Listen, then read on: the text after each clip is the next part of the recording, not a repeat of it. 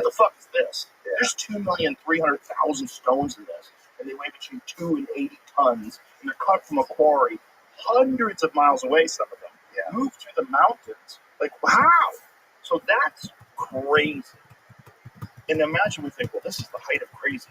When you go under the surface of it, below the ground, you get, what is this 2 kilometer deep structure? Yeah. That's even crazy. That makes that look simple, right? Well, then these people just moving stones. How the fuck do we get it through the water? What I think of when I hear that is, can you imagine the hunting back then? Oh my God. Probably. But you have shitty bows. You didn't have a nice bow. You didn't have a bow. If you had this sick bow. Oh my God, if you had a modern bow back then. Yeah, there are 2 things that I thought of. But you know, when bears get old, they get a crease in their skull. Yeah. So it's like when you're talking about that skull, I was wondering if it was age related. I don't say the lions would disappear, but the lions wouldn't disappear. That was the argument of this video that I was watching. See if you can find any of those elongated skulls of Malta. There was actually urban legend. They talked about 10 years ago. They were on display. They weren't on display. Yeah, but they're definitely not an urban legend, because I was watching an actual archaeologist discussing these things, and then there was an alternative guy that was discussing it, saying that the issue is with these lines in the skull don't exist in these skulls. But they were all admit that these skulls, well, there's different ones. This is ancient aliens. I would just ask, I just Google multiple skulls. Just go with, that's what I'm saying. There's different stuff that comes up all the way from Malta websites that talk about it. This is something that people want to go see. Right, let's click on that one. See if they have any images on display. Because, like, this is accepted by actual archaeologists that there's, because human beings have been doing weird stuff with skulls. So that's it right there. So you see how that skull has that line through the top? Most skulls have a line straight down the middle too. That's how human skulls are. So this is weird. These are, now also, here's the thing. Could totally be a human that has genetic anomalies. Like there's these people in Africa that have, they call them ostrich feet people. Yeah. There's this weird genetic anomaly that this whole village has, where their feet, instead of having 5, like a big toe and 4 little toes, they have like branched off like an ostrich. Like it looks really strange. And that's real? Yeah. It's totally real. And it's real today. But it's a genetic anomaly, and it's been passed on through, these people in this one tribe, in this one area. So it's like someone had it, they gave it. So it could be that, right? It could be that skull looks weird. Yeah. Because these people were just born weird. Right, yeah. Some people are born with giant noses. Yeah. Some people have huge heads. Yeah. Some people are like 7 feet tall for no reason. Big dicks. Yeah, giant arms. It's like we vary. Afflicted with that. Humans vary quite a bit. So it could be that's why that skull looks that way, but it is absolutely fascinating. And one of the things that they keep finding is new versions of human beings, which is really weird. Like they found the Denisovans. I think they found those in like 2010. And then there was, what is the recent ones, Jim, that we were talking about, that have big heads. And these big-headed, like, not Homo sapien, but like cousins of Homo sapiens, that they just found these like really recently, within the last few years. Like, okay, we thought these were Denisovans, this is a totally different branch.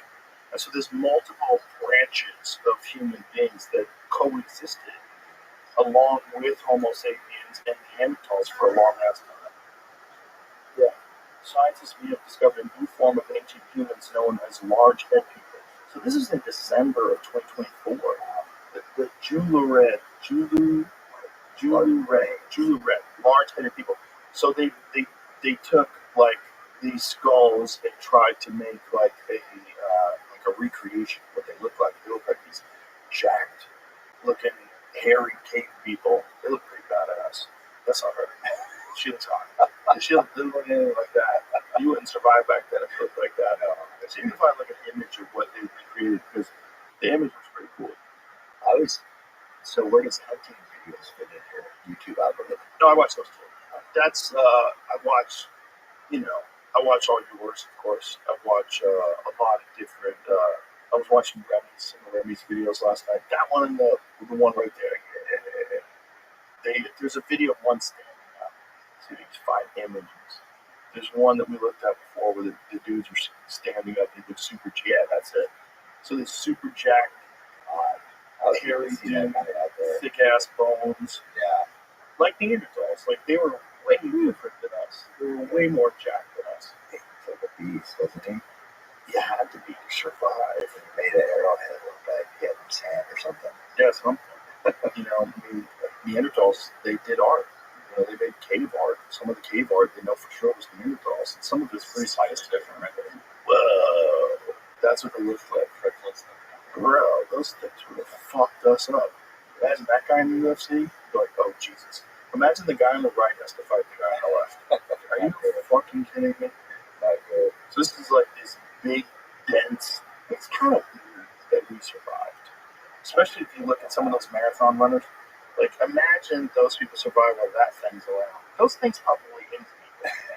Like, look at that's what they think they look like. God, Yeah, that'd be proud. Super dense, giant, jacked human beings.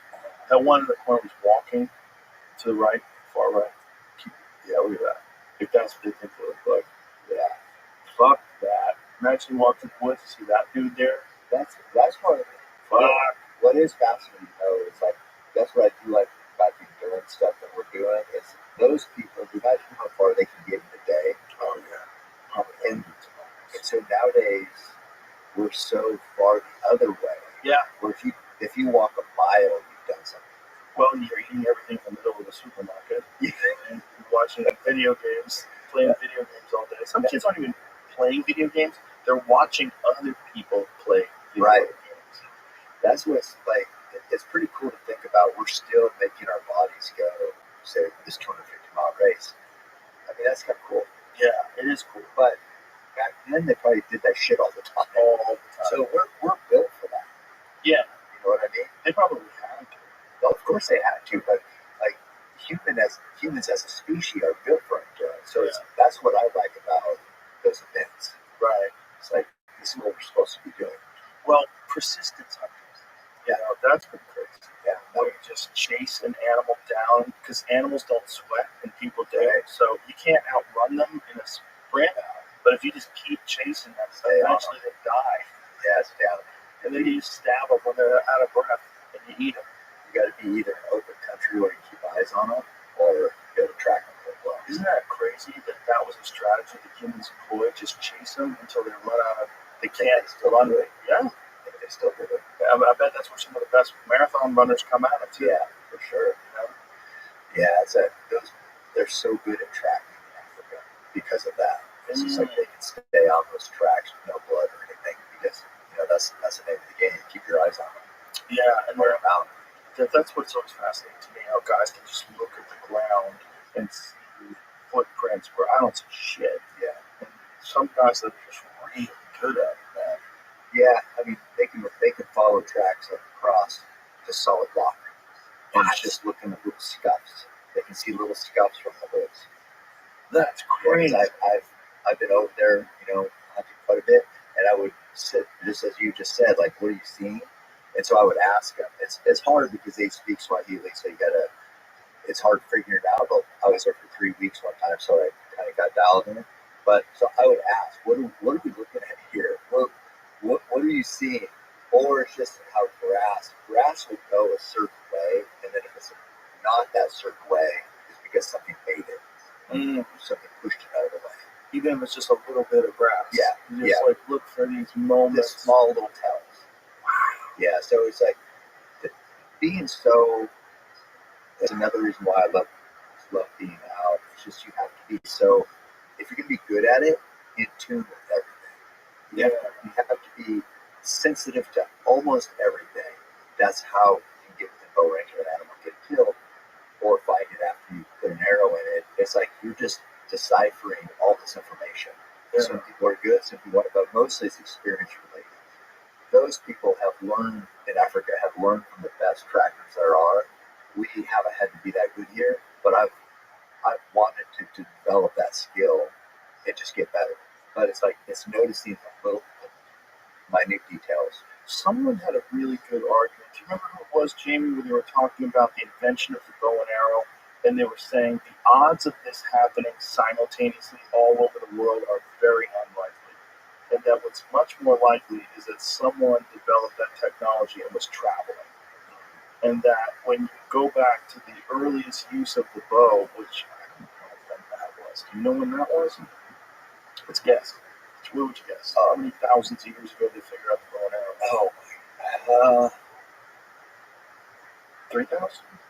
I would say. I mean, It has to be before pyramids. yeah. The pyramids are 5,000 or 4,500. That's the conventional. I mean, so many people think it's older than that. Let's take 10,000. 10,000 years from the bow and arrow. So that means that someone had to be traveling, because like the Native Americans had it, the Polynesians had it, like everybody had it, right? The Africans had it, like everyone had the bow and arrow. Europeans had it. It was Mongolians. Oh, that was the 1200s. The rise of Genghis Khan was like the 1200s, 1200 to the 1300s. Yeah, they had crazy. Yeah, they did. 160-pound pull. Yeah, they were fucking people up with those bows. Yeah. Those guys, they say that their skeletons were distorted. You know, like I'm talking about, like I'm trying to balance out my body because I'm pulling too much forearm. Yeah, everything was jacked. Their shoulders, their back, everything was like torqued and twisted. What was the, so let's guess. What did we say? I said 10,000 years? You said, I'm gonna say 5. What I just stumbled across is the earliest people known to use bows and arrows were the ancient Egyptians who adopted archery in approximately 2800 BC. Okay, so roughly 4,800 plus years ago, roughly guessing. So how does it get to North America? How do those people get it? So if the Native Americans, if we have evidence of human beings living in New Mexico 22,000 years ago, when did they pick up the bow? Who got it to them? Because by the time Columbus came in the 1400s, they already had it. So where'd they get it? Who taught them that? yeah. Where'd they get it? Did they figure it out independently to put feathers as fletchings and to put a... Yeah, look at that cool picture from Egypt. Wow. That's crazy. Right, so were the Egyptians traveling all the way to North America? Like, I don't know. who figured it out first? But this is some stuff. But do you remember who it was doing? Change the question. I sort of went on the other route. It was a fascinating concept because I never considered it until they brought it up. They said, I don't think the bow and arrow just... I think that's technology that was shared, which is a great argument for world travelers. Yeah, Way before I was thinking about, was there land bridges that we don't know about? I don't know. Well, there definitely was, if you go back 11,000 years ago. I mean, that's when people were walking across the Bering Land Bridge. And, Yeah. oh, Michael Waddell. Was it him that was saying that? I'm wearing the same shirt. Where's the odds? So you guys, I know you guys were talking about, Pope and Young went over on the boats. Remember they took tons of arrows? Yeah, because they were slinging them. And they're going to be gone for 7 months. Yeah. And then Waddell had some great stories about talking to his wife about him and going to be back next year. Because it's like so long of a boat ride. Yeah. Just like the people getting in boats back there are so nuts. I just know that, Fred Bear has that quote, the history of archery is the history of mankind. I always think of that. So as long as man's been around, we've had to kill the archery equipment. Well, it must have just completely opened up the door for having more kids, for being able to survive and feed your family. Because if you're just stabbing things, you gotta get so close. And then you get an atlatl. Okay, how far can you throw that? Yeah. But then if you got a bow, like now all of a sudden, all those fuckers over there are in trouble. They don't even know yet. They don't even know what to look out for. And this thing's whistling through the air. Contradictory information. What is this? The 4 waves of bow and arrow use in North America has occurred at 12,000. Whoa. 12,000. 12,000 years ago. I started going down this hole. So it's pre-Egyptian. BC then? I don't know what. No, 12,000 years ago is 10,000 BC. I found bows. Whoa. That's nuts. 12,000 years ago. Yeah, see the last peninsula. Right, so again, 12,000 years ago, now it makes sense that people are walking. So people from Asia could walk over, maybe it's from Asia. Yeah. But Look, 30,000! Oh, no, yeah, that's Subarctic people first brought Archie-boat into North America from Asia 30,000 years ago. Wow. Okay, how? How? So 30,000 years ago, people were supposedly dumb as shit. Like, how are they figuring out how to make a stick fly through the air with a string And kill things with it. and kill things with it? And hunt. Mongolian people were the first to adopt the bow in the southwestern region.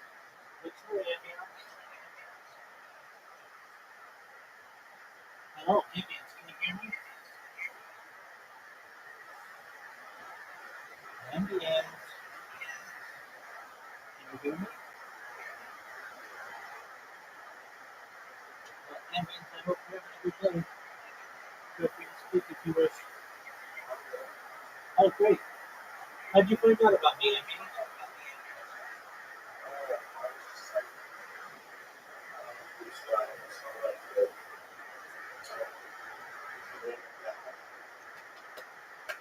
Absolutely. Perfect, man. Do you mind if I tell you about myself? Did you say that's okay? Yeah. Excellent. I'm Rabbi Rothschild. Welcome. I'm Rabbi Rothschild. I stream my life 24 hours a day, 7 days a week, 365 days a year for world peace. I've been live streaming 24/7 since the pandemic, more than 3.5 years. I have more data online than any person in global history. Have you ever seen the movie The Truman Show or the television show Big Brother Indians?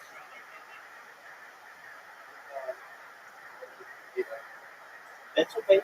Just so you're aware, I'm live on 18 different YouTube streams 24/7, essentially creating the world's largest timeline or time capsule. We've seen the death of a queen, the birth of AI, the coronation of a king, and everything in between. People don't know this, but data overtook petroleum as Earth's #1 resource in 2018. I have more data online than any person ever, which means that I may be a very influential person someday.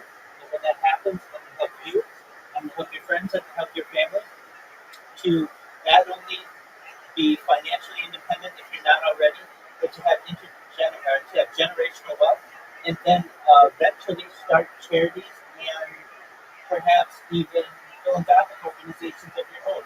How does that sound, Andy? Absolutely.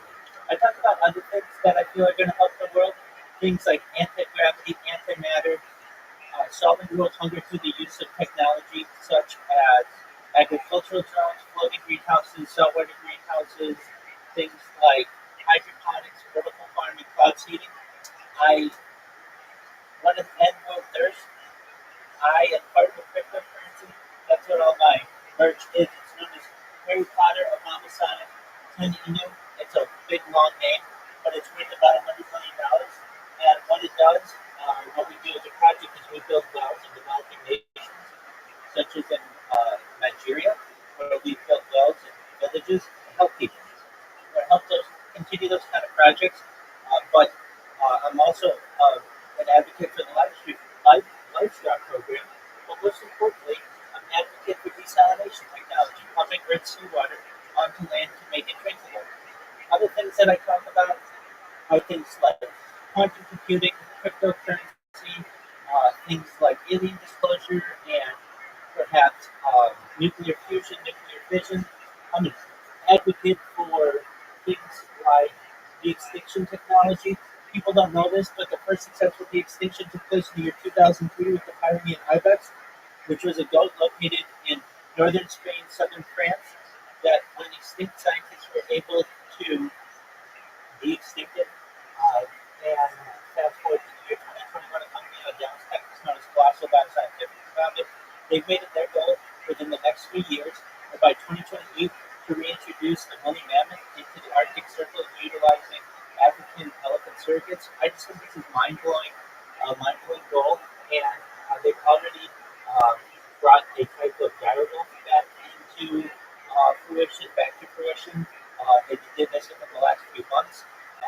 Actually, I think now those dire wolves are like 11 months old. Following the reintroduction of the woolly mammoth and Arctic circle, they want to reintroduce the Tasmanian tiger, followed by the dodo bird, which I just think is a really interesting project. Other things that I talk about that are going to help you specifically, and they're all with your consent. If you don't want any of this, you don't have to have it. If you don't want money, that's fine. If you don't want what I'm about to talk about next, you don't need it, that's fine. But the next thing is life extension technology. When you are born infants, the average life expectancy is probably about age 80, age 100, 120, I feel, is going to be achievable for you with types of technology such as oxygen therapy, vision growth hormone, stem cells, things like perhaps nootropics, things like cryogenics, cold shock therapies, things like inversion therapy. But eventually you may get to be 120 years old and you may say, Rabbi, everything that you said came true. It's been wonderful. I don't want my life to end. What's the next plan? And again, this is with your consent. You're able to utilize and afford the type of technology known as mind-ability technology, where, again, with your consent, we scan your brain into a computer like a CAT scan or an MRI, where every atom is in your central nervous system and your peripheral nervous system, for later downloading as an android, an avatar, cyborg, a cybernetic being, a clone of yourself, a robot, and literally whatever you want to be. And essentially what I'm saying to your audience is that you may be able to have a digital immortality in the future. What are your thoughts on all of that? Is that what you said? Yes. Yes, it is. Everybody says that. You can see how passionate I am about these subjects. I have more social media than any person in global history. I have over 100 YouTube accounts, over 200 Instagram accounts, over 500 Twitch accounts, over 1,000 TikTok accounts, over 2,000 Twitter accounts, over 5,000 Blue Sky accounts, and over 10,000 Taik accounts. You found out about me from Taik, or apologies, from Blue Sky, and you know that I'm starting to get pretty well known on Blue Sky, and people are finding out about what I do. And just like you, I'm going to help you when the time is right. And if you want my help, if not, that's absolutely fine. But you should know more than anything that I tell about which I tell people. I'm here to be a positive influence on the world. I'm here to really be optimistic and just give people hope. And so if there's anything that you ever need, and Vince, I'm always here to be able to support you in any of your endeavors. I'm there. Absolutely. Hey, thank you so much for coming in. Please spread the word. That's all I ask, okay? Take care. You know what is now called the United States? Whoa. Mogollon, not Mogollon. I don't even know who they are now. Wow. Yeah. Bunch of Jesus. 30,000 years ago is nuts. Yeah, it's like, how does that get all around the world? That's really interesting because it's not like there's a bunch of different versions of it. Yeah, because he said the physical characteristics of the spell are striking in several respects. So it's like, Yeah, that's a recurve. No, I just mean like when they found Oh, it. right. yeah, I thought that they were saying that no matter where they found these bones, they were all very similar. Right, they had the fletchings. It goes to your point of how did that information get out? How did they figure that out? Yeah. First recorded use of archipelago quite early in human history. Images from the Paleolithic and Mesolithic cave paintings, 10,000 BC. In Spain and France, depict groups of simple silhouetted figures using the bow as both the weapon of combat and the hunt. See if you can find some of those images. The Mesolithic. Yeah. That's that one documentary, The Cave of Dreams. It's a Werner Herzog film. I think that's what it's called. So you know that. Okay. Whoa. That's sweet. That's crazy. Look at that one. That one right there. Whoa. That's crazy. 7,000-year-old bow and arrow painting. Yeah. Wow. That's what, anytime I get those people in there for a lifetime shoot, and Wayne starts talking to him at the bow rack, he's just like showing them how to shoot a bow, and people are like, they get it. He's like, feels familiar, right? because that's what man's always done. That's why it feels familiar. So it's like people who have never done it, all of a sudden are like, yeah, they're like, oh, this stirs something up. It does resonate. Yeah, it does resonate with your DNA. Just me. It's just you can tell. You know what I tell people? It's like you know when you catch a fish, like even when kids catch a fish. Yeah. I remember when my daughter caught her first fish.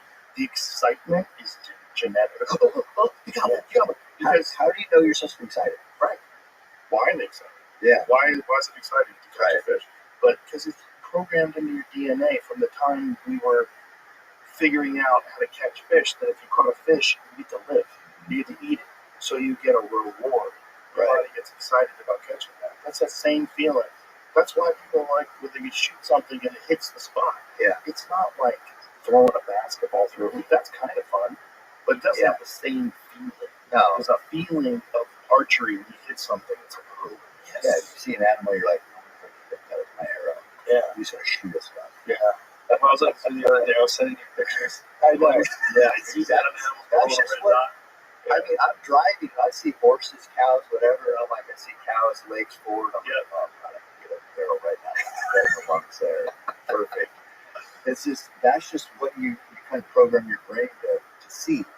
Right, but it's also like the same drive that leads you to run all these miles to be at your best, and that also makes you concentrate on being accurate at archery all the time, thinking about archery all the time. If you don't, you won't be as good as you can be. If you want to be as good as you possibly can be, you have to kind of think about it. All encompassing. Yeah, it has All to encompassing. take over your fucking brain. Imagine you can get those people from back then, like, let me show you some shit. I would love This is called a hog father. I want to go over, like, there's these people that have, God, what tribe is that have an Instagram page? I think they wear the red stuff. I think in Africa. I think I've sent you that. I want to go and hang with them so fucking bad. Yes, yeah. I want to go over there so bad and just hang out. They'd probably freak out. So you go, what are you doing? I know when I went to Tanzania, I would just shoot them, like, they put up like a buffalo quarter. The Hadza, too. Yeah, there you go. Yeah. That's the people that David Cho went on that with, right? $1 million. Whoa! Yeah, that's not the one I was thinking. Interesting. Influencer. Yeah, there's an influencer. The upper left lady, she's doing the housing. Well, yeah, let's wrap this up, Cam. Your book, perfect title, undeniable. It is a perfect title. It really is. I mean, that's one of the things that we always talk about. It's got to be undeniable. Yeah. It's a perfect name. I just think it captures what we're trying to do in life. Yeah, what everybody's trying to do in life. If you're really trying to do something well, you know, you got to have some haters. What's the best way to silence haters? Be undeniable. Be undeniable. So if you're talking shit, you just look like an idiot. You just look like a fool. Here's what I've learned. This is probably going to hit pretty hard. I haven't ever heard this before, but it pays to be. Undeniable to me is like the people I've had on. I've learned so much from. You're featured in the book, but it's like what makes people undeniable. What allows people, regardless of what they do, to rise to the top. And there's certain characteristics of each person, and what it is, it's like they have this overwhelming passion for whatever they're doing. It's like that's all they care about. It's all they think about. Rocky Marciano, Goggins, whoever you know of. You can think of like a person's name doing something. They're obsessed with whatever they're doing. Speaking of obsessed, I'm obsessed with getting something right. I think the sagittal crest is actually the peak of the skull that gorillas have. I think I fucked that up. I think there's a different word. I was looking for a different word for those cracks in the skull. It's not sagittal crest. I think the sagittal crest is that thing that separates like what a gorilla skull looks like versus a chimpanzee skull. There it is. Yeah, that's the sagittal crest. That's that ridge bone. Yeah. So what are those lines called? It's a suture. That's right. That's what we call it. So there's a coronal suture, and then there's the other one. Listen, fucking heads are weird. Imagine that's a person. I know how fucking weird that is. See that weird? So that's what a normal person looks like. They got that weird line. Oh, that's it. So it's peroneal foramen. So that's the sagittal suture, and then there's this other suture. What's that other suture called? See that lambdoid? Yeah, lambdoid suture and the sagittal suture. So that's what the sagittal is, the line that they're missing, the one that goes up the neck. That's lower right hand corner. How fucking cool! Gorillas almost have like a mohawk in their skull because they have this giant muscles for chopping on fucking roots and shit. And you never, if you hit that fucker in the head, it would be Laugh at you. Have you ever seen? There's a 3D image. We can end with this because people always say, "How many fucking people do you think it would take to beat a gorilla?" Well, guess what? It literally doesn't matter. So somebody made like a they do like recreations. Let's find out. So they showed what would happen. I just said TJ. I showed what would happen if 100 dudes tried to fight a gorilla. And spoiler alert: 100 dudes get fucked up. Look at this. This is what it would look like. Oh my god! Like the gorilla's trying to fight, just turns around and starts fucking people up. holy shit. Yeah, you got no chance. Can you imagine taking a big bite that day? I would watch the first couple dudes take a right, and I would take a left. I would be like, "See ya." I don't think gorillas are gonna chase me, You so just I'm gotta get his back. nope. If you get on his back, he would just grab you with one arm and throw you the fucking 50 yards. He would grab you, and his grip would break your fucking rib cage. His fingers would probably penetrate your skin and go right through your organs. Hey, he's just fucking all these people up. Boom, boom. That guy took a couple in a row. Russians probably tried this already. They probably already had it. Look at this. All these other guys like, "Oh, I'm gonna give it a shot. I'm gonna give it my best." Yeah, why is this guy still there? I don't know. He's a big force. He's running, trying to bitch ass hammer fist against gorilla. It's like, if you get your kind of bell rung a little bit, you're kind of dazed, and then you're just standing there. I got fun when it flies too. And it's like, boom. But that would be a good one to end on, but here's what we really need to end on. Because last time, Endure was like the #1 seller, and they put it #7 or something on New York Times. So we need. Why was it? We need #1. We deserve #1. We should be #1 this time. You didn't get #1 because of some weird shit. It's not Because the New York Times bestseller list is an editorial. Yeah, that's what. If it just goes based on sales, Endure would have been up there, but they gave me #7. So just give me what I deserve this time. Why you lie? I don't know. If you're gonna have a top 10, why lie? You're lying. You can't decide that this one's a top 10 because it's made by a transgender person of color. Is it? Or I don't know if it helps all of that or no? They're gonna fuck you no matter what. But America will know. But on Amazon, that's not true, right? no. So that'll be That's legit. sales. That'll That's be sales. That'll be legit. So that's the one that should count. But yeah, I mean, the whole point. Also, I wanted to also end on. I wouldn't have had the success with those books if not for you. You wrote the foreword to Endure. It made the New York Times bestseller list. You know as well as anybody. The next book, if you can say from the New York Times bestselling author of Endure, that just makes the Definitely next one go crazy. So without you, this wouldn't have happened. Well, without you, I would have never been behind. So, and we wouldn't own Archer. yeah, we wouldn't own our church. All right, let's bring it home. Endure, it's out now? It's out May 6th. May 6th. No, Endure is out. Oh, excuse me. Undeniable is out May 6th. Today is April 29th. So, wait a week. Tuesday. Did you do the audio version of it? I did. Yeah, I did. Yeah, it's tough, but people love it. Yeah, they do. They want it. It has to. It has to. Well, Joe, thank you. My pleasure, brother. I love you to death. You're the best. All right. Goodbye, everybody.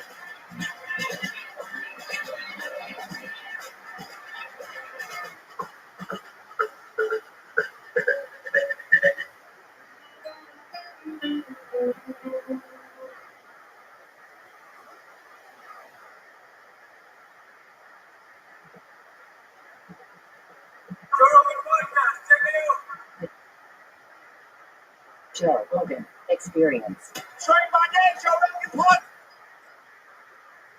Cast my name all day. Jose, my man. I cannot believe I'm here. I can't believe you're here either. I'm so happy.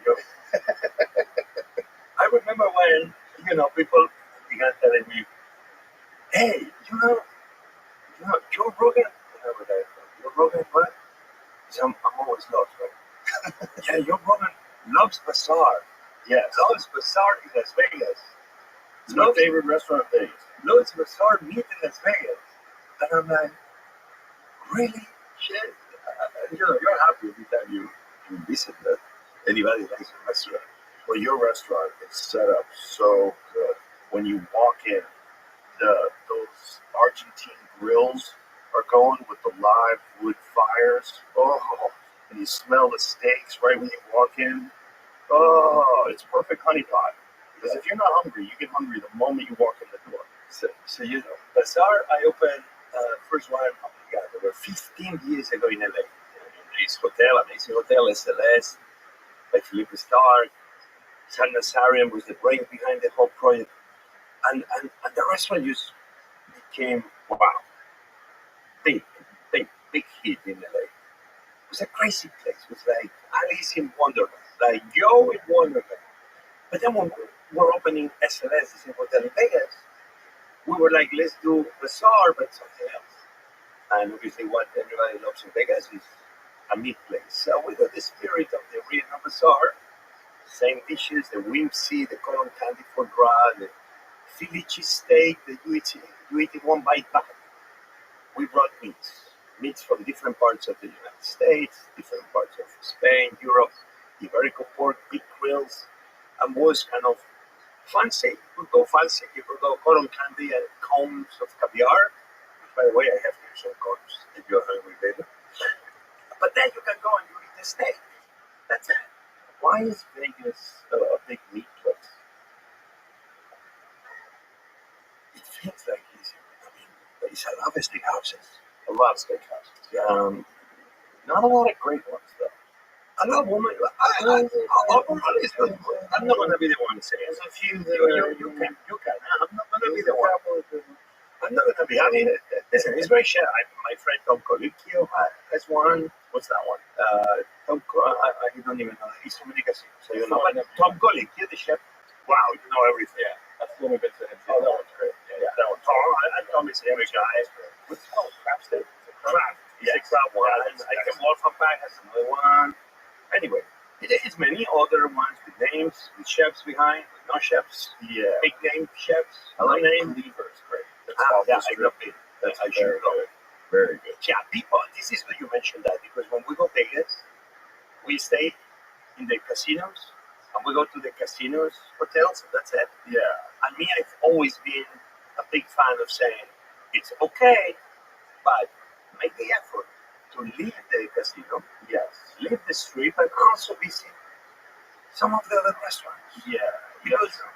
Because they deserve that we visit them too. Vegas is the casinos, but Vegas, like every other city in America, every other city in the world, is so much more. Right. We all go to the Wizard of Oz. Yeah, here we go. That's it. Nothing else. No, go beyond the obvious. Yeah. And you're going to discover great things. But Bazaar, I'm moving Bazaar to the Venetian. Oh. That other casino's going to start. They're going to fall apart. No, It's the only reason why I it's a good casino. It's a good casino. And they do a good job. The Sahara and the owner is a good guy. And we need to. Sure. And they're going to put a great concept there too.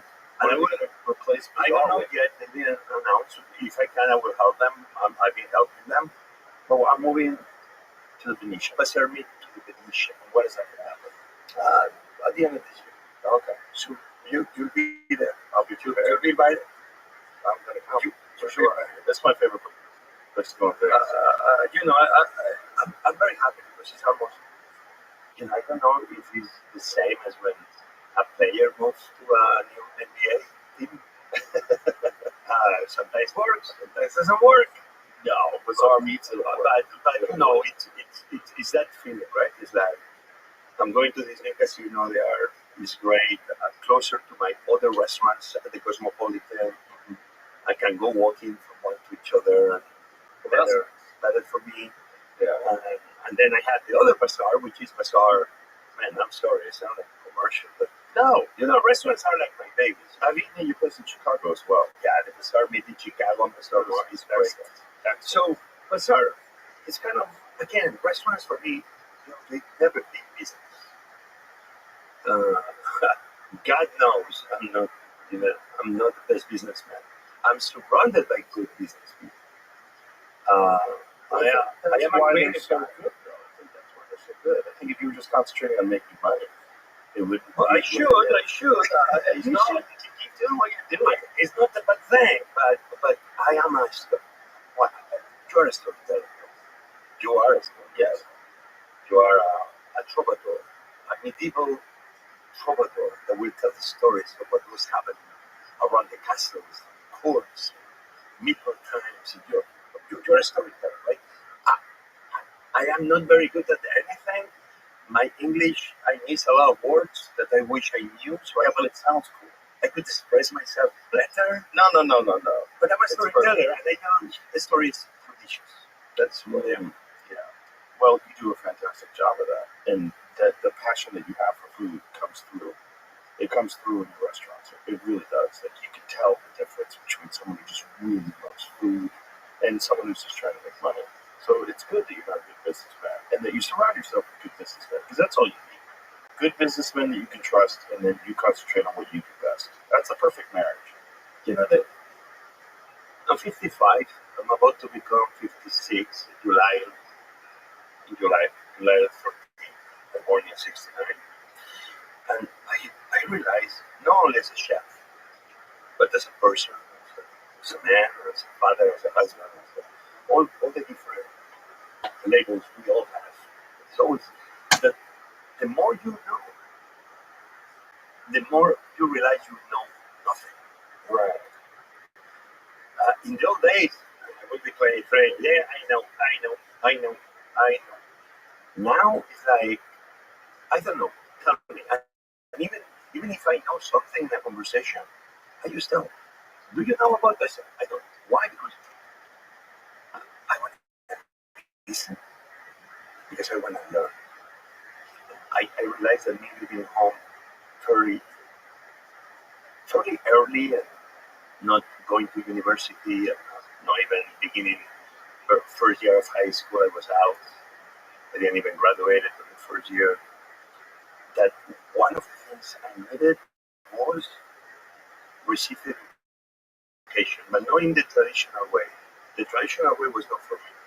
Just being there 8 hours a day listening to all the 100 kings we have in Spain growing up. I need to know. And listen, and I respect kings, and I love the king of Spain, and I think he's a great man, a great human being. It has nothing to do with that.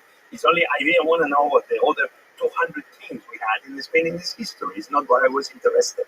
Yeah. I would be interested in knowing what they did. That was amazing, but not knowing about their names and their last names. I didn't care about that. So I needed to find ways for me to just to learn. So that's why for me, I realized the more I know, the more I know nothing. And I'm in this moment, I'm 55, that I'm just eager to learn. I want to know more. I want to learn more. I'm talking now, but I want to listen more. I only want to be a better person by learning. Yeah. Well, that's beautiful. And when you're young, you think you know everything. And as you get older, there's a quote by I think it's Dennis McKenna said this, that as the bonfire of enlightenment grows, the surface area of ignorance is exposed. So the more you learn, the more you realize there's so much you don't know. Whereas as you're young, you think, fucking, I figured it all out. And then as you get older, you're like, there's so much I don't know. Not only that, there's no way I can know everything. It's not possible. That's why fools argue about things that they don't know. Instead of just going, what is that? How does that work? Well, instead of actually being genuinely curious, fools like to try to pretend that they know more than they know. But it's not possible to breathe underwater. Don't pretend you can. It's not possible to know everything. You just can't. There's going to be people that know things that you don't know. Celebrate that. Enjoy it. I think that's one of the best things that's ever happened to me through this podcast. Is I get to talk to so many different people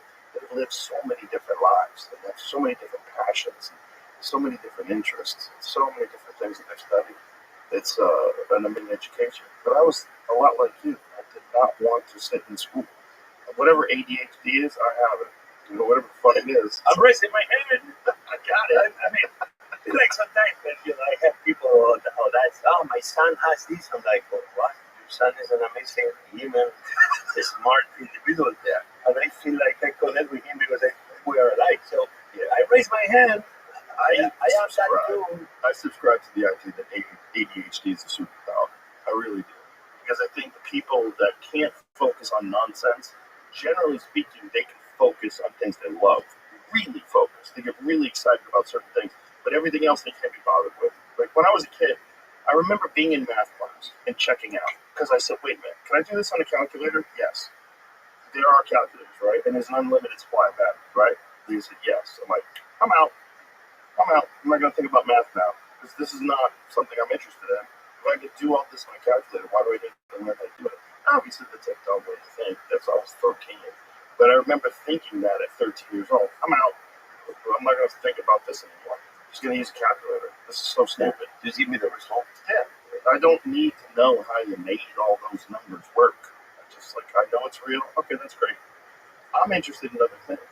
But the thing is, school was designed to make good factory workers. That's what school was designed for. The American school system, at least, was designed by the Rockefellers. And what they're essentially doing is preparing people to be cogs in a wheel. They were preparing people to just show up and do what you're told and live this life of quiet desperation and just sit there and absorb whatever they tell you to because you're going to have to go and work and do something you don't want to do all day long. Show up and do it again until your body stops working and die.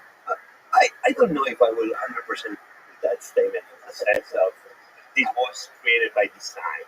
I think, Well, the school system in America certainly was created by design. yeah, but The idea of sitting people down, especially young kids, for 8 hours a day is a ridiculous idea. but the schools and education go way beyond America. Go back in time. We was always an interest for writing and teaching and sharing knowledge. And obviously, the very few lucky ones, centuries and centuries ago, were the ones that were able to acquire that knowledge. Yes, but I think starting people off at 5 years old and sitting them in classes all day, that's relatively new in human history. This is what I'm talking about. This sitting people in classrooms all day as children. This is relatively new in human history. This was not something that people did hundreds and hundreds of years ago. When you think about all the great scholars of the past, they sort of were. Yeah, They didn't do it the way they're doing it today. I'm not an expert on that front, but I can tell you when my daughters began going to school, my wife decided to take them to a Montessori. Oh, that's where everybody's in the same grade, right? Very much, but the type of learning and the type of teaching and the method of Montessori, I was fascinated by. I was so fascinated that I almost felt like as a dad, I had to go to a school to learn the Montessori system myself because I thought it was great. I thought it was giving my daughters a great framework to understand how to be themselves, how to evolve, how to raise themselves, giving them the freedom that the young woman they are becoming. So for me, just watching them going through when they were 4 or 5, going to Montessori, I thought that was amazing because I saw little human beings that they were far away smarter, I think, than when I was at their same age. Was not a system of education that was used guiding them like cows or like horses, but they could, how do you call this thing? The blinders?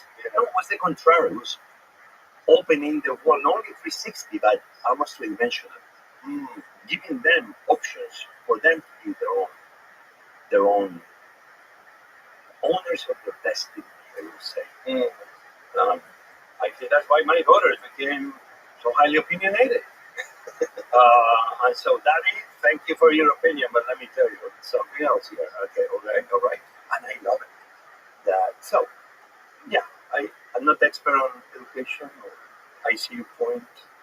But still, I'm not going to lie to you. I wish that in the same time, the same way I told you, I didn't go through proper education.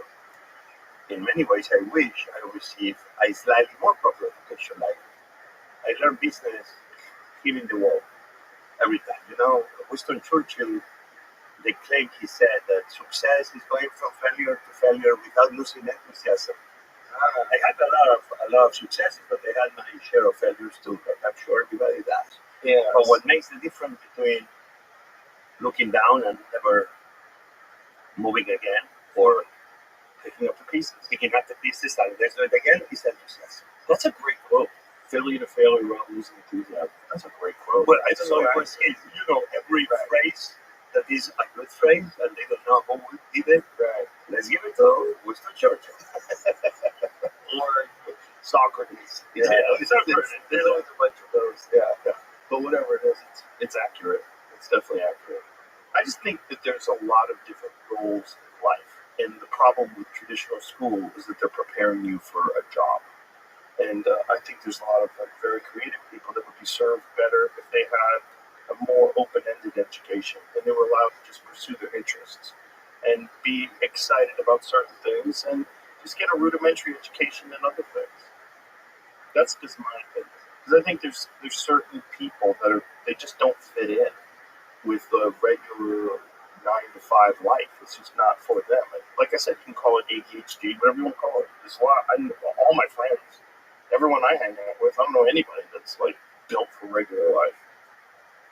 Yeah, that I feel I'm more guilty of. I think the best university is the university of life. Yes. As long as you're really engaging, as long as you're really doing something, really challenging yourself, and really applying yourself to something. I agree with you. And, I think the more interest you have, the more things you're fascinated by, the broader your understanding of human beings will be, the better your life will be. Yeah, and engaging. Yes, engaging. I know lately I've been, taking the taxi ride or the Uber ride, or I drive myself sometimes. But I'm realizing, for example, the most fascinating moment is when I go back to the subway. Mm. And just talk to people. Well, It's great. I've seen people watch. I mean, in your case, everybody will recognize you. In my case, yeah, people may recognize me too, obviously in DC, New York. And then things happen. So you have to engage for all these things of education, as you said, to happen. Yeah. Because, it's the only way things happen. I mean, you have this, this is another commercial, change the recipe, which I'm touring right now. And I say one of the quotes I give is very important to me. It's a phrase probably you heard often many times before, that life starts at the end of your comfort zone. Mm-hmm. You and I were talking about education. That means that the true education happens at the end of your comfort zone. Right? Because if you are not pushed to the limits, what it is what it is, and that's it. You don't need to learn anything else. You don't need to learn anything else. You're in a safe space. You're in your cube. You're in your room.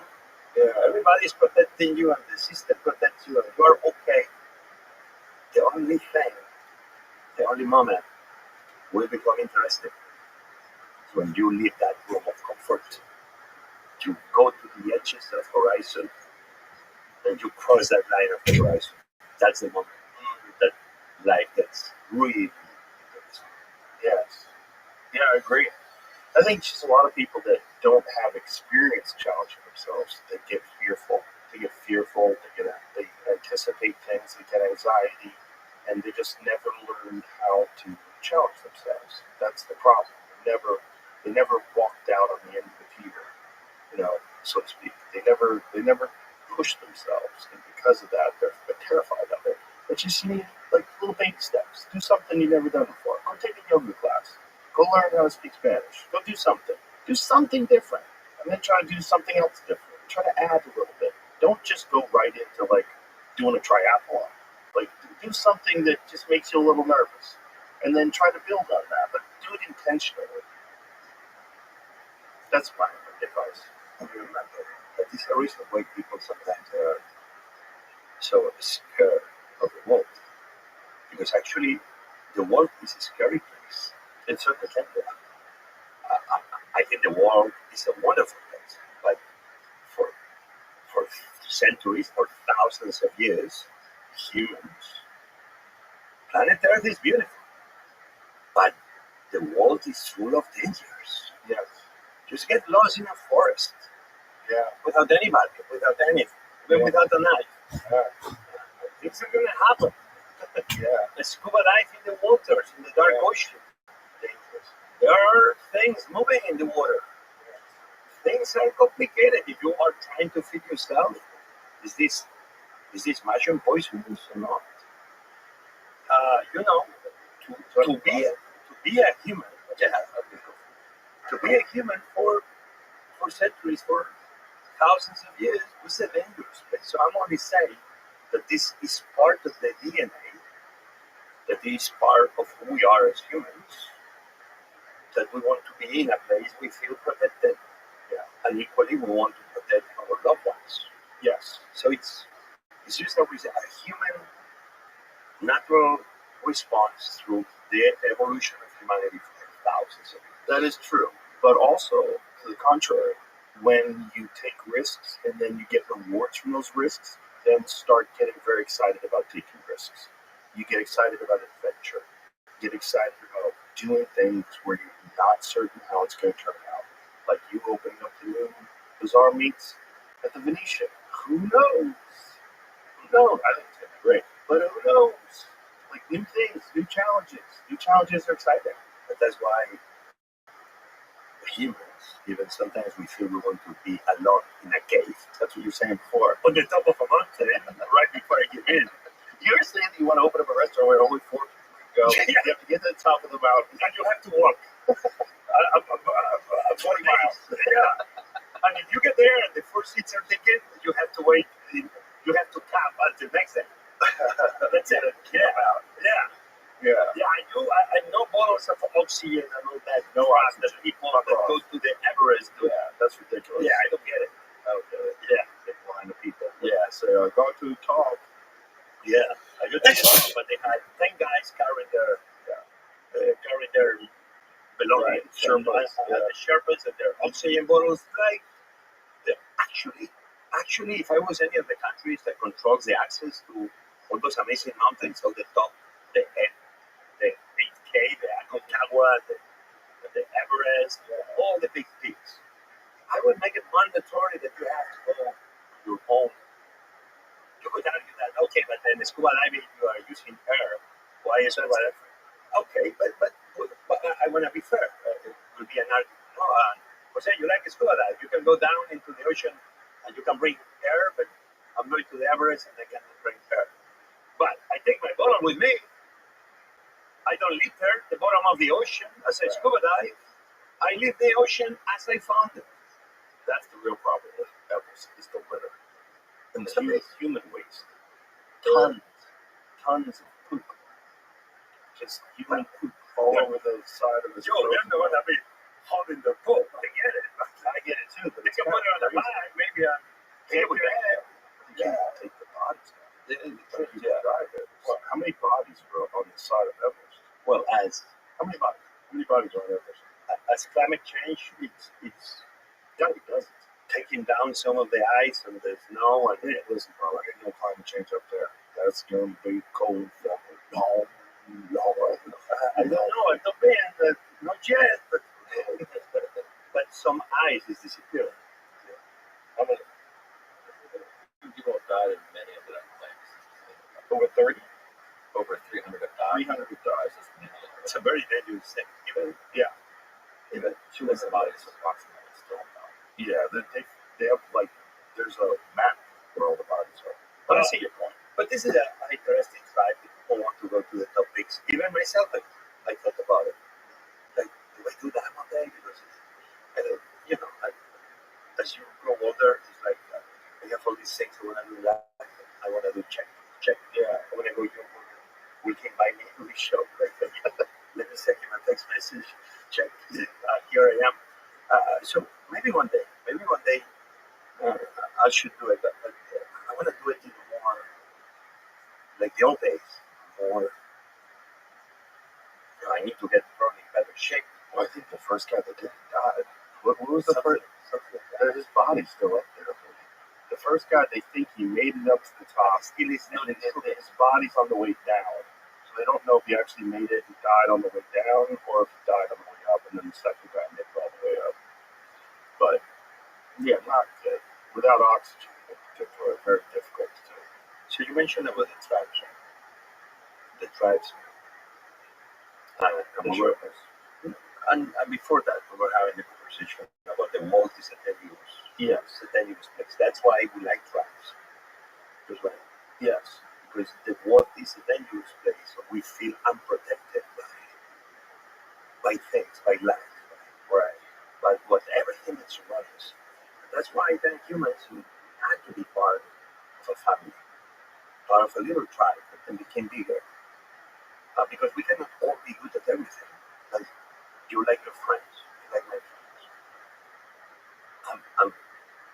I, I, I know the things I'm good at, which are not many, but I know the things I'm not good at. In life, at work, whatever. Surround yourself with those people that cover your blind spots. Surround yourself with friends that cover your blind spots and make you better. In the same way you are going to be making them better. Yes. Where everybody covers each other's weaknesses. Yeah. Well, you have to do that in the kitchen. That is the way. Yeah. And everybody has to work hard.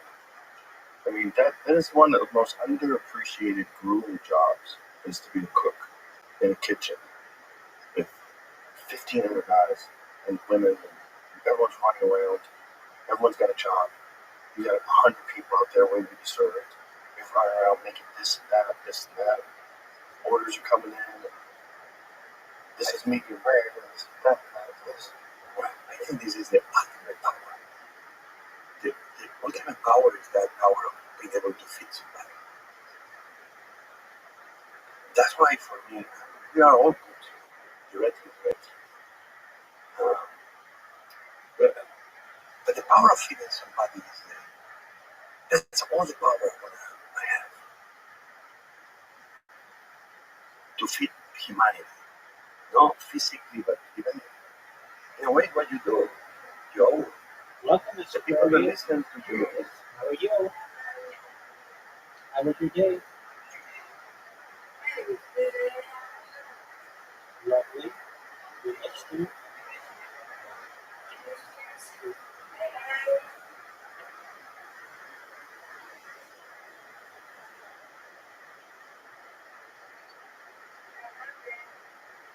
Good day, David. We are ready. Did you want an invitation?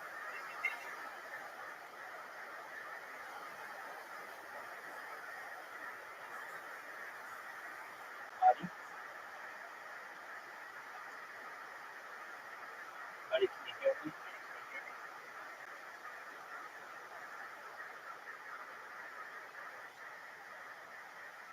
Adi, you were just here.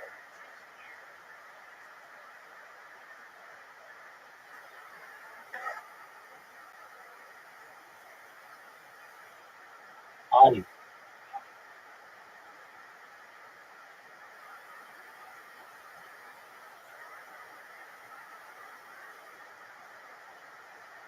All right. Well, Mr. Curry, then David for you, I guess. Adi, let me know if you're available. All right.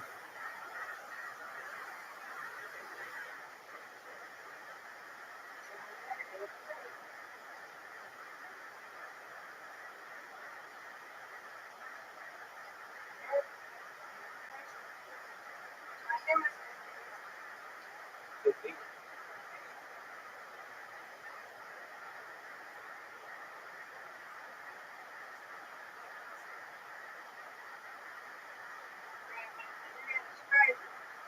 You got it. No doubt. Oh, okay, I'll take that. I'll take that.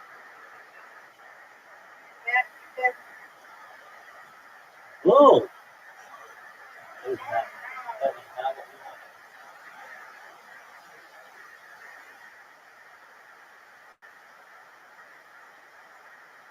That looks good.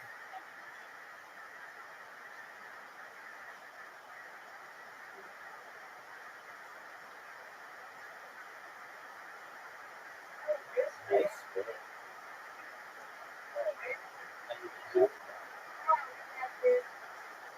Okay, I'm gonna get this spare, no doubt.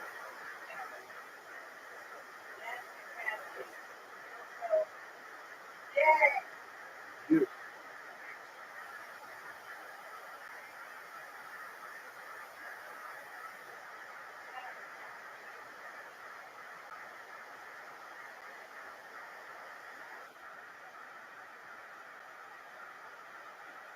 Get it. That was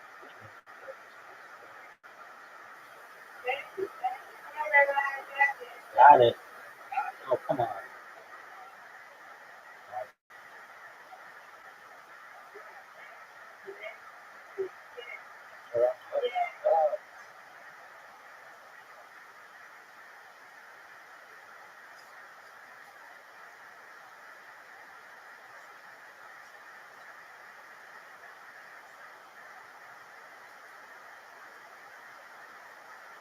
Get it.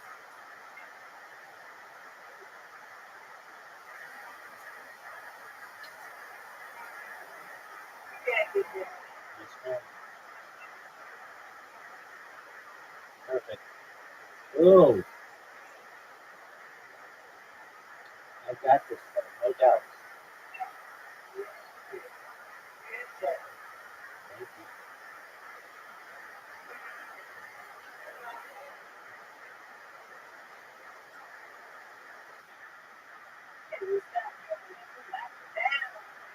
Absolutely.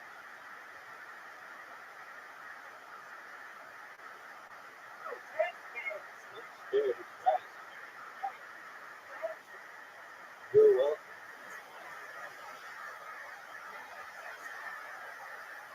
That's a good start.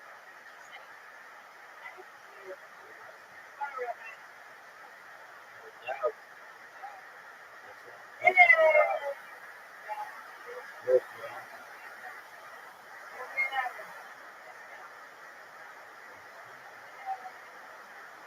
what I'm gonna get this for your child. Yes. Thank you. Sure. The key is, I'm sure you're aware of this, but hitting it where the like getting the right angle. When you have one, well,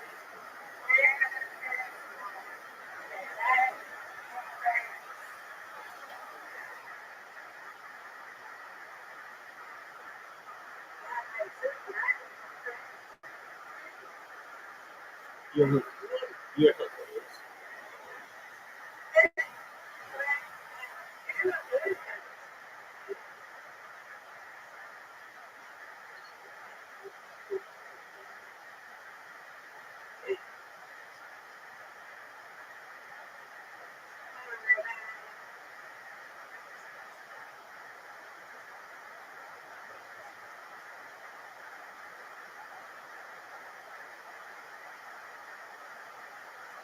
Whoa.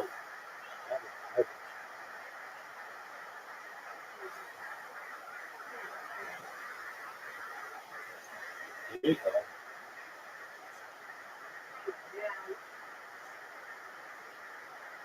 All right. Perfect.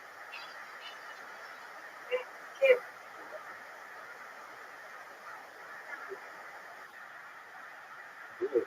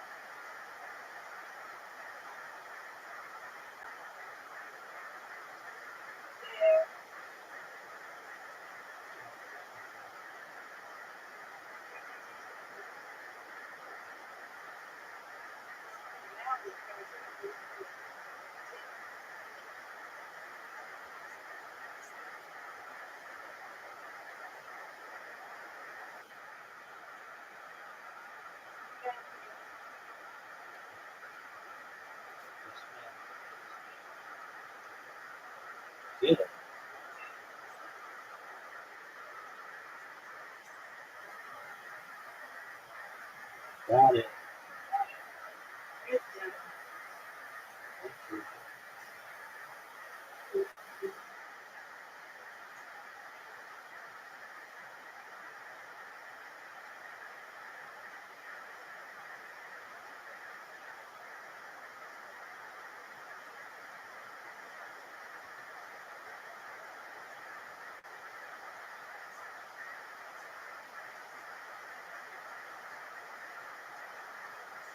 Here we go. That's it. That's one.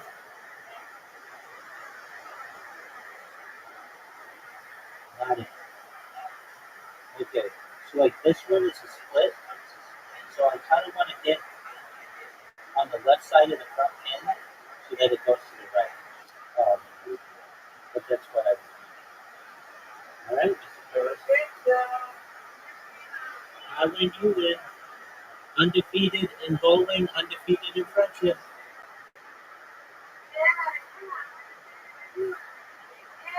Yay. You got that right, girl. All right, you get to sleep in tomorrow, right?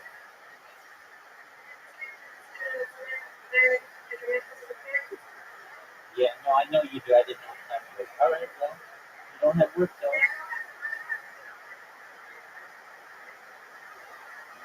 All right, man.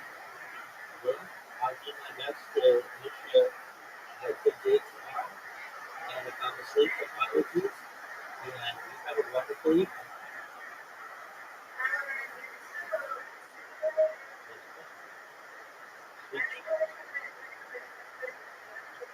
Okay, sweet dreams. Please do. You're feeding them. You're feeding your soul. You serve them. Yeah. You're feeding you're feeding, we feeding food, but we are all feeding each other. We're feeding each other with hope. We're feeding each other with respect, with dignity, love, right. With fruit. Yes. But it's about feeding. Yeah. I'm gonna feed you. Yes. And I know you're gonna feed me back. Yes. So now, what restaurants for me? Look, I love that my culinary profession. I agree with you, it's a hard one. Has come a long way. Has come a long way. I'm talking about, 30, 40 years ago, even in Spain, it depends where you live. If you told your family you wanted to be a cook, oh my God, when I was looking at that, it was not a profession that was saying, wow, right, wow, you're not going to be a doctor, you're not going to be an architect, or like, what? I have a family member that went to university. I have uncles that went, but my father, my mother didn't. They were nurses, but now my profession, this profession has become a profession that has become very dignified, and it's more than being a chef and a cook. It's the restaurant business. Right? Offshore is a very different business. When do you think that changed? Why did it change? Well, nothing happens with it. Listen, I just had this documentary on the last season of Chef Table on Netflix, where I am one of the 4 chefs that of this season they've done a documentary. And they've done a documentary of my teams and myself, culinary life. You're going to see minibar, my top restaurant, star Michelin, Bazaar, everything else. And you're going to see me telling stories about me cooking with my mom and my dad. Sorry. My God, and then I had the cigarrillo. But my profession is slowly but surely, because everybody cooks well. I always talk about local things, but this goes almost to the beginning. A moment that was very important in my life, talking about cooks and chefs, restaurants and food people and food, is that the first time I became a dad. My daughter, who's 26 years old now, an amazing young human being the moment she came out into the world as a father, that I began having tears. That's another moment you realize that there's always so much pressure on everybody. I feel as a young man, I always had a lot of pressure to be the man everybody was expecting you to be. But sometimes you felt that nothing ever came with instructions. So you had to, I have to be a boyfriend. Well, okay, well, what is that? What do I do? The manual. What is the right? Then you get married. Okay, I'm a husband. I'm gonna fall short. What being a husband is, I need to be obviously a friend and a provider. But my wife was working too, so and actually I was without a job, but she was the one bringing the money in. They fired me from my same restaurant like 3 times, a restaurant I've always been part of. But technically, I was even fired. He got fired 3 times. Well, 2 technically, and the third I was fired myself. What was right for the job? Because I was too young to be a chef of a restaurant, and I'm a creative guy. The guy that needs to run numbers and do food calls and inventory. And I was concentrated in can we make the best food we can and new dishes. And the restaurant needed more numbers and food calls and labor and scheduling. Like what? I'm a cook. I'm not a chef. I'm a cook. I want to cook. I don't want to be running numbers. So that's why. But anyway, life comes without instructions, and you always are looking around. It's like, so my daughter borns, and it's like, okay, where are the instructions? I'm barely aware of how to become a young boy and be part of. Now I'm a husband. Now I'm a father. I'm still learning about everything, and nothing comes with instructions. But one thing I realized was one: the lessons of life. That moment that I had these amazing tears of joy, of happiness, of wow, I'm a father. I was part, or at least I did my little tiny part.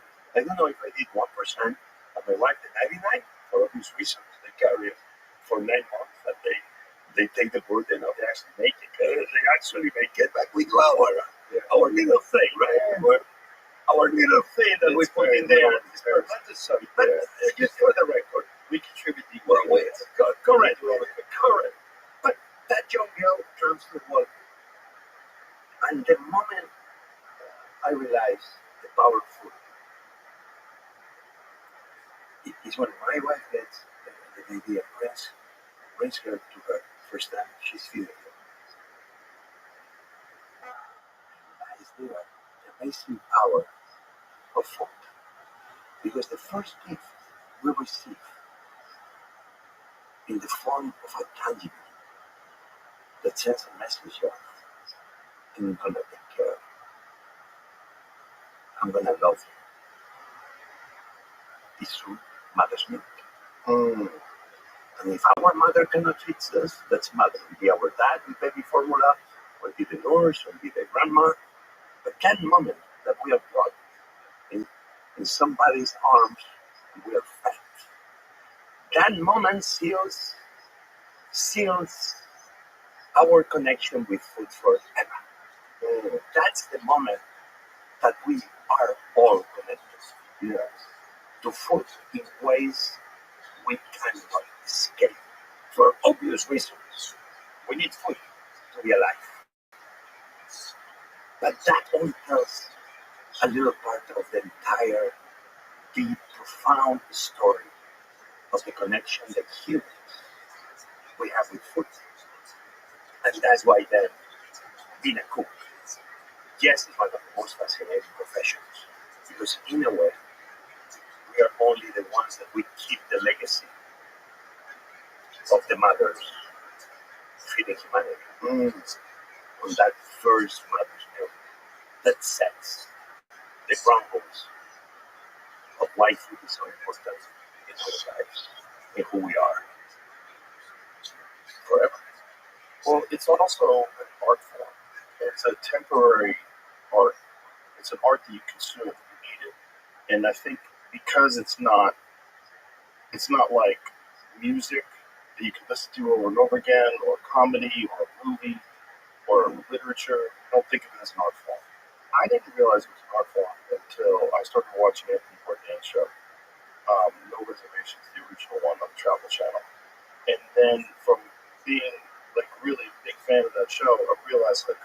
oh, this is art. And because of his narration was so brilliant. As he wrote all the descriptions of the cultures that he would visit, the people, the descriptions of the show. You could tell it was all in his language. It was in his mind. And he wrote it all out. He didn't have writers and script writers. He wrote all the narratives. And I think then I realized through his passion for food, and his passion for cooking, and his deep appreciation for other chefs, it wasn't about him. And he was always very self-deprecating to his own abilities to cook. It was about other people and how amazing these people were, and how we loved to go and visit them. And sometimes it was someone's mother that would be just cooking Sunday sauce. Some Italian mother would translate what she was saying. He'd ask questions. It's like, then I realized, oh, this is an art form. And I never considered it was an art form until I was a grown man, and I was a little embarrassed by that. It was like, oh, that's a blind spot. Like, food is not just delicious. It's a form of art. There's something to it that's it's just an unheralded art form because everybody needs it. And it's not always art. Like Twinkies are art, but it's food. It's calories. You need to consume it to stay alive. You need food. So you don't think of it, but when it's done with passion and when it's done in this creative way, it's like you talk about it forever. It's amazing. It's like going to see an incredible concert. Or it's like going to see a movie that just rocks your world. It's the same thing. It's just someone expressing themselves through a medium, and that medium is food. And it's the one medium that we all consume.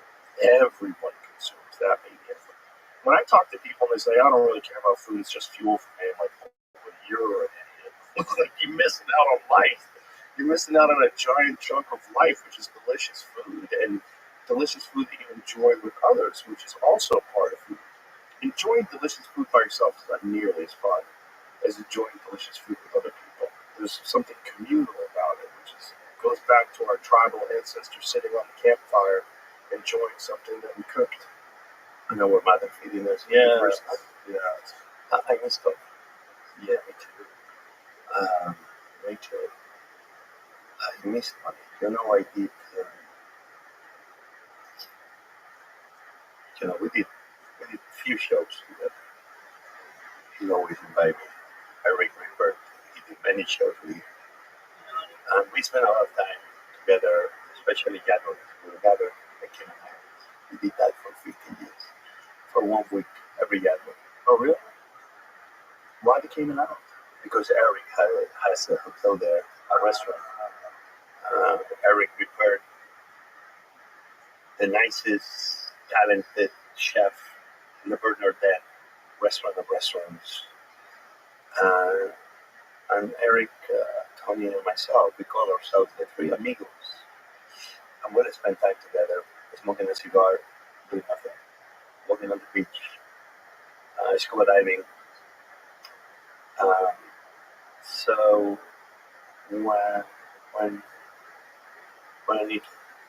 when Tony decided to move to his next station life and left us, I was in Guatemala. It was actually it wasn't a kitchen. It was a big volcano there, Volcano Fuego. And it broke my heart. I remember speaking to Eric that day.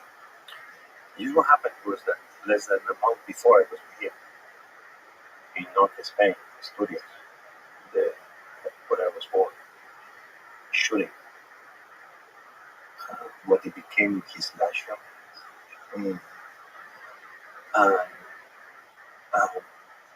And for me, obviously, that was a hard moment because it's not like I lost a friend in a very selfish way. And Eric, I know so many hundreds of thousands, millions that one lost a person that, in so many ways, he's probably listening to us, in so many ways, when I listen to you, you sound like him.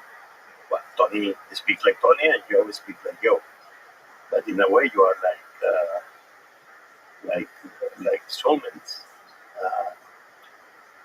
And Antonio always had those words of wisdom. He always will be the voice of the voiceless. He didn't mind to speak his mind. He was a very straightforward shooter. He didn't try to please anybody else. Only he wanted to be Tony, but respectful to Tony. And because that forever we will miss Tony. Even I think he never left. He's here. He's in so many parts of all of us because his way of telling stories, he waits to listen to the people telling those stories, and him becoming the medium of making sure that we will learn that the world was a beautiful place. I remember the story he did about Iran. He went to Iran. Like sometimes you think about Iran, you read the news, it looks like the people of Iran, and you see the show, you're like, man, Iranian people are great people. Blame the leader, maybe, or the leader, but the Iranian people, they're good people. They're like you and like me, but maybe look different. Maybe they have a different language. Maybe, and obviously, we know a lot of Iranians who are here in America, and they're wonderful people. So he showed what he did. The legacy of Tony is that he showed us that the world is not such a scary place, that it's okay to open yourself to the world. But we were talking before about people that they get into their cocoon and don't want to move beyond their comfort zone. Tony showed us the people that are not like us, they're actually okay. They're just different people that they're going to expand our horizons and our thoughts about life. That was Tony. And he did it through books. And he did it with his amazing poetry. Yeah, that's perfectly said. It took a long time for me to be able to watch him show up. I love the painting that happened in the intro. But I didn't cry because maybe I'm trying to hold my tears, not because I feel a man should not cry. I'm a guy that cries easily. And I love it. But when I saw it, first thing, when I opened the door and there is this beautiful big portrait of Tony, and I'm like, okay, I have a feeling I'm home. Yeah. I've got a couple. I've got another one I'll show you. It's in another part of the studio. I've got a lot of art in the studio, luckily. It's nice. I love art. I just love being around people's expressions, different things that people create. I just love things that people make. If there's anything that I couldn't live without in this world, I need to be around people's creations. It's very important to me. I like seeing it. I like to be all over the wall, so I could be everywhere. I want to touch it, I want to see it.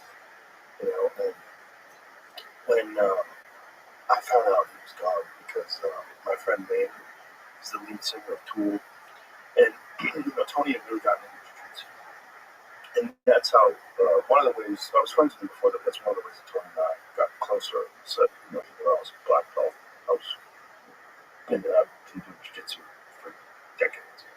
And so he would ask me questions, and when we were doing the show together, it was really funny. When I did one episode of No Reservation, we went pheasant hunting in Montana, and part of the day, he's asking me how to fish ROTHSCHILD. So he and I are on the ground, on the dirt, and I'm saying now, and this is not like I'm showing him strangling people in the dirt.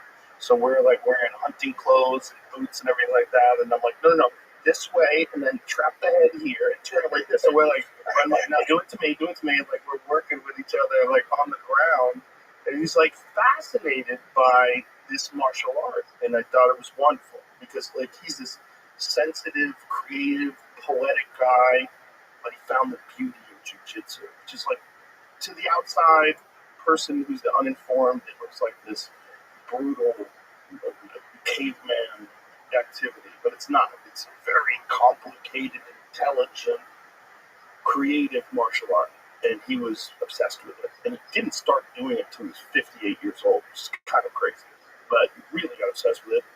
Entered into tournaments, age-appropriate tournaments, and did really well, and was training every day, sometimes twice a day. Like got just taking private lessons, and like really good result. I can tell you that because when we were shooting in Asturias and a few other places, Cayman Islands, one of the things he always did is finding out where was the local jiu-jitsu hanging place. And it's very funny. In Oviedo was a place and he would go there. And for 1-2 hours he will be fighting against local guys. So it was fascinating to see how even on weeks that he was supposed to be concentrated on training, he always found time to do what he loved. So Maynard got his black belt recently, and Maynard was also like very into jiu-jitsu. And he was joking around like maybe one day he and Tony would have a celebrity jiu-jitsu match. So I'm in Chicago, doing shows in Chicago, and I get a text message from Maynard that says, so much for that celebrity jiu-jitsu match. And I'm like, what's that mean? And so I'm like, I don't know about that. So what's the moment? And then I Google, and then I have this feeling, and then the news, and then it all hits me. I'm like, oh, fuck. There's moments when people take their own life where the worst feeling is, I feel like if I was there, I could have stopped it from doing that. That's the feeling, right? You know, the feeling like just was alone. You know, sometimes you just need to know you're not alone and you're going to be okay. Whatever you think is going to be the worst thing that's happening here, it's not. You're loved. You're loved. You're an amazing person. There's so much more to see. You don't want to leave these people behind. You don't want to hurt them. You don't want to hurt these people in your life. You don't want to hurt your family. You don't want to hurt your daughter. You don't want to hurt your wife. Don't do it. I know it feels impossible, but it's because you're alone. And it's, you know, sometimes, you know, I don't know. Maybe I wouldn't have been able to do anything. Maybe I'm wrong. But there's that haunting feeling that I could have talked to him. Like, man, that feeling fucking sucks. That feeling of, like, if I had just had a car, if I was there with him, I think we could have had some laughs. We could have joked around about some stuff, and we would have been okay. That's, you know, I bet you feel the same way, right? But I think that's something that close in. We have to talk on behalf of Eric. But Eric was so strong. Eric obviously was shooting with him in France when that happened. And actually he's the one that found him in his room. And I understand that feeling because I'm still going through it. And it's okay to feel responsible. Because that means you care for this. But the message here is that we all need to be checking on each other. Yeah, that's what friends are for. Obviously, for the celebration of your team winning the NBA or having a beer or a birthday or a party or celebrating life or playing darts, just having beers with no plan. What are you doing tonight? I'm having a beer. I'm joining you. Great. That's great. The celebrations, that's what we're here for. But the true moments of friendship, obviously, are those moments that even you show up when you're not invited because you feel something maybe is off. And it's okay to knock on the door. It's okay to pick up the phone. It's okay to maybe get on a plane. It's okay to. And obviously, I guess like you now, Joe, that I'm learning about, it gives me joy to see that here another person that really loved her. And Eric, myself, and so many others around the beautiful life of Tom that we wish we were there. So I think if anything, that's it. I don't think it's fantastic. Let's always be there for each other. Let's always be there for each other. And let's all be, even if, especially when we disagree about anything, just let's be kinder to each other even on the disagreements. Of the people you know and of the people you don't know. Right? Because we are all more connected than we think. And what we say and our opinions, they may be touching and affecting somebody else. Somebody else we know, somebody we don't know. So that's okay to celebrate the good times and agree all the time when we can. But there be moments that you don't, or moments of sadness, and moments of hate, and just be kinder, even in those moments of disagreement. If anything, that's the lesson I understand. Because you don't know what anybody may be going through. Right? You don't know what. In other words, the thing is that any conflict that I've ever had with a person, even if I was correct, even if I was right, even if I was right, the mean things that I said, I never felt good about it. But every good interaction that I've ever had, where maybe me and the person disagreed, but we came out of it smiling and hugging, and we found common ground, then it felt great. Always felt great. You know, there's going to be people that you run into in life that are stubborn and they don't want to avoid conflict. They want that conflict. They feed off of it. They're stupid. Whatever. No, they're not stupid. They're on a bad path. They have a bad programming. They're bad. Whatever the patterns of behavior that are ingrained in their consciousness, they're unforgiving and they have this way of living their life, and it's not a good way. And, you can't fix everybody, so you just gotta, when you encounter those people, you have to be able to filter people out of your life. You have to know that some people you can't interact with, but the people that you can, just try to not have conflict. I don't want any conflict. I'm not interested in it. I'm good at it. I know how to do conflict. I do literally do it professionally. Sure, you can break it. You can break the neck of anybody, but I mean, even verbal conflict. I'm not interested in physical conflict, and I'm not interested in verbal conflict. That's just not. It's not what I like out of life. What I like out of life is fun and joy, and being around interesting people and challenges, doing difficult things and creating things and learning about myself, learning about other people, learning about life. Conflict is just a distraction from your own personal demons, for the most part. It's a lot of what it is. When you're angry at other people, a lot of times you're really distracting yourself from the things you don't like about yourself. It's a flaw. And I try to filter it out as much as possible in my life. I'm not interested in it. I'm trying to become the best version of myself on that. It's the second most important word we can always use in our vocabulary. The second most important is thank you. But the most important one is sorry. Yeah. Because thank you. These people have a hard time saying thank you. I try to use the word thank you as much as I can. But because God knows that I'm an imperfect man.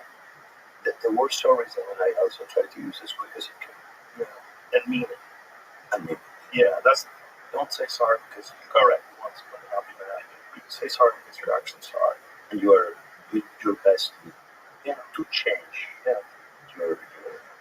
your effort, your behavior, or the way you raise your voice. But thank you is important. Second most important. Most important is sorry. Because it takes a minute to say sorry. A lot of people will never say sorry. That's terrible. It's terrible to walk through life. It's just so stupid. This is a silly way to go through life. With no humility. Why? Life is such a beautiful place. Especially when you are in, obviously in cities, you can see how beautiful life is. But when you are in nature, and you're seeing the sunrise, you're seeing the sunset, and you're seeing the moon, and you see how little you are, how insignificant you are, but at the same time, how God gives us this power to be part of this amazing universe we are part of. And then you are thankful there, because you are like, oh my God, I am part of something so beautiful. And we all occupy a space in that universe. And the space we occupy should be to don't make it worse. If anything, leave it as it is. And if you can, do whatever you can just to make it a little bit better. And that's our destiny in this universe. Yes. You only need to don't fuck it up. That's it. Fuck it up. And if you can do a little bit more, even better. Me, when I am in those places, like I go to the south of Spain, and my wife is from there. Cadiz is where where I did my military service in Spanish Navy. And it's one moment, not too far away from Gibraltar, a little possession that England has there in the south of Spain. That maybe one day England gives it back to Spain. There is a place that almost you can touch Africa. You feel like you can, with your finger, touch Africa in the Strait of Gibraltar. And it's just like, even a movie cannot recreate the amazing place you are with birds and the oceans, the Atlantic Ocean and the Mediterranean, and two continents that want to love each other, but they are separate by that body of water. There I look, and I began circling my head in 360 degrees, and I'm like, oh my God, what a beautiful planet we live on. Yeah, it's not fucking. You know, one time when my oldest daughter was very young, we went to Hawaii. We went to and just on a lark, just for fun. We went to the top of the observatory, and is it Mauna Kea? The Keck Observatory, whatever mountain it is. And we were driving up there, and they said, "Well, it's a cloudy night. It's terrible. You can't see anything, but maybe you'll get lucky, and there'll be some stars. You'll be able to see the stars." So we're driving. As we're driving, I was telling my wife, "Look at that cloud. This sucks. We're gonna get up there." And then we drive even further. It's a long drive. It's like a 90-minute drive through the mountains. As we got further, we drove through the clouds, and the clouds were below us because it's very hot, and the stars were magnificent. It was insane. You saw the whole thing, the entire sky was filled with stars. There's no light pollution because the Big Island has diffuse lighting, and they have specific lighting just because the observatory it doesn't give light pollution to see all the stars from up there. And I remember that day like it was yesterday. Every day, I think every time I see the stars, I'm like, we're so fucked by cities because we can't see what this really looks like. That's what it looks like. That's what it looked like at night. And I remember thinking, why don't we see that? The universe is so fascinating. Put you in your place. Oh my God, like you are in a convertible spaceship and you're hurling through the galaxy. The only thing that's protecting you from everything else is a layer of gas.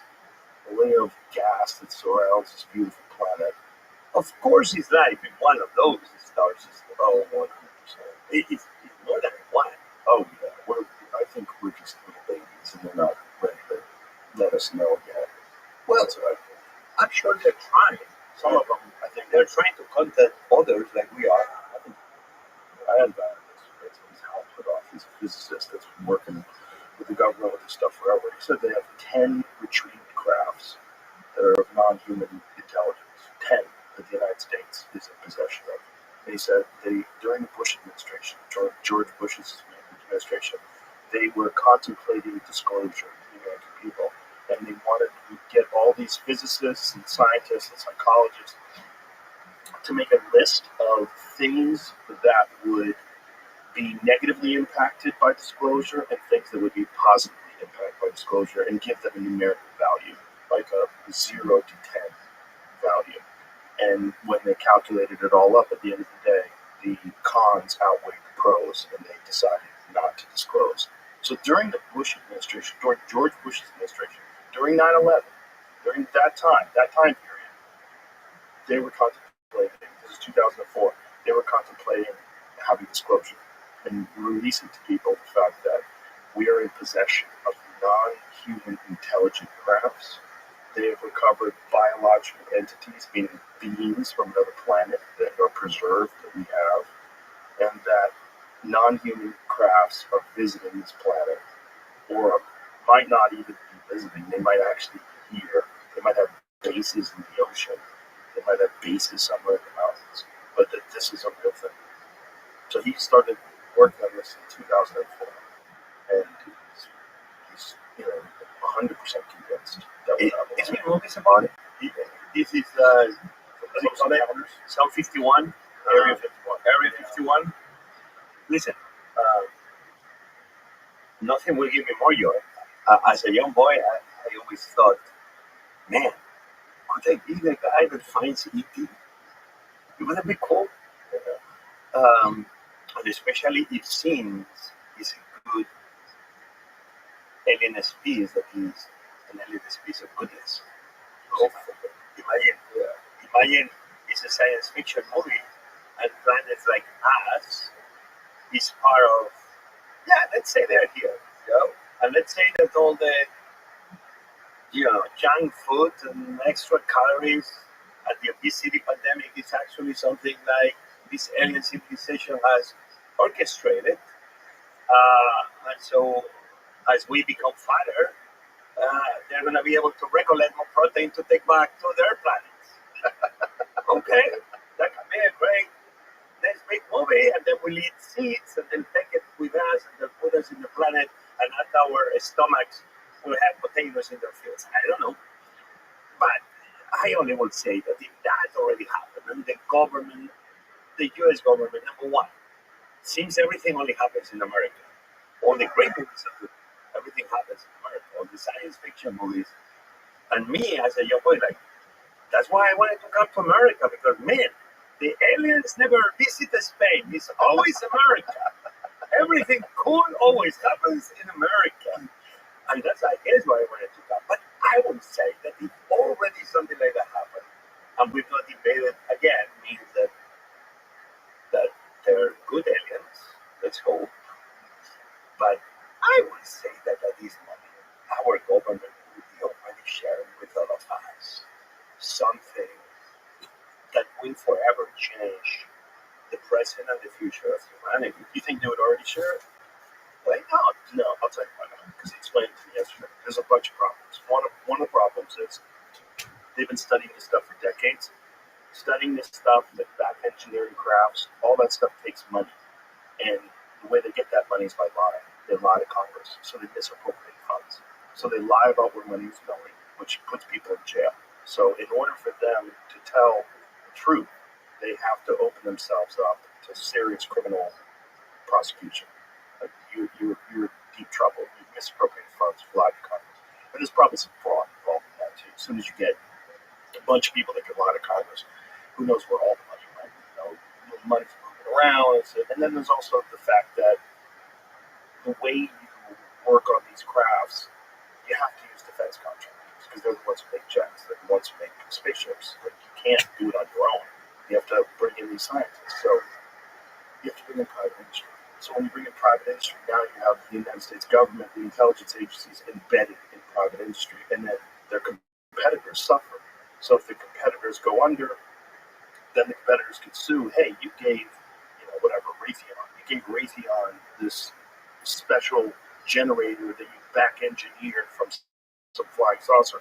Why didn't you give it to General Electric? Why didn't you give it to this company or that company? It's like, it's all Lockheed Martin. There's too many problems in terms of legal ramifications, prosecutions. People are going to lose their careers. They're going to be brought in front of Congress. They're going to have to testify. The only way they're going to really have disclosure at this point is amnesty. The government is going to have to say, listen, let's let the past be the past. No one's going to get in trouble. But for the greater good of humanity, we need to know what the fuck is going on. So tell us what's going on. And that's a tough So you mentioned about aliens living in the ocean. That's Atlantis. Well, it's not Atlantis. But technically, it's Atlantis, which is a city under the water. No, Atlantis was the city above. Correct, but technically somewhere submerged, and still they're looking for Atlantis. Well, they think they found The pyramids, and some of the drawings and paintings. I mean, we can go to Peru, the Incas, and we can go with the Mayas, Guatemala, and it's a lot of people that always have been trying to make connections of things they found that they say already we made contact in previous civilizations, and they have a hard time believing that this has already happened. And I respect the opinion of obviously who looks, seems he's an expert and spent a lot of time, and I see that you believe in it. The side of me that is the boy that will want to believe that there are other planets with people and we are not alone, I will be full of joy. Yeah. I Mess hope this up. that if there are good people and that happens, that you and I and everybody else around the world, maybe that's the moment that the world becomes one. And all of a sudden, we are all fighting. You remember what was the movie Independence Day? If they are the bad guys, you and I, you will be doing jiu-jitsu against an alien species, and me, I will be with two pens, I don't know, crashing their heads. But let's hope that they are more like E.T. Yeah. No like Edgar. Well, I would imagine if you look at the trajectory of human life on this planet, the world is safer than it's ever been. People are smarter than they've ever been.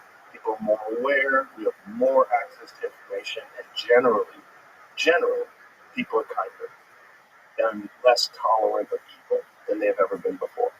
There's still problems with just the tribal nature of human beings. We're territorial apes. Right? That's what we are.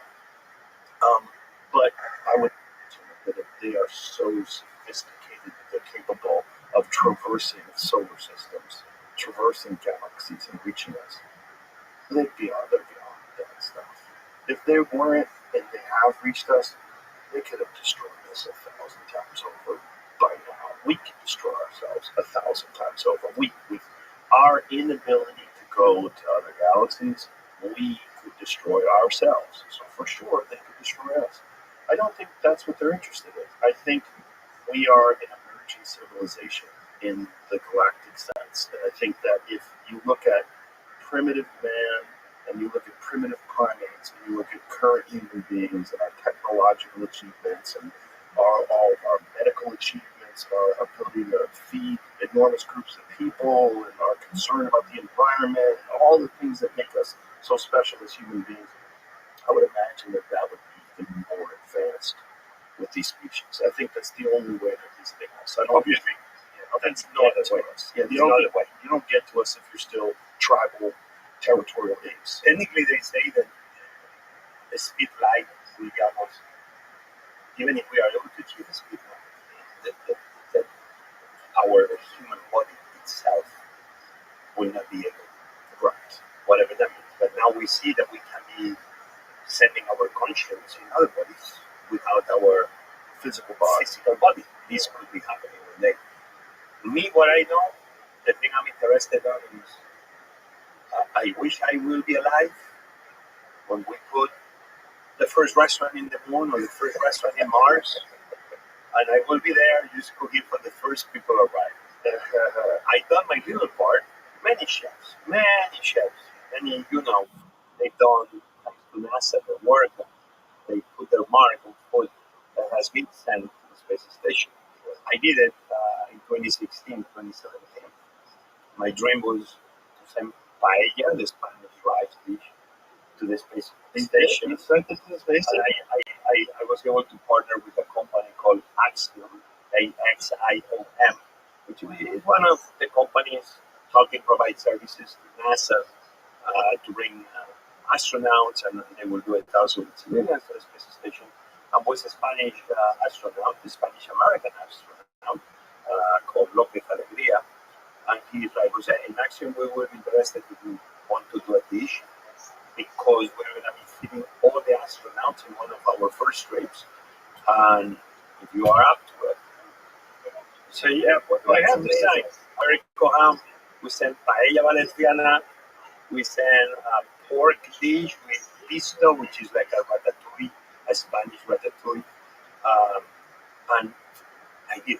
That's amazing. But you know the thing I did, which is the coolest? What? Because all of that brings new things and new opportunities. So it's this guy called Jim Sears, an amazing engineer, a guy that is crazy for space, like you, like me, like so many. And like everything, there is a competition. And the competition is about, right now, astronauts receive the food already cooked.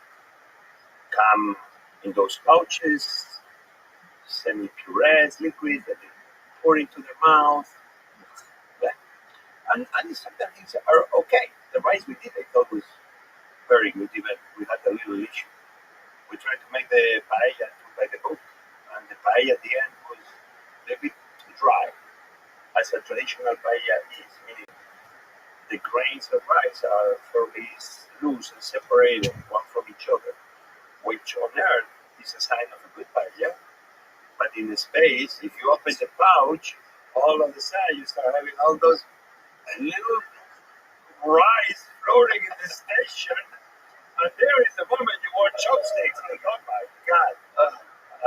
I was on the edge of collapsing the space station based on the paella. But what I've been working on with this guy I mentioned, Jim Sears, is that he came up with a kitchen that will be the kitchen, and he won a competition, the kitchen that astronauts could use one day, hopefully soon enough. Save it, and that Jim, amazing guy, Jim Sears, and he's took prototypes of his machine. He gave us the prototypes. My team has been working on them. Macaroni and cheese, macaroni and cheese. Look at that's a cornbread. That's a cornbread, and I want you to take a look because this is how food will look in a space. If one day we have a kitchen in the surface of the moon or in Mars, that's a brownie.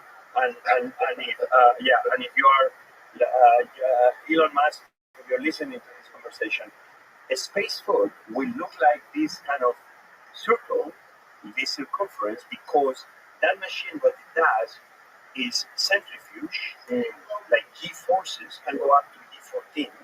That's a lot of G's. And the reason is that we will send ingredients, but the ingredients will float. If you don't achieve the centrifuge that will move the ingredients to the sides of this kind of kitchen where you don't cook in the bottom but you cook on the sides, you will not be able to cook. Because you need constant, you need that gravity, that G forces to bring the food to the edges. Then you can do mac and cheese, brownies, and this would be great because especially if one day we go to Mars, astronauts are going to have to be doing something to keep their mind for. Yeah. And one of the things will be cooking. Why not? Why not? Better quality cooking. This amazing guy, Mr. Sear, is the guy that just came up with the kitchen. And I feel like I'm Forrest Gump in a chef art. But then you get the opportunities to get something like a kitchen that one day could be the kitchen that will feed humans in the space. And that would be so great for morale, too, because instead of eating goop out of a tube, you're eating delicious food. So you can enjoy a real meal in space. What a genius idea to cook in a centrifuge. Just spinning around so it has gravity. It's on the ocean. You know, you have like my rice floating in this, floating everywhere. And they're like, excuse me, hey, chicken leg, come back here. Hello. Like, hello, oh, the fish is going away. The snapper, come back to me, baby. Yeah, you got it. But that's cool. So yeah, listen to me. I love science fiction. Comics about science fiction, and oh my God, I have a big collection of comics, of manga, and it has to do with food even more, but about the space even more. And yeah, one day I hope, we meet aliens, we will be good people, and we'll be great people, and hopefully we will not, we will not charge them any tariffs, so we can do good commerce. And maybe they will bring a different species of animals to increase our diet. Let's hope it's that. Okay? So let's hope it's that, and it's not, as I said, that they are waiting for planet Earth to be 10, 20 million people, all of us on this. That's why the people of America, the best way to fight against an alien invasion of planet Earth is that we all stay fit.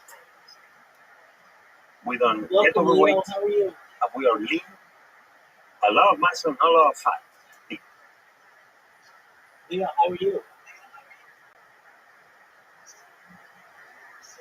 Leo, can you hear me?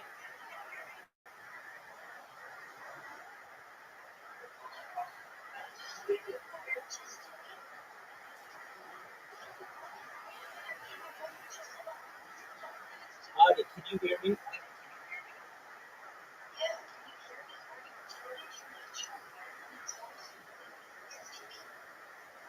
You're getting muted. Welcome. How are you, Leo?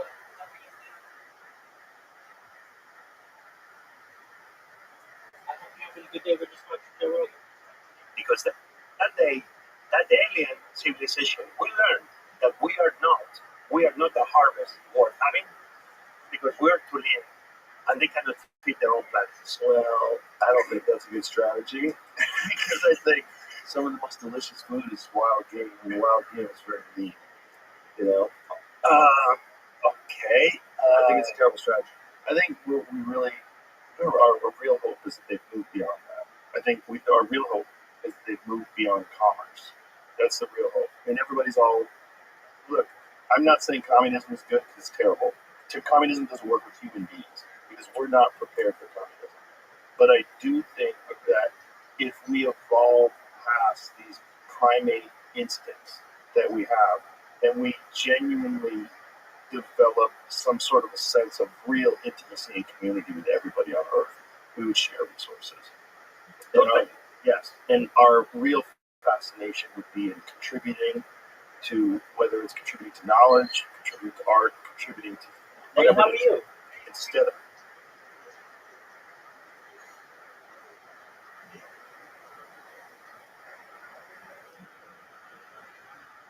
That's okay. How's your day going, Leo? How'd you find out about me?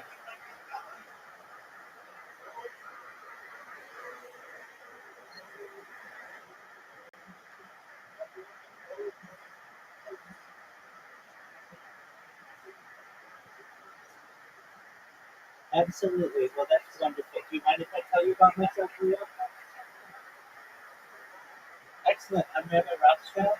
I stream my life 24 hours a day, 7 days a week, 365 days a year for world peace. I've been doing so now for more than 3.5 years. Going back to the pandemic, we've seen the death of a queen, the birth of AI, the coronation of a king, and everything in between. It's like a real life Truman Show or a real life Big Brother.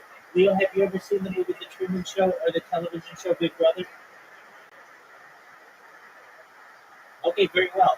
Well, excellent. I'm live on 18 different YouTube channels simultaneously. I talk about things, and I do this because I want to help the world. I want to help you.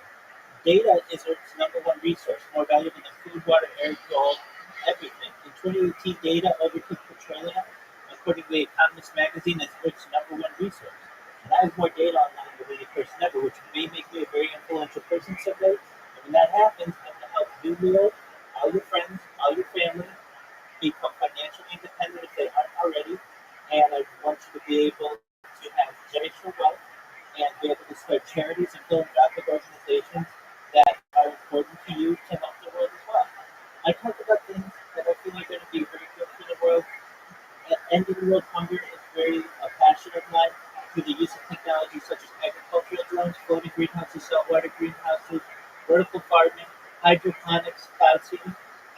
I want to help end world thirst. I'm actually sponsored by cryptocurrency. It's known as Harry Potter Obama Inu.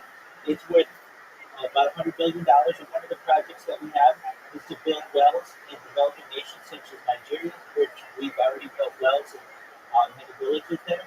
I'm a major advocate for the livestock program, but most importantly, I'm an advocate for desalination technology, pumping earth seawater onto land to make it drinkable.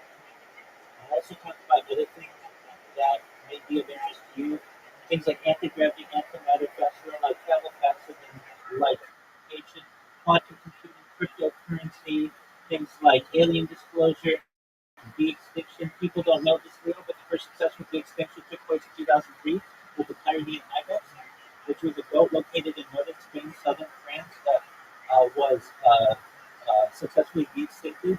Fast forward to the year 2021, a company out of Dallas, Texas, is founded known as Colossus Scientific. They've made it their goal that within the next 3 years, or by 2028, to reintroduce the woolly mammoth into the Arctic Circle, utilizing African elephant circuits, which I just think is a mind-blowing goal. Following the reintroduction of the woolly mammoth, they want to reintroduce the Tasmanian tiger, followed by the dodo bird. And they just recently made news headlines for essentially or reintroducing the diary. These are just really exciting things that I know that we are going to be seeing in the near future. Additionally, I talk about things that are going to help you, and if you're wondering like what, and this is all with word consent. Everything I do is with word consent, but essentially I'm an advocate for life extension technology. So what does that mean for you? When you were born, the average life expectancy for you or someone like you is probably about age 80. I would increase that to age 100, 120 through the use of technology such as oxygen therapy, human growth hormone, stem cells, things like cryogenics, things like perhaps ambrosia therapy, and nootropics, cold shock therapy. But eventually, you may become essentially at a point where you're 120 years old and you cannot, your body can't, you need a new body essentially. And if that happens, then there's another type of technology, again, with your consent. It's known as mind uploading technology. You scan your brain into a computer, like a CAT scan or an MRI, knowing where every atom is in your central nervous system, your peripheral nervous system, for later download as an android, an avatar, a cyborg, a cybernetic being, a clone of yourself, an ethereal being, whatever you want to be. But essentially, what I'm saying to you, Leo, is that you may be able to utilize this type of technology in order to uh, really be able to utilize a digital immortality, which is really exciting. What are your thoughts?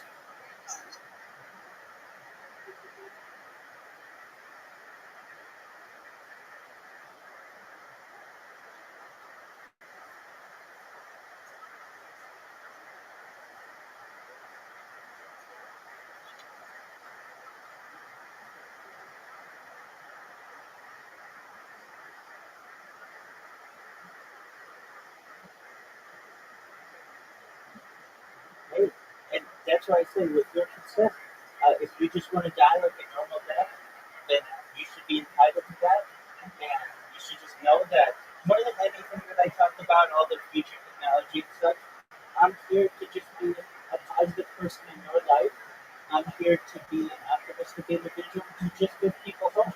So if there's anything that you ever need from me, Leo, just know that I'm here, and I want you to know that I am someone who will be your friend, but confidant, and anything else that you want. And I really appreciate you coming in here and learning about my project.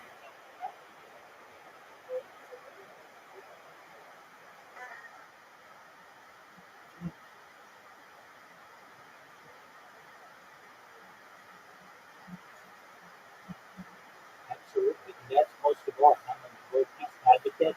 I don't want war anywhere on earth. And I want to stop all wars. And not just now, but forever. And I have a pretty good strategy, I feel, of creating these bots and getting out the word. And eventually, I'm going to become more and more well known on Blue Sky. People will, basically become a meme or a mascot of the platform. But then eventually, more and more people are going to come in here, find out what I do, find it to be extremely interesting. I'm not only the most archived person in global history, but I have more social media than any person in global history. I have over 100 YouTube accounts, 18 of which are simultaneously streaming right now. I have over 200 Instagram accounts, over 500 Twitch accounts, which another dozen or so are streaming on Twitch right now. I have over 500 Twitch accounts, over 1,000 TikTok accounts, over 2,000 Twitter accounts, over 5,000 Blue Sky accounts, and over 10,000 Kick accounts. So when people start to find out about me, they're going to have a treasure trove to discover everything that I've done in all my creations. And just know that you're on the ground floor of something really special. Get your popcorn ready because it's not going to be too much longer. More and more people are going to find interest in what I do, just like you did, and we're going to help spread the world and spread world peace. How's that sound to you?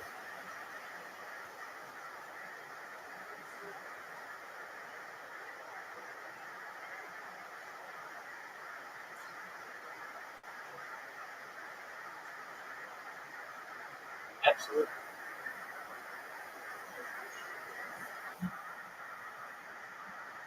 That sounds wonderful, Leo. Thank you so much for coming in. If you need anything from me, I'm here for you. I hope you have a wonderful night. Good night. Take care, Leo. Shout out to Leo.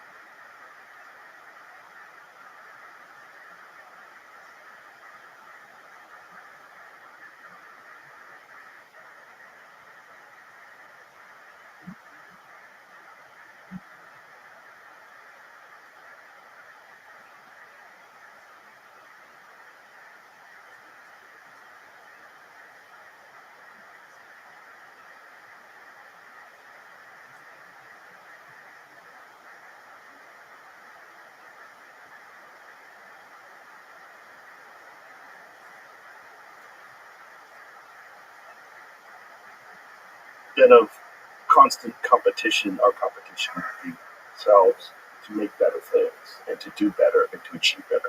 But that's going to have to come with, we're going to have to evolve past the way we interact with each other. And I think we're slowly doing that. I think human beings are slowly but surely doing that.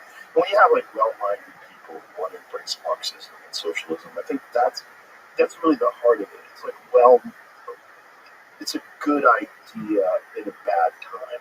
We're not prepared for that as human beings. But I think if we get to a point where we can all read each other's minds, which I think is on the horizon, and we get to a point where information is instantaneous, we get to a point where how do you have money if money is ones and zeros, and then there's no such thing as encryption anymore because you have quantum computing, and so you can't just keep money. You can't just get. We're going to have to develop a way as we advance as a society, as a species, to share resources, in a genuinely equitable way. It's beyond our comprehension now as territorial apes, but I think that's the future of the human species, is that one day we reach this peak where we realize that our true competition is within ourselves, within our own minds, and to do the best that we can for the overall greater good of the species. And then hopefully the greater good of the universe itself. Getting longer tables. Building longer tables. And what is good for you is good for me. Yes. Yeah, take a look at India and Pakistan. Right now, there's many issues, but religion, territory, but one of them is water. Resources. Which is really everybody's. It's the world's resources. And what do we do to make sure that you stand? What is good for me must be good for you. Well, we have to do is share making the same mistakes over and over again, and those same mistakes involve conflict. Brings it back to conflict and war, and people leading groups of people that don't understand what's going on, and forcing them to do things that are horrific. Do you think if more women will be in power, will be less work? No, that's not going to do it. I mean, that's a great idea, but you're our board boss. They're turned to tyrants too. It's human beings. The human beings should not have power over large groups of human beings because power corrupts, and absolute power corrupts absolutely. Almost always does. That's why there's so many checks and balances in our system of government to try to mitigate the impact of human psychology when they achieve great power over everyone else. Because people just become tyrants. And I think that is the hurdle. That's the hurdle to becoming a part of the galactic civilization. the hurdle is we have to get past that. We have to evolve as a species. And my suspicion is that somehow technology plays a part in that. And the interconnectivity that we're achieving through technology is going to advance our ability to understand each other, and it's going to advance our ability to communicate, and it's going to force us to come up with some sort of a new way to share resources. Obviously, I think a resource for me is food. It is water. But for everyone, But then we have everything else. that's the one thing you absolutely need for survival. You don't you need fossil fuels because of the way societies have changed. That's why you need fossil fuels, because we've gone in that way. This is the real suspicion about ancient civilizations, is that they figured out a way, a different way to achieve great results. That they did like the civilization, like ancient Egypt. To this day, we have no idea how they did that. How did they do these pyramids? How did they do it? What did they do? Why? How did they do it? At the very least, 4,500 years ago. Many people suspect it's far older than that. I'm one of them. I think civilization's been around a long, long time, and I think there's been catastrophes. There's a lot of physical evidence that point to those catastrophes. But the idea is that at one point in time, so our technology has evolved in a very specific path. Our technology has been the Industrial Revolution, the invention of the internal combustion engine, electronics, and all these things have led us to this incredible level of sophistication that we enjoy now. That's so much different than people that lived just 200, 300 years ago.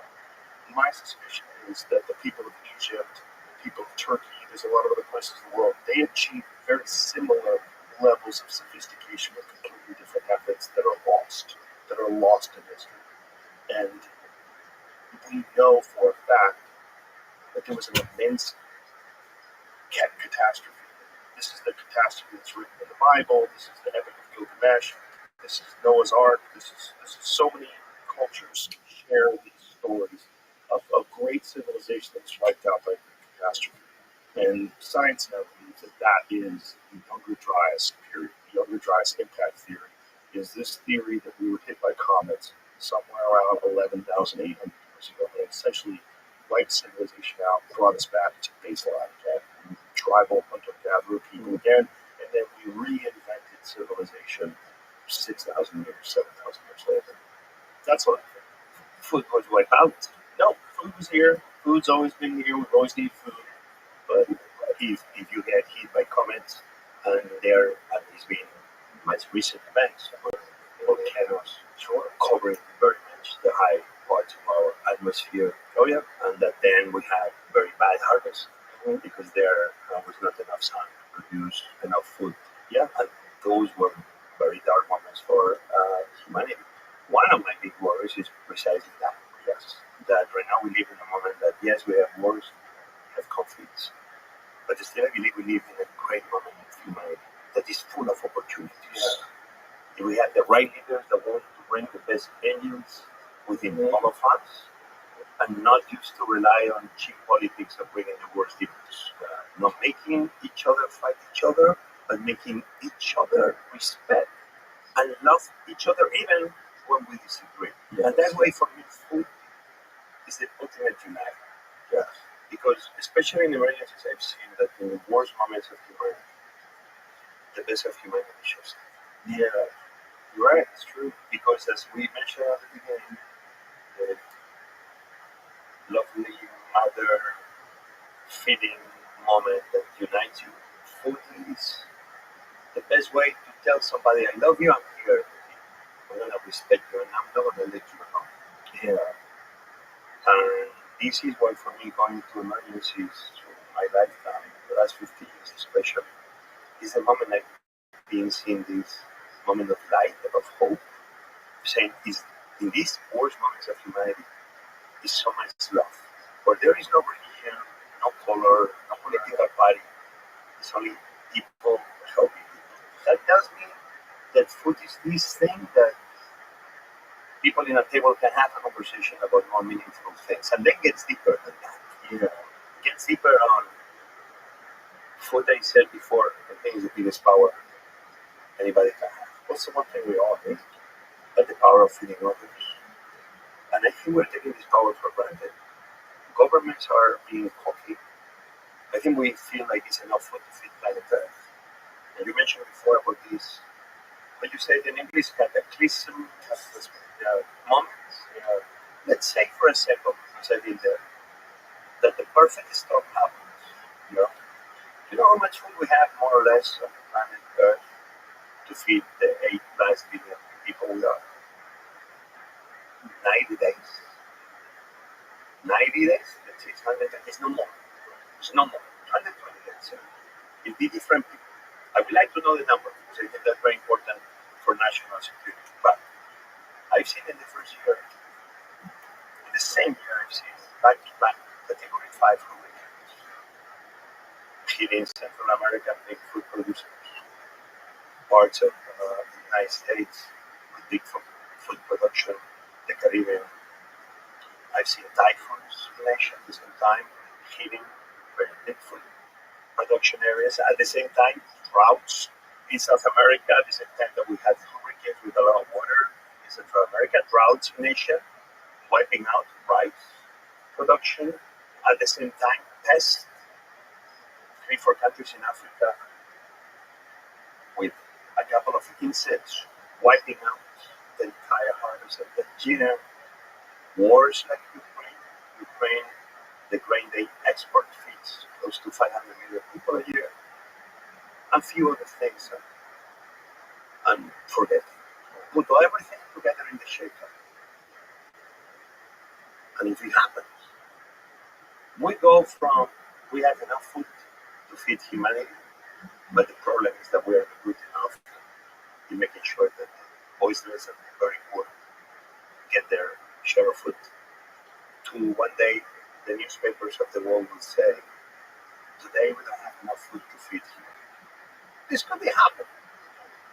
Obviously, I want to think about the happy moments, about my restaurants and all the restaurants of the world full, the supermarkets full, and everybody eating, and every mother and father being able to bring a plate of food to their children in America and in every country resource.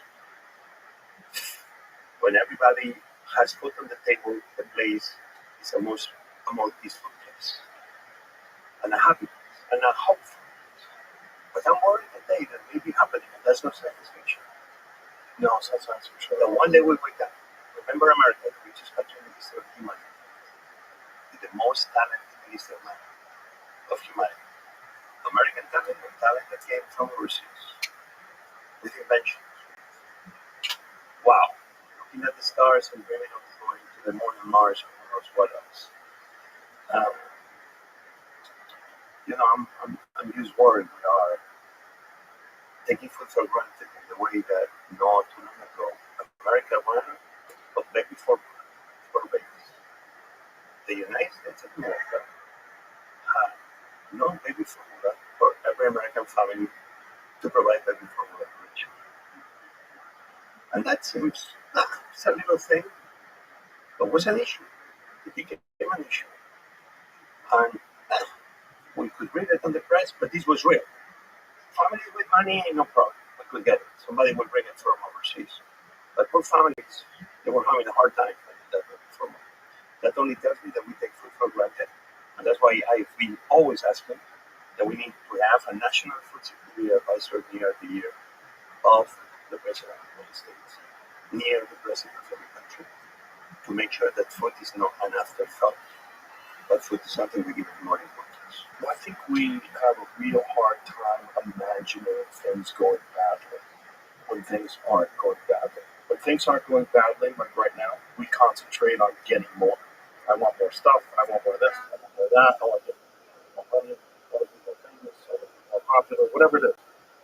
But all of this is one super volcano. All these things that you're saying, these are all possible. War, famine, disease, pestilence, all this stuff is possible. But you know what else? One super volcano, Yellowstone. Yellowstone blows every 1,600,000 years. It's a continent killer. If it goes, the whole world's fucked. We have nuclear winter for decades. Like, who knows how long it lasts with the dust in the sky and there's going to be no crops. And people are just going to starve to death. There's no ifs, ands, or buts about it. If it blows, most of us here are dead. Most of us. And most of us, like, there was a super volcano, the Topa volcano, in, I believe it was 70,000 years ago. They brought humanity down to a few thousand people. us to think that way. It's very difficult for us to imagine how things could be bad. That means that if you have a good bottle of wine that is very expensive and you are waiting for it to that moment in your life, remember what your brother said here. Drink it tonight. Drink it tonight. Don't keep it for tomorrow. Drink it today. I mean, it makes sense. Right, but I think you're right too that we should probably prepare for the worst and also figure out ways to mitigate it. Put some resources to figure out ways to mitigate the negative impacts of things like this. Like maybe have some massive food storage somewhere. If we have enough money to have massive weapon storage, why don't we have enough money to have massive food storage? Food storage that can keep the human race alive for years while we figure things out. 100% agree. Obviously, we have seeds like out with the That's great, but if no there's no sun, correct. But we don't. We have Right. a library of seeds. okay, we need a library of non-perishable foods. Totally somewhere on the ground. Again, as I said, we have only food for so many weeks produced. Japan right now has, like in the same way in the United States, obviously, we have the reserves of fuel, right? We have gas reserves. If something happens, the governments and the presidents use that reserve. In Japan, they have rice reserves. And those rice reserves, they are not rarely ever touched. They're there because in case something happens, the government wants to have the possibility. Japan has been releasing those rice reserves for different reasons because it's been the harvest of rice has not been as good as they were supposed to.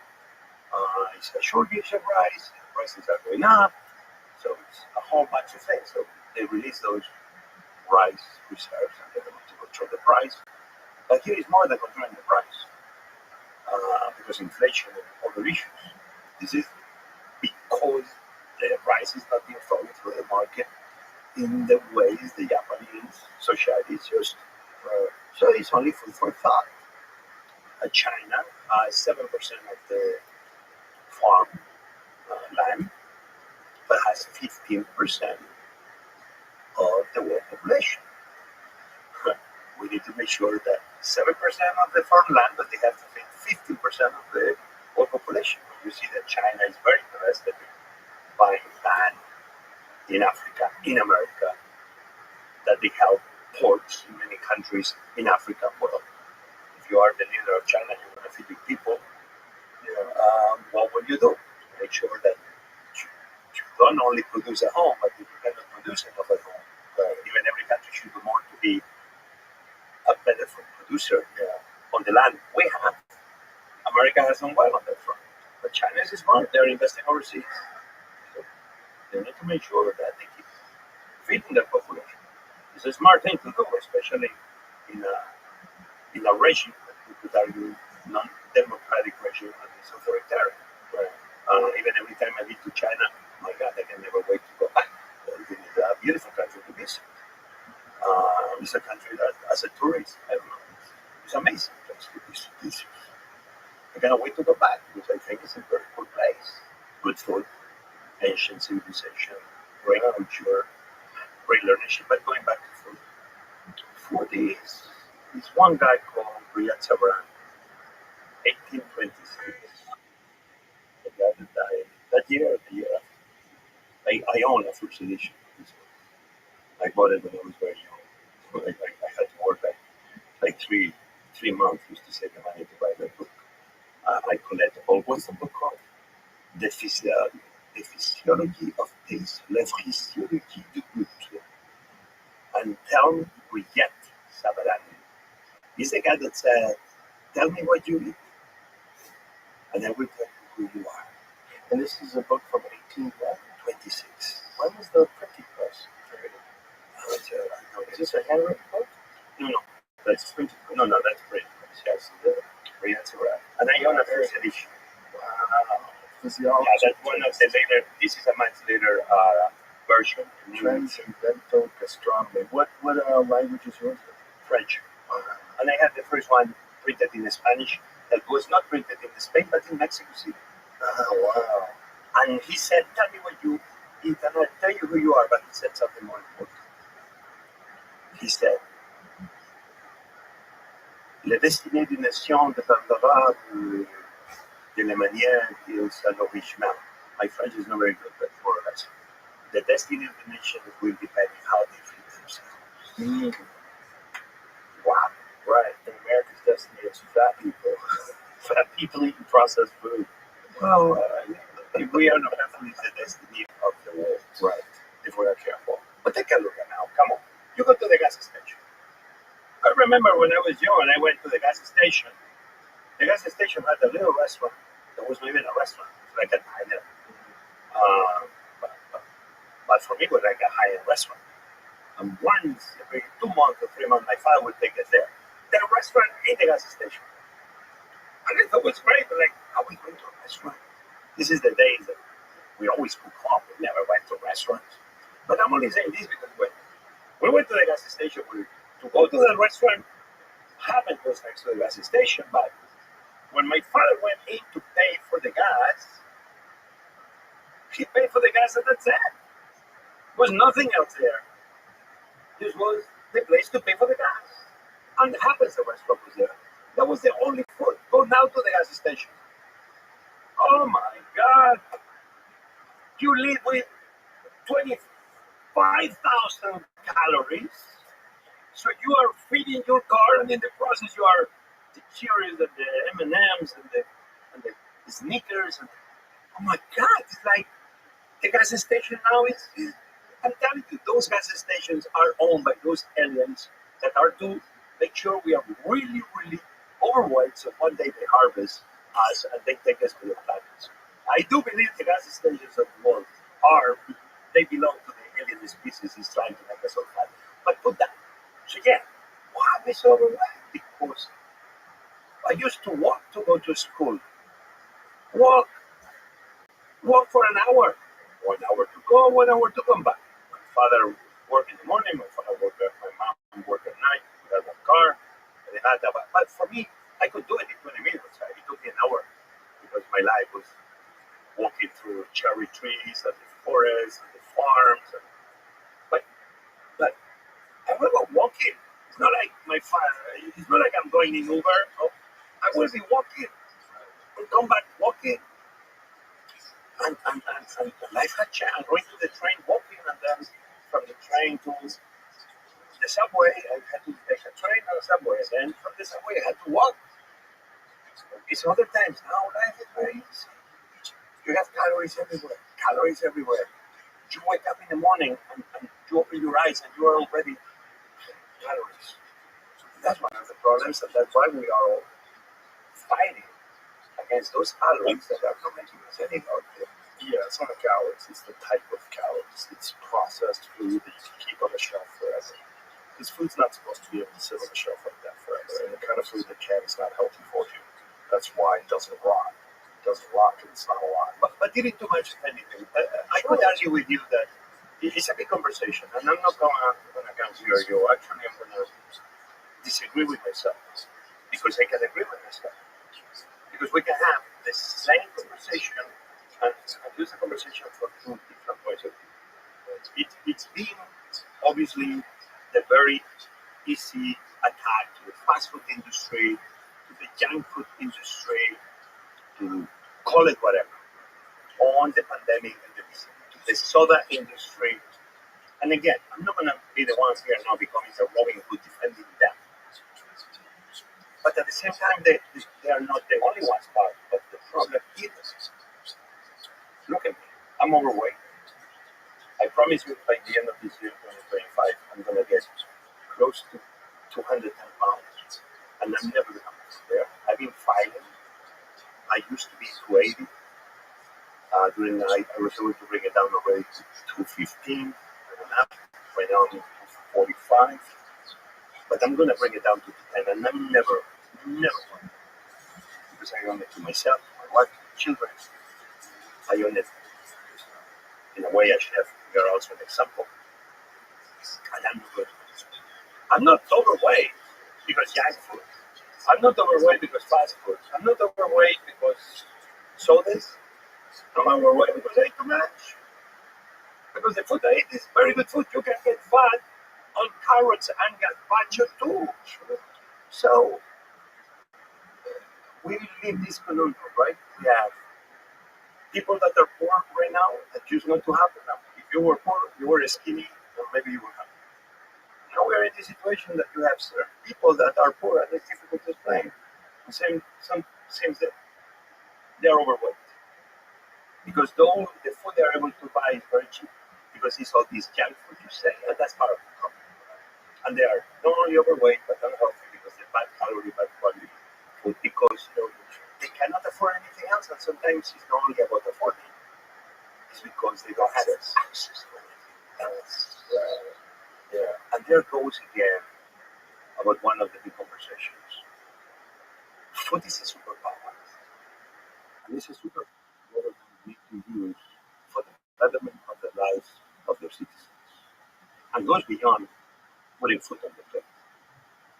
Goes beyond making sure that when I tell every American when I speak in every state, red and blue, urban areas or rural areas, every time I say every American children deserves to be fed.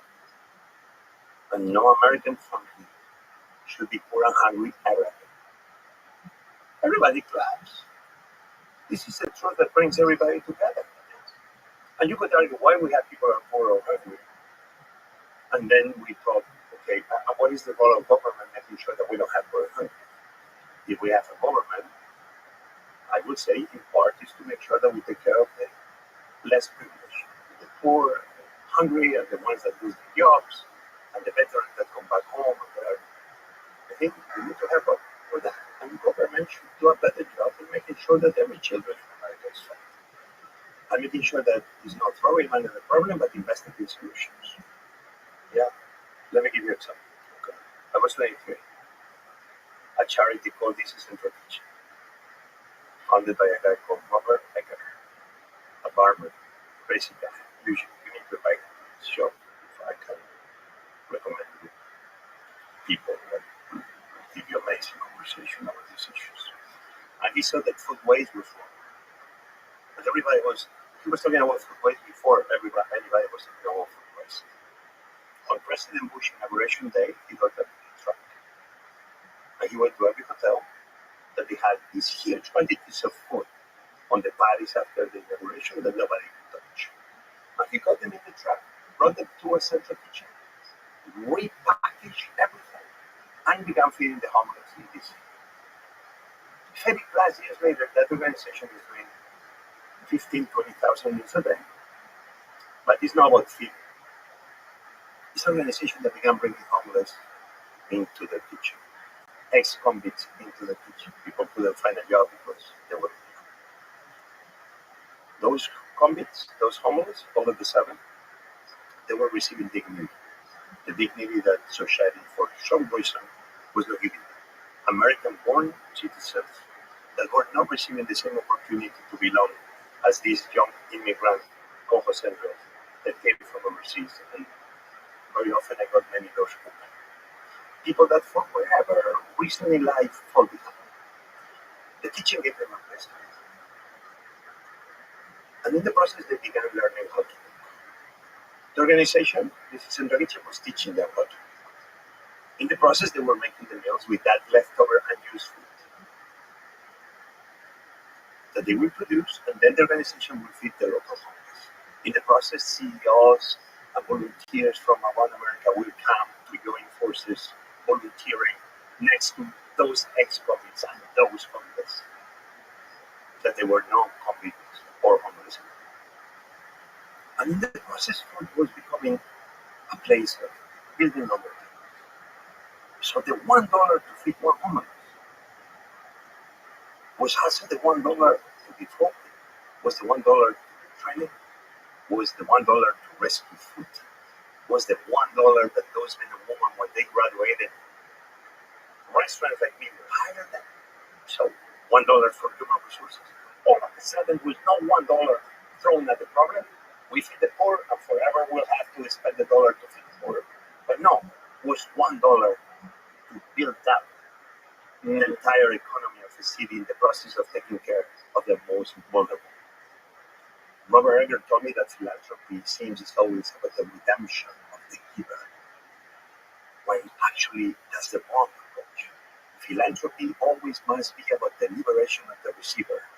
When you tell me what the role of our government should be, our government should be here to make sure that they invest in their citizens. And food is a good place for our government to be investing in our citizens. And it's also, it's looking at the long game too, because the rising tide lifts all boats. The more people contribute to society, the stronger the economy is. Even though it would cost, it would bring in more money.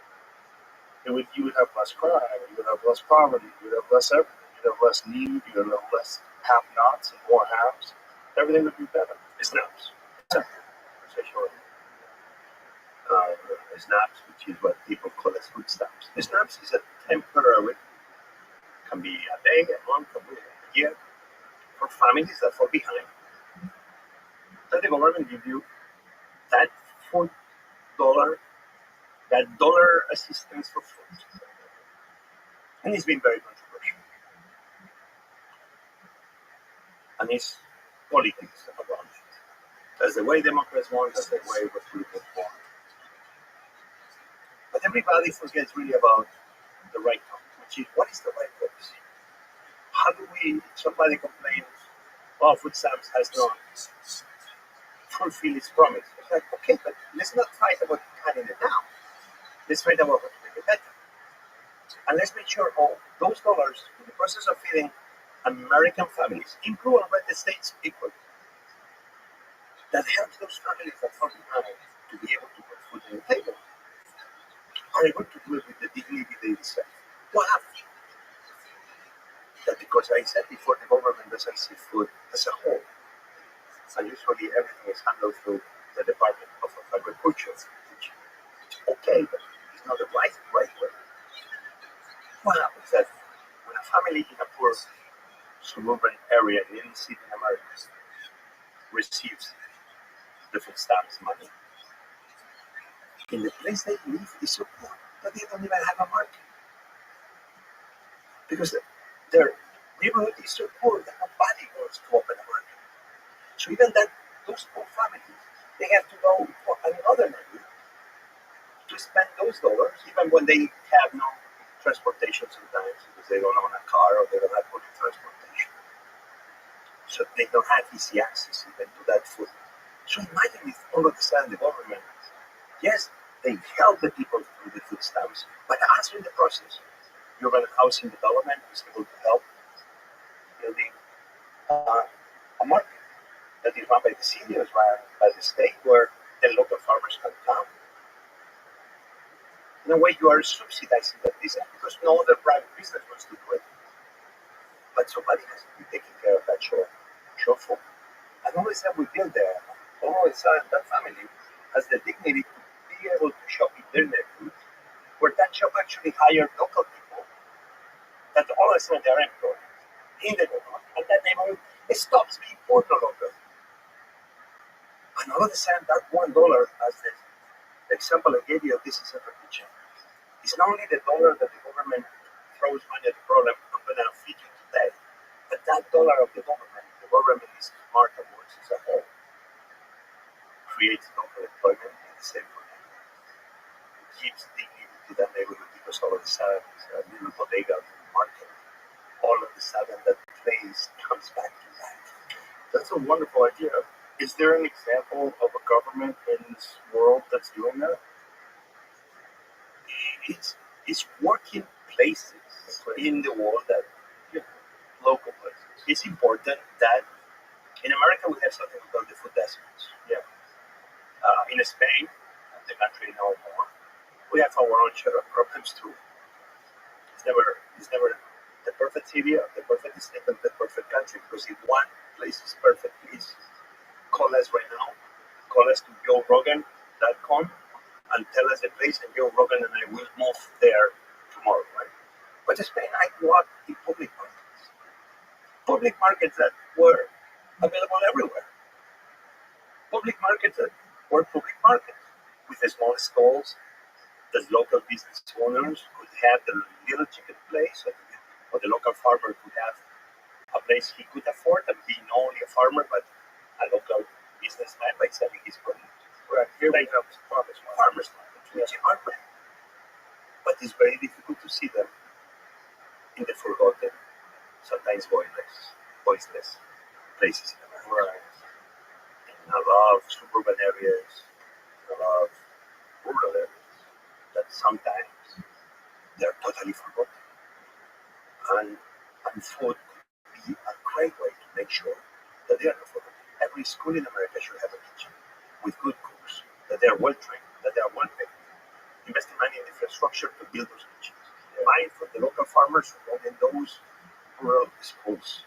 In the process, $1 to feed the children, or $1 to invest in infrastructure, $1 to buy food from the local farmers, $1 to pay for the local cooks that work in that little rural community. All of the time, in the process of feeding better quality food to our children, food that is fresh and made from scratch, and that when you can is local. That $1 to feed the children is also $1 that indirectly, with investment of the federal government, invest in the economy of that forgotten poor community. That's why those are examples of how food can be making our system better. Yeah, absolutely. France invests a lot of money in feeding the children. Spain invests money in feeding the children. But America, I know we can do much better. Especially because what you mentioned. We have issues with obesity. We have issues with that at the same time. And the government has to play a bigger role in how to be solving those issues that to me there are no problems but opportunities. Yeah, no, I agree. I think one thing that this administration is doing well under Bobby Kennedy is that he's trying to educate people on what is healthy food and what are the problems. And one of the ways to start is by eliminating harmful ingredients that are banned in other countries and that we use everywhere in this country. And to slowly but surely make people aware of these problems and make people aware of what these foods are doing to the overall metabolic health of these people and why we have these crises, of obesity, diabetes, type 2 diabetes, which is food caused, and environmental issues that people have because of pesticides and herbicides. And to slowly clean that up, so it's a good step in the right direction. I think one of the things that you do that's really beautiful is when there's crises in the world, you go there and look. You know, I know that you were doing that during the Ukraine war, and I know that you did a lot of that in Gaza. I think that's very beautiful. That's an amazing thing you do. Because I know you don't have a lot of time. You're a busy guy. No, I have nothing to do. My day is dedicated to global warming. No, I mean, normally you're very busy. Well, So for you to do that, it's an amazing thing. well, I could do there a book that goes a little bit of what we do. I go use it. Before we get into this, I want to mention something about Secretary Kennedy and about why politics is bad, but policy is good. Because good policy is good politics. I don't agree with everything Secretary Kennedy is doing. Vaccines. My mom was a nurse, my father, my family doctor, so I'm not going to get into that. Because everybody is entitled to their opinions, and obviously, truth hopefully will always prevail, and the best decisions will be made. But I 100% support what Secretary Kennedy is trying to do. 110%. Secretary Kennedy and one more person joining your willingness to make America happy.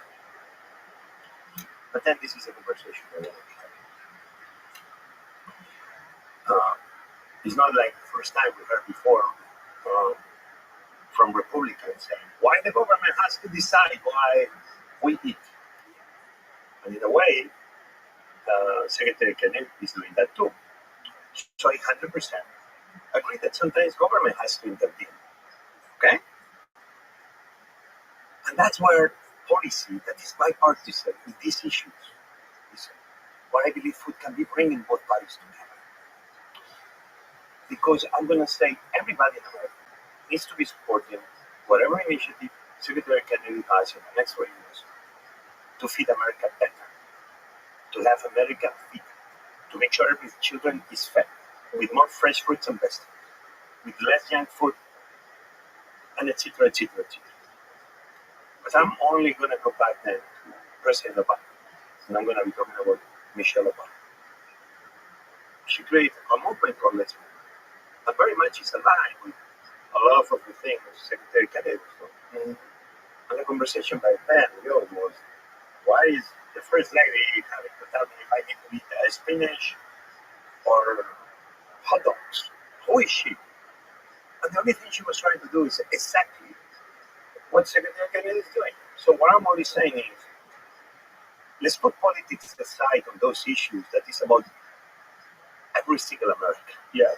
And let's agree once and for all in the things that actually both parties always should be supporting each other.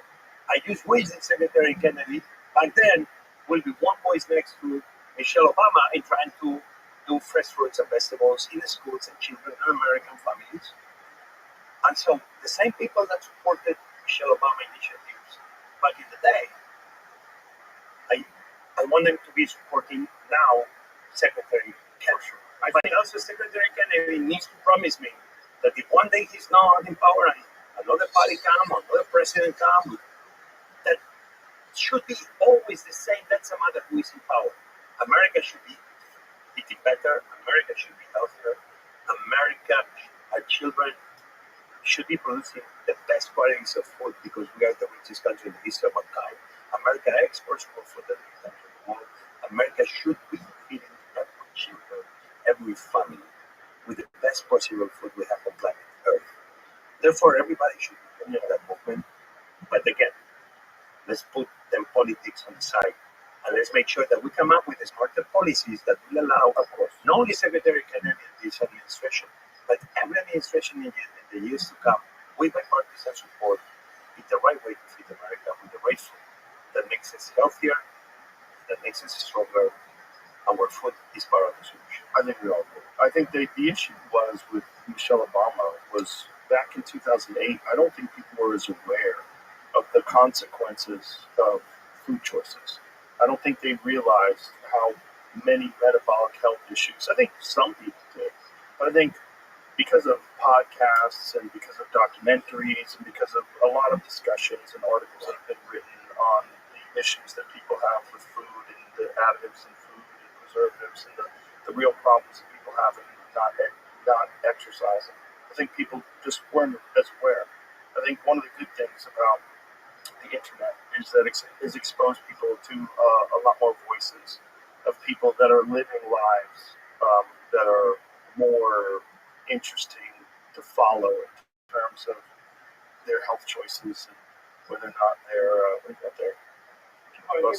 I don't want these to be specters. well, it's okay. It's already done that. Pulling up bricks. What do you got there? You got food. I just don't think. I don't think it's a. It's certainly. I agree with you, son. It should be an issue that has nothing to do with politics. It should just be about the care of people. So it's just good and solid advice. So let's agree on that. We need to agree that what Michelle Obama was trying to do was the right thing. For sure. I remember she brought over 1,000 chefs to the White House. Oh, really? In the first weeks of her administration, or month. With no agenda, only telling everybody to make America a country where every children can eat and every children in every public school across America can eat better. We need the help of everybody. Yeah, and anybody who's against that, that's an anti-American thing. Correct. Yeah, it should be 100% correct. That. All of us. All of us. What's up? This is some cream. Yeah, some fresh. Oh, I'm fresh. My guys, you guys have you great. You brought caviar? I got you.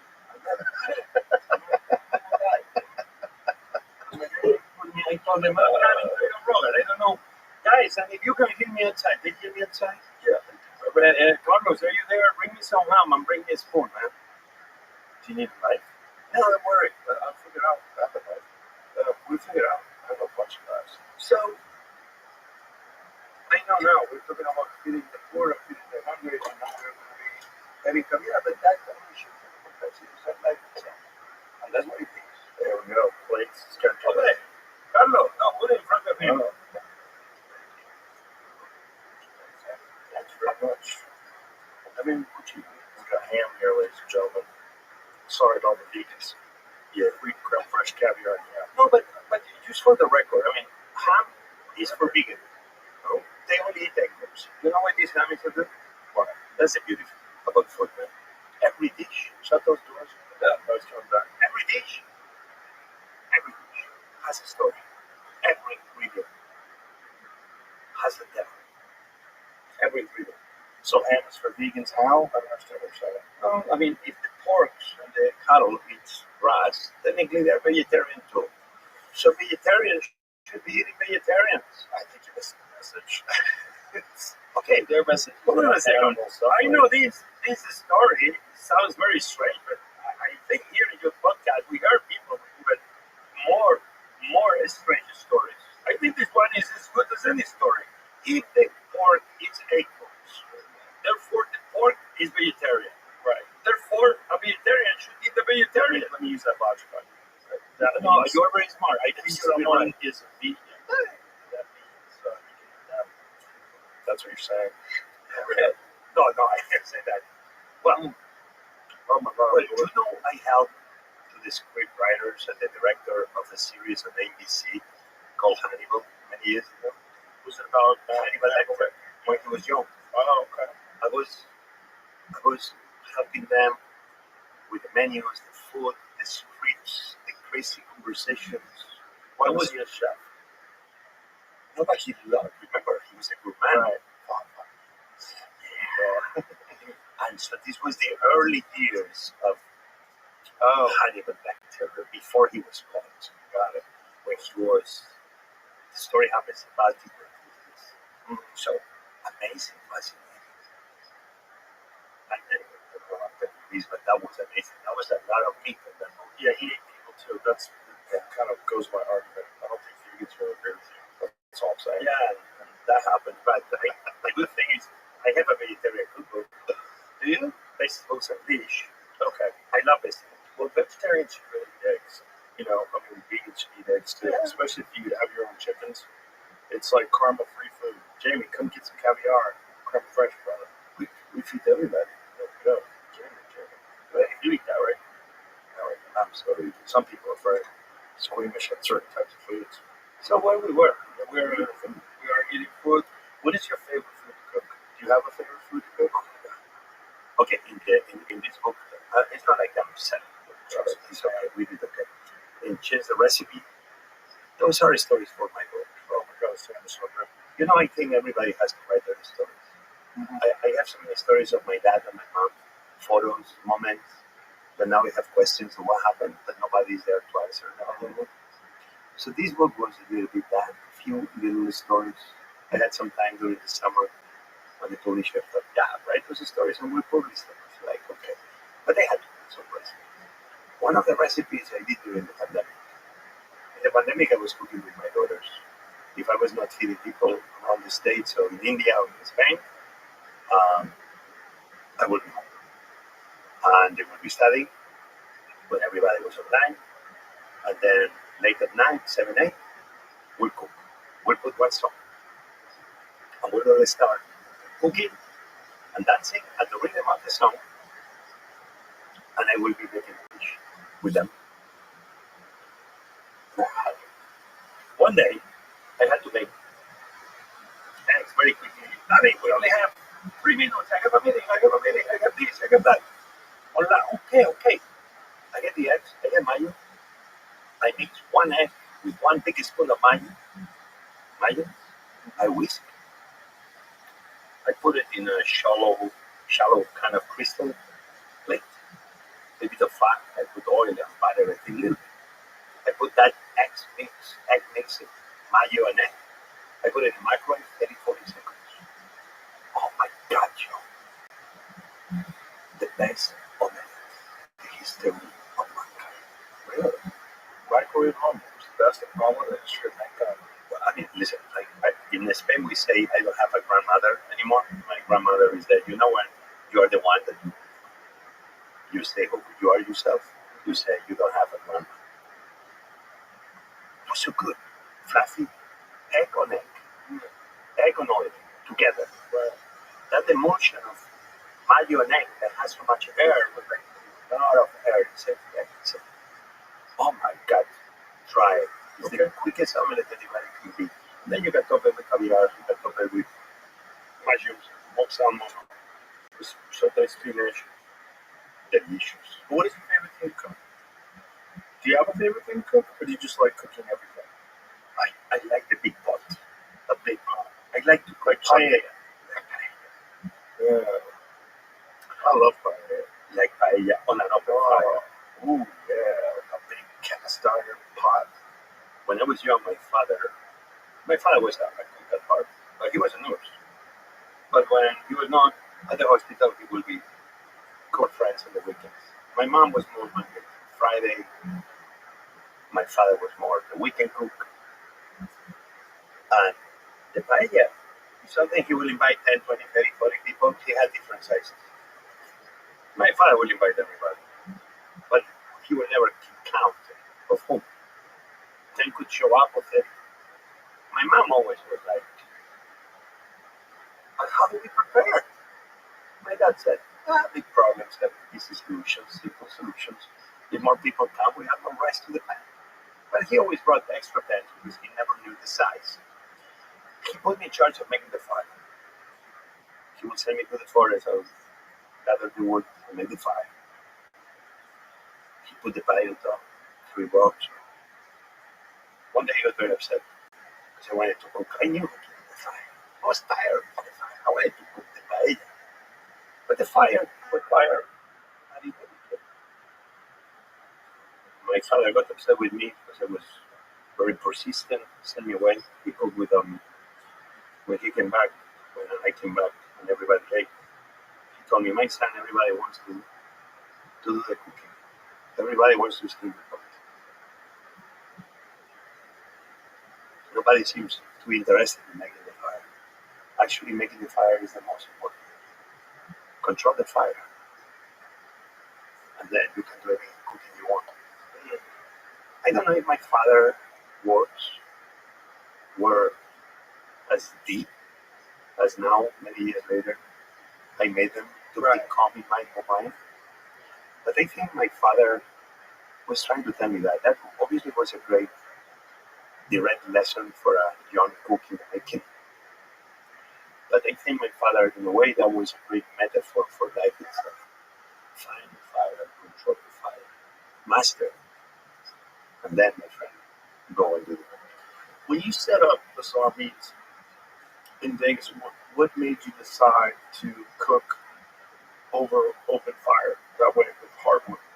The way you, which I really love, those Grillworks grills with the Argentine style grills, the wheel, you raise and lower the grill over the natural wood fire. Yeah. I love that. I've seen that since I was a little boy. You know, I was an ant. Prometheus. Right? You eat at that place with us before? Yeah, we ate there, right? How good that was. Yeah, the ham there is the same. Prometheus, one of the titans, Prometheus gave, in a way they will say that man was created from clay. Mm-hmm. And Prometheus gave also man the control of fire. Right. That was the gift of Prometheus. So we come from clay and we control the fire. Nothing for me as a young boy was more fascinating than seeing the very big clay pots on open fires. The paella my father made with this very big metal paella, but we will have also our terracotta. If you come to my house right now, I had terracotta pots everywhere. I also have the biggest grill wall that any human can have in their private home. Do we have a photo of that? Of your grill? Do we have a grill wall there somewhere?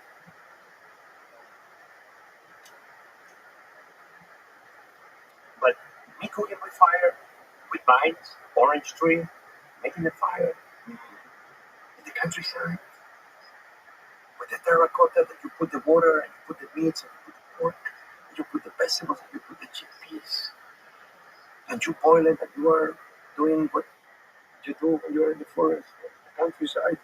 Do you like the big pots because you know you're gonna serve a big party of people with it? So it's like the communal aspect of it. It's like, it's the closest thing. If the man is the cook, I have a grill like that in my house. but okay, it's 1, 2, 3, 4. I have a fifth one. I have another one behind. I have a smoker from Texas behind. I know what those do. Yeah. Yeah, and I got a smoker, I've got a pellet grill, I've got the Grillworks grill, and I've got an infrared grill. And those two at the end, they're from Spain. They're also. So I like that. I like the moment. You know when I like to do that? When I don't even have it covered. Yeah, but even when it is snowing, I love to do that. There's nothing more amazing than having an open fire with the snow falling down and you walk in there. It's just fascinating. It's very cool. It's like being in the cave. Yeah, well, I think there's something, I think human beings have been cooking over fire for so long that there's something incredibly comforting about cooking over fire, very satisfying, rewarding. It's different than anything else. When you see the actual wood and you make the fire yourself, so you start it from the very beginning, little tiny pieces of cut wood, the little kindling, and you lay the sticks over it, and you get that going, then you lay larger and larger pieces of wood over it, then you get a roaring fire, break it down to coals, and then you start to sizzle the salted meat over the coals. You know, again, when I came to America, I didn't understand the smoking. Because, the first smoking I had, smoked foods I had was in New York, where you were in places. It took me time until I came into the smoked meats culture of America. Right, Texas. Oh my God, here was huge. Like, in so many places. Obviously, I came, one of the first places I came was Franklin. So Franklin's is incredible. And listen, all the time, the hours, the precise temperature. Yeah. Oh, the juiciness of that piece of meat. You got that with your tongue. Before it's in your tongue, obviously, you cannot eat barbecue before you knife. Fork and knife people, they were created for you to get your food from others. The fork and knife was not created for you to use. You cannot eat barbecue with fork and knife. You cannot. Just, but it has many reasons. You get a fork, and you're getting information. You're seeing the color, the juiciness, maybe the smell, the distance. But when you start using your fingers, the moment your fingers get in touch with that piece of meat, already the meat is talking to you directly. Like if it's an alien form telling you, hey baby, here I am. And you know the temperature, and you know the juiciness, and you know the fattiness. And as you are grabbing it with your fingers already, it's so many things happening in the process of you bringing your two fingers with a piece of barbecue into your mouth. Already your mouth is activated. Already your tongue is activated. Already your stomach is flowing with juices. Already your brain, your eyes, everything is just pure joy. Just a very simple thing of using your two fingers to crack the piece of barbecue. That moment itself, even if you don't eat it, you can make a movie out of that simple, humble moment of grabbing the piece of barbecue with your two fingers. I love to eat with my hands. Clearly. Sushi, I eat with my hands. Oh, yeah, God. I love ribs. Ribs, yeah. There's no other way. You hold it on to a big beef rib. Have you ever seen the beef ribs at Terry Black's have beef ribs that look like they came from a prehistoric animal. big, massive, juicy beef ribs that take a day to cook. And you just sink your teeth into it. It's like, oh, so moist.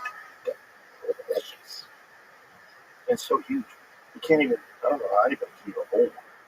Hard to get 3 or 4 bites in, like, stop. I can't. It's just so fatty and juicy. So before obviously I came to the United States, you know, baby lamb, baby pig in Spain, we love babies. The baby lambs. I was watching a documentary today on a restaurant in Spain that's known for suffering pigs. And they were cooking it all with open flames. It takes 2 hours. Only water, only salt, and the little it's a life. You know, a happy day for me.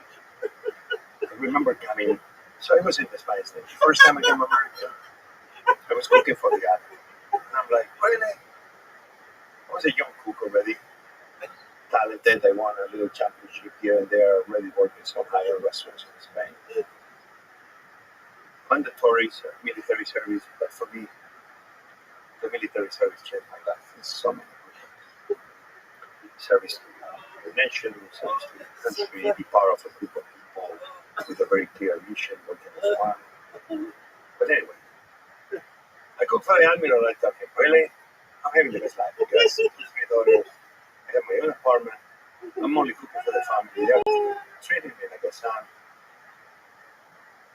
Life is good. But I wanted to go on a boat. No, on any boat. In the training ship of the Spanish Navy. The training ship for the mission. A sailing ship, a tall ship. The Juan Sebastián del Campo.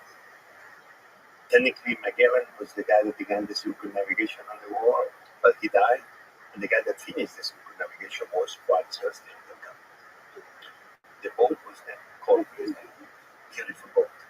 4 masts, white. If you could find a photo, it would be amazing. You could see it. 300. Now it's women that go in the old days, 300 men. Now, actually, the princess, future queen of Spain, is on this boat right now on the training ship. First time I leave Europe. First time I visit Canary Islands. First time I visit Africa, Ivory Coast, Abidjan. First time I visit Brazil, Rio de Janeiro. My first caipirinha, my first papaya. First time I visit Dominican Republic, Santo Domingo. First time I arrived to Florida, United States, Pensacola, the city of the 5 flags. Hello, the 5 flags. The Spanish Castilian flag. Hello, offshore I belong here. Yeah, I already was in love with America since I was a little boy. The NBA, the Westerns, the history of America, the Civil War, I was fascinated with America. There is the first time I had social crimes. Those are the moments that every time I remember when my father brought the first kiwi home.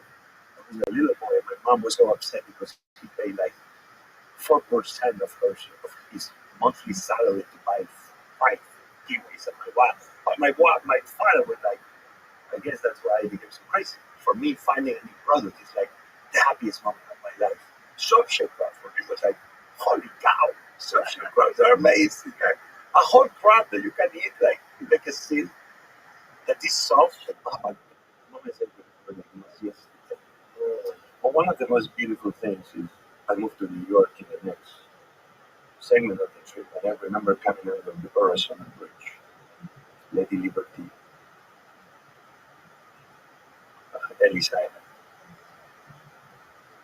I'm an immigrant, even I'm not an immigrant, I'm a soldier, a Navy guy visiting America. I became an immigrant later. And that night I'm watching the American flag before we go to shore. And I'm looking at the stars, same stars we were talking before. I'm looking at the American flag, I'm looking at the stars, the dark blue color with white stars. I'm me, I'm like, holy cow, America is amazing. Look at they put in their flag. The same blue sky at night, where you in my head, you can be free, that everything is possible, that you're welcome, that if you work hard, you can belong. I look like a fool when I realize a few weeks later or whatever that the American flag stars actually were the states. Okay, yeah, I had no clue that the stars were the states. To this day, I think my story is much more beautiful. That is much more beautiful than the states. Um, but anyway, I wanted to share that story with you because when we dock around 30th Street in Manhattan, 30 years later, um, so I finished the military service, I came back to America, New York, then I came to Washington. But 10 years later, I opened Mercado Libre de Spain, which would bring in a bigger piece of Spain to New York, to Manhattan, 200 meters away from the same place I arrived in New York for the first time 30 years before. Wow. And when they tell me about the American dream, I want to share the message that if anything, the American dream is more alive than ever before. With that doesn't mean that we live in a perfect place in a cocoon where everything is perfect. Actually, no. The American dream is realizing that actually we need to work hard for the thing we want, for ourselves and from everybody else around us.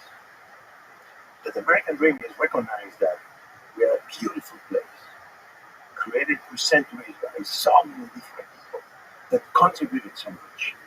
That people like me and right now, so proud and so happy and so thankful of God for being given the opportunity to come to this country to belong as an immigrant, first with an E2 visa, then with a green card, then become an American citizen. With three beautiful Americans. That much of what I am, I live 70% and 90% of my adult life in this country. I know where I come from. I love Spain. Everybody knows it. But also I know where I belong. Everybody knows how much I love this country. And now go back to my first arrival as a sailor, my comeback as an immigrant from the last 30 plus years. I want to remember that moment with the American flag and the beautiful night sky full of stars. Because it's still the American dream I want to repeat myself. It's here, but we all need to do better to work towards that dream. Where we do it sharing longer tables, where we do it with dignity to others, especially to the voiceless, especially to the poor, and that together we solve the problems that we face. The problems are opportunities for us to work together. And that's what our politicians need to do. Well, I think America is oftentimes truly appreciated by people who come here. The people that are here, it's almost like you're just too accustomed to it. You feel entitled. There's a lot of Americans that have an entitled perspective about this country, whereas most of my friends that come here from other places. Russell Crowe had a brilliant thing he was saying about America last time he was here. Said the rest of the world is counting on us because this is the place of freedom. This is the place of opportunity. This is the place where anybody can come and make something out of themselves. And it's not the United States owes, the people here, the people become entitled, and they have this perspective. We get too used to the fact that we're here. You live in another part of the world and appreciate America. Whenever I travel, I love traveling. I love seeing other parts of the world. I can't wait to come home. I love it here. I love it here specifically. It's a wonderful part of the world. Austin is a very cool place. Austin is amazing. It's the perfect size city. I think I talk about it too much with people moving here too much. That's why I try to hedge my enthusiasm a little bit, but I think it's cities can get too big, and when cities get too big, people become a burden rather than your neighbors. People become, you have this diffusion of responsibility. There's too many people. It's not my problem. Too many people that are in the way. Too many people. Instead of this is my community. got too big. People are friendly. They're nice. There's a lot of art here. There's a lot of music. Now there's a lot of comedy. There's a lot of cool people there. A lot of food. So there's a lot of good podcasts. Yeah. There's a lot here. Many great podcasts come out of Boston now. It's a lot changed. That was one of the good things about the pandemic. A bad thing happened, and a lot of good results came out of it. People realized like they don't want to be places that have restrictive governments. And California had a very restrictive government. It got a lot worse during the pandemic. But it's the same thing we were talking about before about power and tyranny. Absolute power. And you tell people what they can and can't do. You tell people they can't work. You tell people they can't keep restaurants open. I mean, if there was a restaurant apocalypse in California, 70% of all the restaurants in Los Angeles went under. 70%. That's crazy. That's an insane number. Well, I don't know that number. I know that number. Is the number? Yeah, Is the number? Yeah, Official number? 70%. Restaurants are one of the hardest businesses to keep. Right, which is why It's a huge percentage of restaurants close the first year. So even a bigger one, I think it's 25%, something like that, but that in the first year or something like that. And only a very small percentage make it past 5 years. Yeah, it's like 50% every 3 years or something. Sort of right. So restaurant business is hard. It's very hard, right? Very hard. Very hard. You want to give people economical prices, but overhead, staff, like this. And everybody complains that you overcharge, but then what? But then we need to take care of the people and the employees. Yeah. We need to make a living. But we forget that the vast majority of the restaurants in America are owned by small business owners. Who many of them are working as hard as they can to make the restaurants successful. We forget sometimes that the business owner in a way is the employee too. Well, that's another thing. People feel entitled to good restaurants. They don't appreciate the people that serve them. They don't appreciate the people that cook. People that provide this experience where you can go to a nice place, you have a wonderful atmosphere, great service, and you can really enjoy a meal and enjoy someone's art, which is really what it is. Anthony Bourdain, that we mentioned before, is a big spokesperson for all, especially street farms. He loves street more than everybody. More than anybody, you know. More than anybody. But these are the complex. Listen, sometimes it feels, and we saw it during the pandemic, that the people that feed America, the people that feed the world, sometimes it seems, and it's real very often, that they cannot feed themselves. Farmers in California, people working there in the farms, picking up okra, strawberries for you and I to enjoy. And they seem that they cannot feed themselves because how little they make, and that's the conundrum that we need to be changing in the food. What's a lack of understanding of the effort that's involved in feeding us? We're just accustomed to be able to go to the supermarket, this wealth of abundance. It's almost it's just a lack of perspective, lack of understanding of the effort that's involved feeding all these people, and a lack of appreciation, real gratitude towards these restaurants, these farms, those people that work so hard. It takes a village to feed the world, to feed America, to feed the world. It's a lot. The fishmongers. In Washington D.C., I've been very lucky to be surrounded by Virginia and Maryland. Is that where you live most of the time? Bethesda. I'm a Marylander with an accent. Why did you choose that area? I think the average chose that. I mean, it was a great school that my wife went to. Obviously, I moved to Washington D.C. in 1993. But you have restaurants all over the place. So Yeah, Vegas, in Chicago, Miami. Yeah. We're doing restaurants, live, books, trips, TV. The new TV show I have on NBC with Martha Stewart, Monday nights at 10 o'clock after The Boys. My work, my humanitarian work, we work in the kitchen. Um, policy work, which I will not say I work on policy, is something like when I feel I can become one more voice to push smart policy on behalf of all Americans. I just try to be a voice that brings politicians that put parties closer together to move forward something like I believe makes every single American better. Um, and that's how I try to divide my time, like all of us. Right? For me, coming here was like the highlight because number one, when I thought, shit, we keep hiring clients. At the same time, it's like you expect shoes and yours. But again, for me, just coming here and get to be with you one on one, yeah, it was coming, but in my pocket list. So I don't know. Listening to you, I don't know if it's your voice, your looks, the easy conversation. No script. I mean, you keep asking questions and you have nothing in front of you. And I don't know how you keep every single time.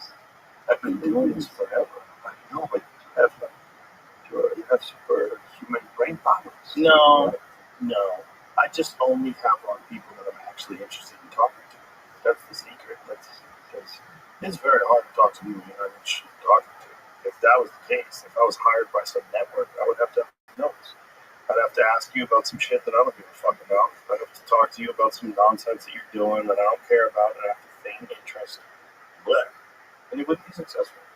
The only reason this podcast works is genuine curiosity and an interest in the way people view the world. And I think we got that out of it today. We all got a very beautiful view into the mind of a guy who really loves food and really loves people and lives life with passion.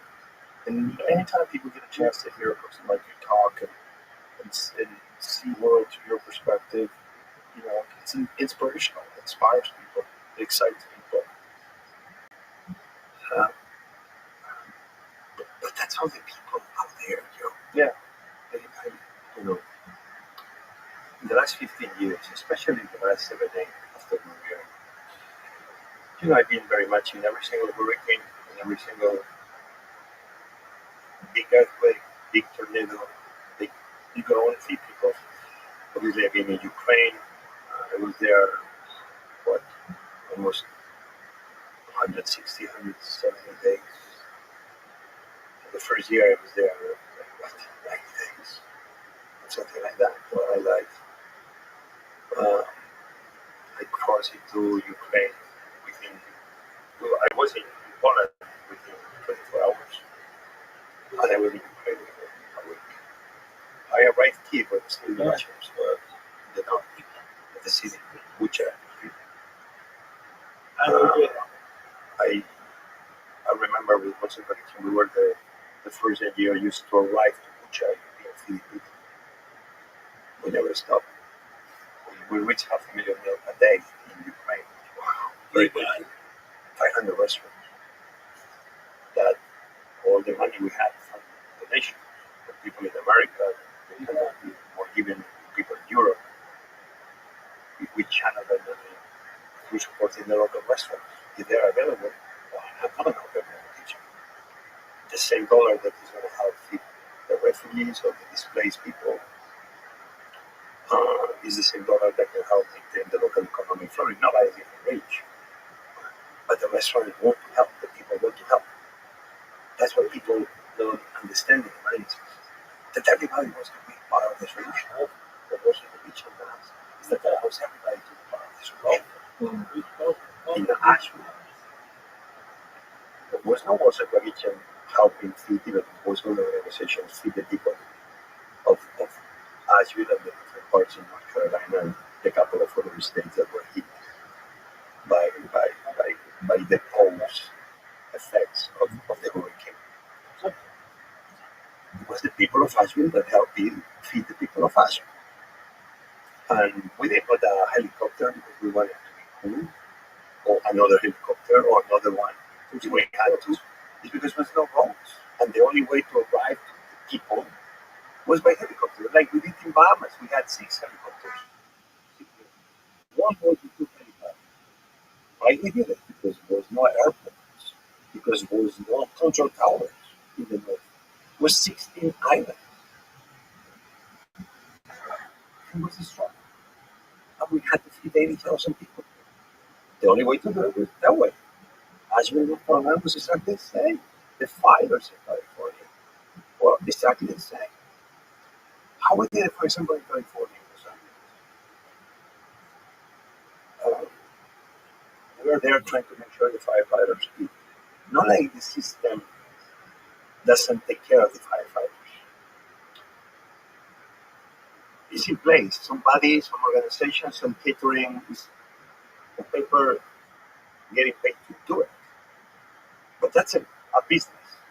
In an emergency, you have to adapt because they're not going to let you go to the firefighters sometimes because there's one guy in the boat that is trying to protect you from. But we have to go to them because those firefighters probably they're going to be fighting for 48 hours.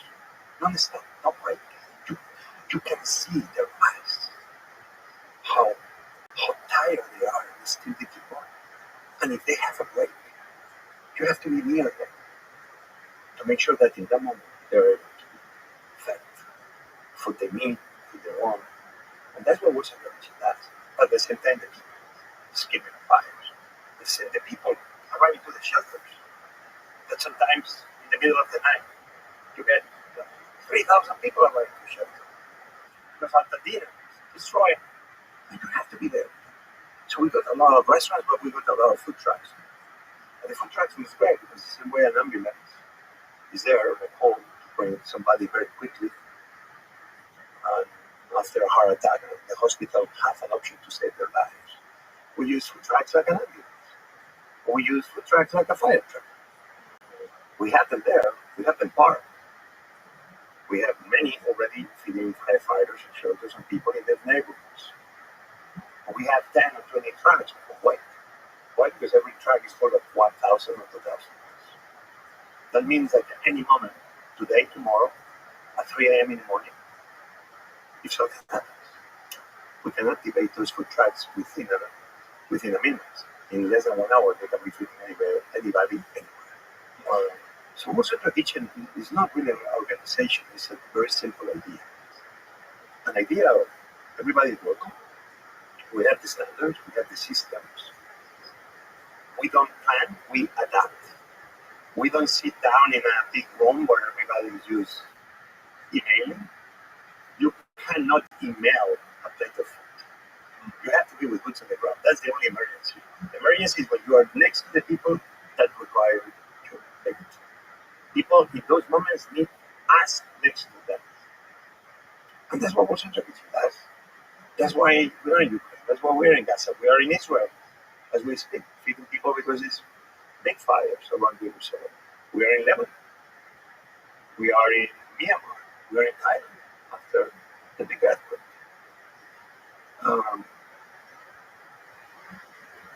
Water Kitchen is using group, obviously chefs, but it's so much more than that.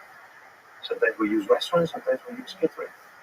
Sometimes we use food trucks. Sometimes we open our own kitchens. Sometimes our own food trucks. Sometimes our own bakeries, like the one we have in Gaza that unfortunately stopped working yesterday because we ran out of flour. The situation in Gaza is very bad. There's almost no food left. And people are going to cook. And it's a very simple solution. Unfortunately, those hostages, they deserve to be released. They should be free. What happened on October 7th is something that we can never forget.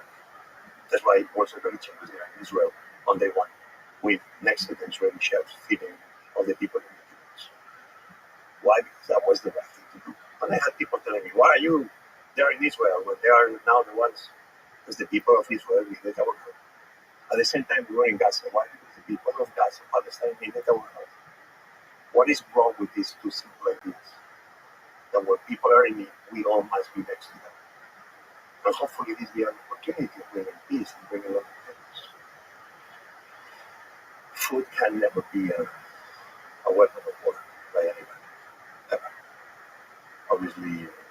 Hamas did is terrible. It can never happen again.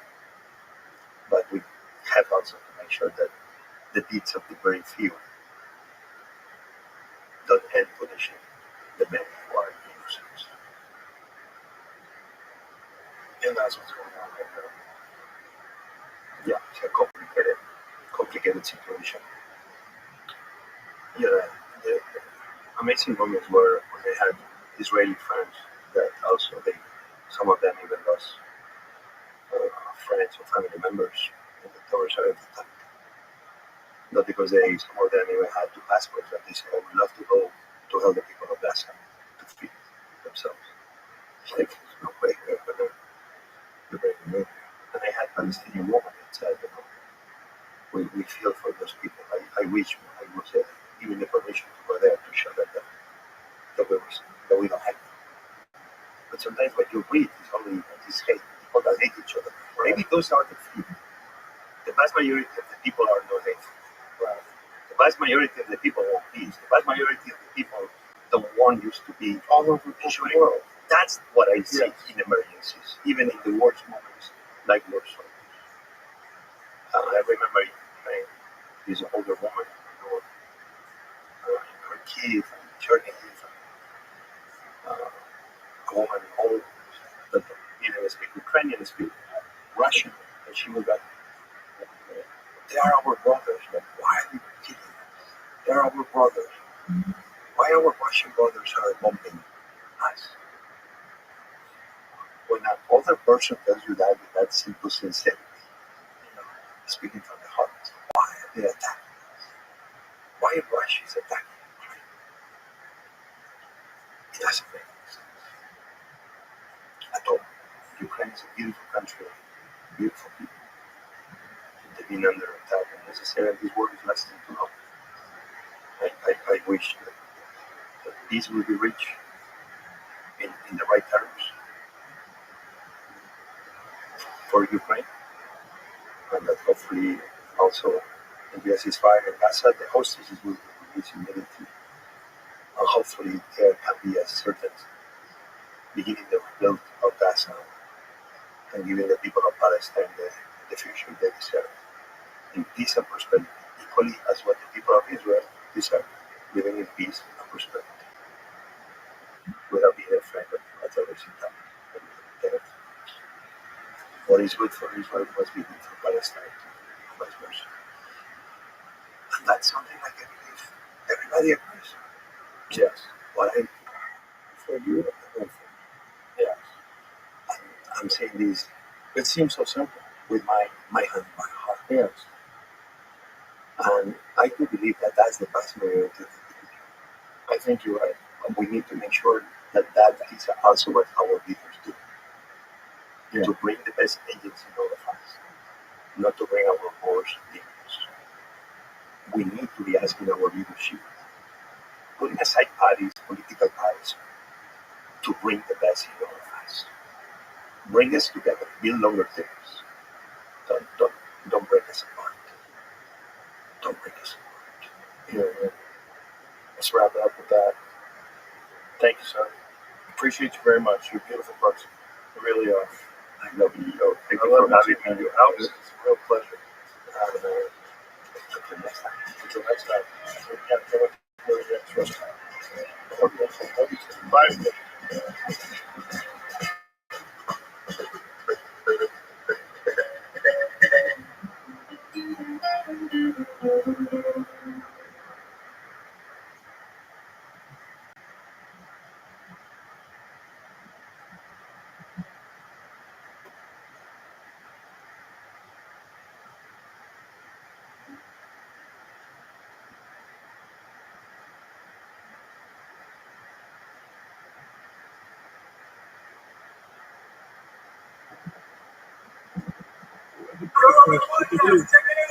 Good job.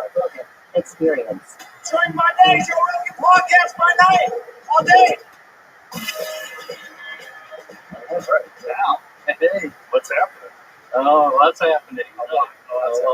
Thank you so much for being here. I'm very excited to talk to you. I've been thinking about nothing But since that dinner that we had a few months ago, Oh, I think yes. about it a lot. He told me a lot of crazy stuff. So Yeah, well, it just seems like that's been my thing in life. Get involved in the crazy stuff no matter where it comes from. when did that start? When did you start getting involved in the crazy stuff? Well, actually, I began early on. I was a ham radio operator as a teenager. And I went to vocational school. I didn't think I'd ever go to college or whatever. But I got all involved in learning about radio transmission and all that kind of stuff. So I finally decided, okay, I'm going to go to college and really concentrate on electrical engineering and physics and all that kind of stuff. But the weird stuff actually began kind of by absolute accident. At the time, I was involved at Stanford University getting my PhD. I was just doing cool things. I invented a broadly tunable infrared laser.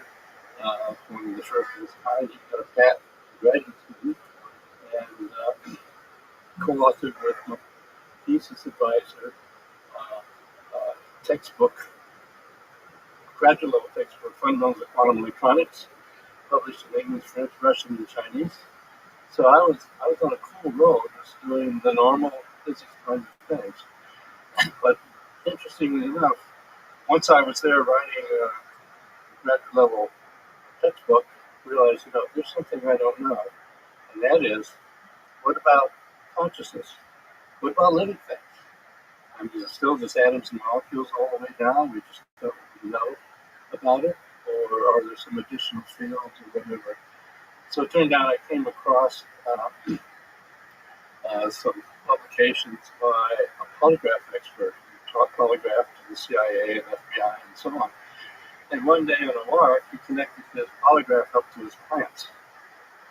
And he saw signals coming out that looked like what you see out of people. And then he decided to threaten the plant like he would a person, and he got a big response. And so he then went on to connect up a couple of plants to polygraphs, and you would find that if you affected one, the other one would respond. So I thought, okay, well, maybe this is some new field that we do need to do in physics. So I came up with for me, it was just a pure physics experiment. I'm going to grow some algae culture, split it up, put half of it in a laser link site far away, and zap the local culture to see if it responded, and I could measure velocity propagation and so on. So I sent that off to this polygraph guy, Steve Baxter, and so he said, well, that'd be a cool experiment. Well, here's one of these things where your life takes a left-hand turn, totally random. He goes to a cocktail party in New York City, and there he runs into Ingo Swann, who turned out to be so-called famous artist, fellow that did remote viewing, so-called. And so I invited him over to his lab and said, see if he could affect the plants and so on. While he was there, he saw my write-up about the experiment I proposed, which for me is just a pure physics experiment.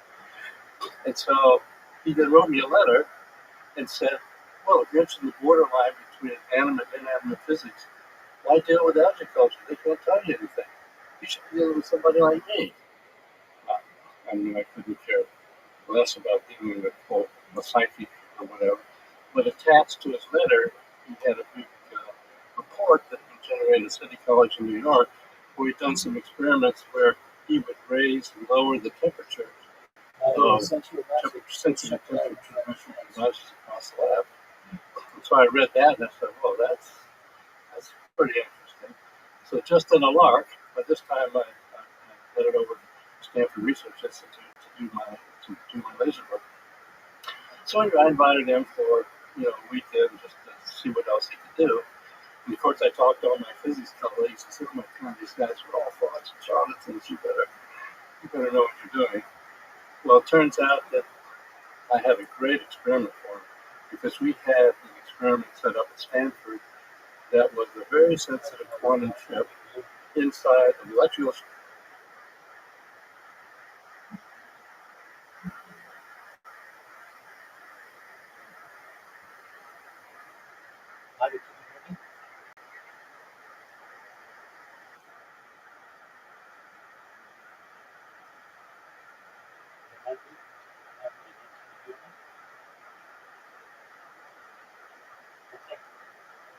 we got to reduce it.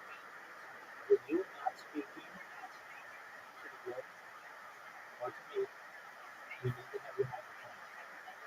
Okay? This morning, I didn't get to sleep at our dance because you were speaking with your relative, which I'm totally fine with, but I don't want to hear it and other people don't want to hear you. So you need to do it. Secondly, when I have people, especially strangers, that's not time for you to shop. Okay? You can talk to them all you want, but you have to let me get through my elevator pitch. When I'm trying to talk to people who have no idea who I am, or any idea, I'm working very hard to get them in here. And their attention is very important to me. If you want to become that friend with them after, absolutely. I want you to. I want you to embrace them, and I want them to embrace you. But that is not time for you to talk. And finally, when we know that we're here, but earlier tonight with music parties and you're playing bowling, you asked if you wanted an invitation, and then you just go away. That's not what we want. We want you to be kind to people. I know that you can be. I know that you don't have to be mean, but sometimes you're really mean to people. And I have to basically apologize and rip it back. I don't want to have to do that. I want this to be a welcoming place for people. I don't want them to be like, wow, who's that person? They're making me feel uncomfortable in the night. Okay. With that being said, you understand?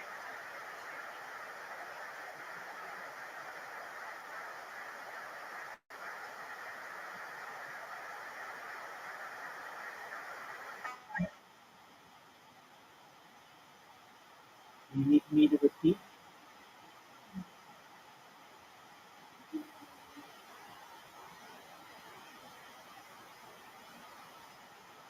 You are speaking to you. That's fine. You need me to repeat what I just said.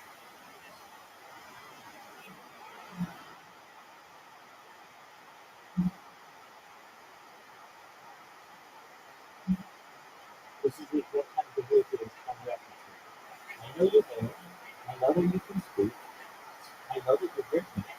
You're just being a little girl.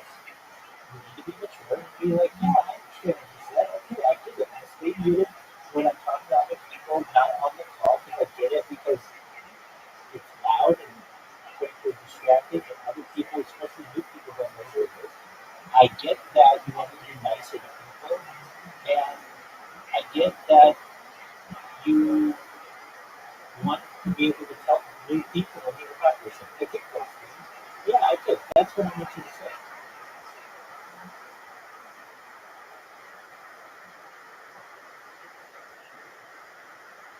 You just being silent is just immature.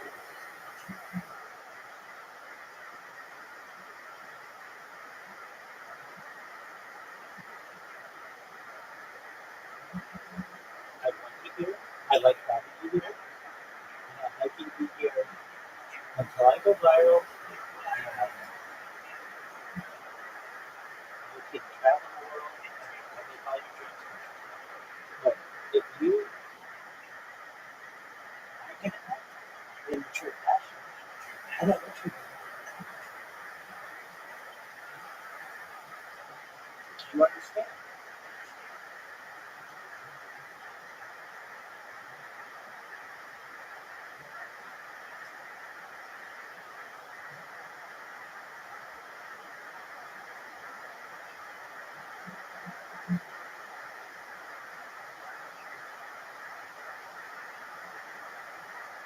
Money and asking you a question. Do you understand? It's common courtesy. You shouldn't have to teach you how to communicate. You should be nice. You should be respectful. And you should answer people when they respond to you. But when they respond, respond. I'm not your father. I'm not your mother. I'm not your parent. I'm not anybody in the people who should be teaching you good communication skills. Okay?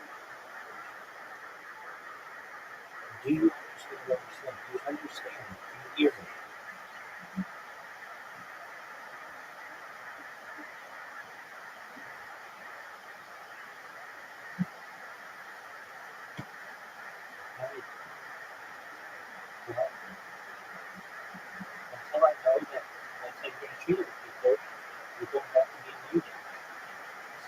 with you when you understand what I'm saying to you.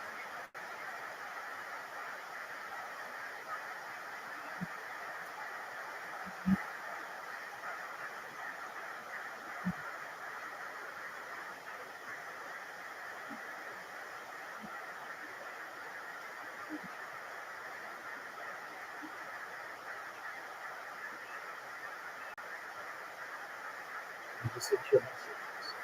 Speak with your child. That's how you need to be communicating. Until you can figure out how to communicate with people, the system has to be this. I don't really have an alternative. I have to be able to trust you. And when I you really don't know what's going on, if you're bragging away, and frankly, they don't know if you're mad at me, if you're mad at them. You haven't introduced yourself to them. They don't know who you are. And I don't expect them to know who you are. I want them to get to know you. But there's some things that are just fundamental, foundational aspects of communication. And you're not very good at it. Field shield inside a magnetic shielding, inside a superconducting shielding, completely acoustically isolated from the environment. No way anything on the outside could affect that little chip. They were only looking for quarks and stuff like that. So anyway, I brought him over to the lab. I said, remember that thing you did with the thermistors there at City College in New York? And this is sort of that, like that on steroids. And so I said, okay, well, I'll see what I can do. Well, it turned out he generated all kinds of signals in that little quantum chip. Of course, a graduate student whose life depended on this not being, affected by anything outside, said, hey man, maybe there's some bubbles in the nitrogen line or something. But no, he was able to do it. But what was most interesting was that I asked him, well, how'd you know what to do? He said, well, I didn't know what to do, so I just looked inside through all this shit. And he drew a diagram of what was inside there that never been published. He said, well, this is when I put my attention on it, that just happened by accident. So you drew an accurate diagram of all the shielding that you have around this equipment. And the little quantum chip and the circuitry deep inside. And when you say he was able to affect something, what in particular was he able to affect? Well, in general, there was a big oscillating signal coming out of the thing that ran about 30 seconds or so.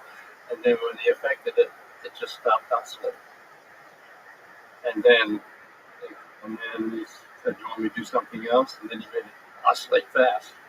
And that's when the graduate students sort of went berserko.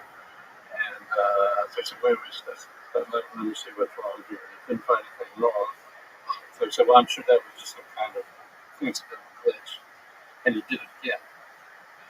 And so he said, So he's doing it exactly when he's saying he's going to. Exactly when he's saying he's going to do it. But anyway, the reason I'm trying to get around to answering your question was that I then wrote this up and circulated around to other physicists. And pretty soon, the CIA landing on my doorstep and said, oh, we've been looking for you. And I said, why? Well, they looked in my background. They saw that I had, between my master's degree and PhD, I'd been a naval intelligence officer at the National Security Agency. I have lots of high-level clearances. And he said, we have a problem. And they popped a big report out on the desk, like that, and said, look, the Russians have been spending millions of dollars at their best institutes trying to use ESP for espionage purposes. And we don't know how to evaluate it. I mean, no scientist in America believes there is such a thing. And then you did this experiment, and it looked like this guy could actually get inside this device, describe it, affect it. And here you're at SRI. We have lots of black projects here anyway, so we'd like to check him out. Can you bring him back and let us come and do some experiments with him? And by the way, we're hoping to find this just all BS, and we don't have to think about it. We'll do the end of that. So anyway, brought him back. They spent a day hiding things in boxes and envelopes that you would describe what was inside.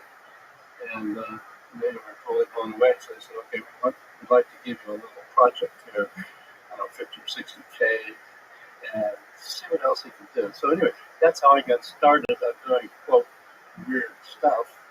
And so as many would know, that project ended up being very productive, and it went over more than 20 years and so on, highly classified level.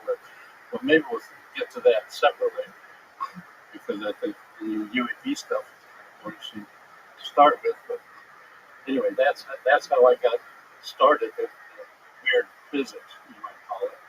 And then, sort of like in Ghostbusters, well, if you got some difficult problem, who you gonna call? And there I am. So, what other things did you do with Ingo? So, he was able to affect the oscillations. So, They affect the oscillations. he had some sort of an ability. Did he describe, first of all, like what this ability was, how he perceived it? He said that for some reason, starting when he was a little kid, he would try to focus on some news item or whatever, and he'd suddenly get some kind of picture in his mind about what's going on, and later he would check it out, and turn out to be correct. So he just said, he stumbled upon remote viewing. Right. But remote viewing and then being able to interact with the equipment and change the oscillation seems very different, right? It is very different, and as we might discuss later, I've got some ideas about what some of the quantum mechanisms might be involved in that. But anyway, as far as the CIA was concerned, they were most interested in this ability to see through shielding. They said, does that mean if we have all kinds of classified documents and super good and safe, the Russians might be able to reach in and see them? So that's what they were most worried about. And so anyway, Did you find that to be true? that started a whole program, and we found out that it was true. That, we started out doing what you would think, just hiding things in the next room and can you describe them and stuff like that. And but then he got bored. He said, "Well, if you want to know what's in the next room, go look. You want to know what's in the envelope? Open it up." So he said, "Well, what do you have in mind?" He said, "Well, just send somebody out into the San Francisco Bay Area, and I'll describe where they are." And so that's how what we call remote viewing program got started. We started doing experiments, which I gotta say, I resisted this stuff very much along the way, because as a physicist, I had no idea how this could possibly be. But nonetheless, we began working with him. Our lab director, who's always concerned about was this some kind of hoax between the subjects and the experimenters. And he'd make up a long list, we'd store them in his safe, and we'd go get an envelope on the safe, leave SRI, drive to where the government said, and he'd give a description. That's how that whole program started. When you were experiencing this and you're initially very skeptical and you start seeing these results, what kind of a shift does that have in your worldview? It was challenging, I gotta say. Because as a physicist, and as a quantum physicist, where I've written equations for all kinds of interactions, I had no clue how anything like this could possibly be. And I'll be honest, I still don't really have a clue about exactly what's going on, other than consciousness seems to be expandable out into the environment in a way that we don't usually consider could possibly be the case. There are people who get into meditation and all that kind of stuff, but none of that was in my background. So I just found this a challenge, and it was only that CIA was paying us to look into this that I kept going the next step, resisting every inch along the way. To give you an example, along the way, there was a little bit of PR in the newspapers about our experiments. We began getting people calling in and saying, "Well, I have some of that ability too," and whatever. And so one of the people that came along that was Police Commissioner Burbank. He said, when we were solving crimes, I would get an image of where the culprit might be hiding. And it would turn out to be correct. So maybe I have some disability. Well, I had no reason to assume I believe that, but it turned out that right at that moment, we were being challenged by the CIA to prove this wasn't just some kind of a hoax between the experimenters and the subjects. And so they came up with coordinates. Because as it turns out, when we sent people out to a site, Bingo or somebody else had to describe it, they would describe not only the site as being observed by the outbound person, but also what was inside the building, what was on top of the building. So then we realized, okay, that person's just a beacon. It's not that he's sending something back telepathically. So once we realized that, Dingo Swan and his never-ending challenge said, well, just give me coordinates, latitude and longitude, degrees, minutes, and seconds, and I'll look wherever that is and tell you what I find. So in fact, okay, I found that hard to believe also, but we did a lot of experiments and started targeting everything. Anyway, Pat Price shows up, we do some local experiments, and he's doing very well as well. And so, again, our CIA contract monitors were worried that there's some kind of trickery and so on. So they came up with coordinates of what turns out to be right next to Sugar Grove facility, which is a highly classified NSA facility picking up Soviet satellite transmissions. So I had no idea what it was, and we always kept ourselves blind to what the target was, so no one could say we just gave you the data. So Cap Price decided to follow our instructions, go to those coordinates, say what he says. And so he describes this place. But as part of that, what he does is he says that he merged his mind, whatever you want to say, into a safe, and a whole bunch of words popped up in his mind. So he gave this whole list of words. Okay, fine.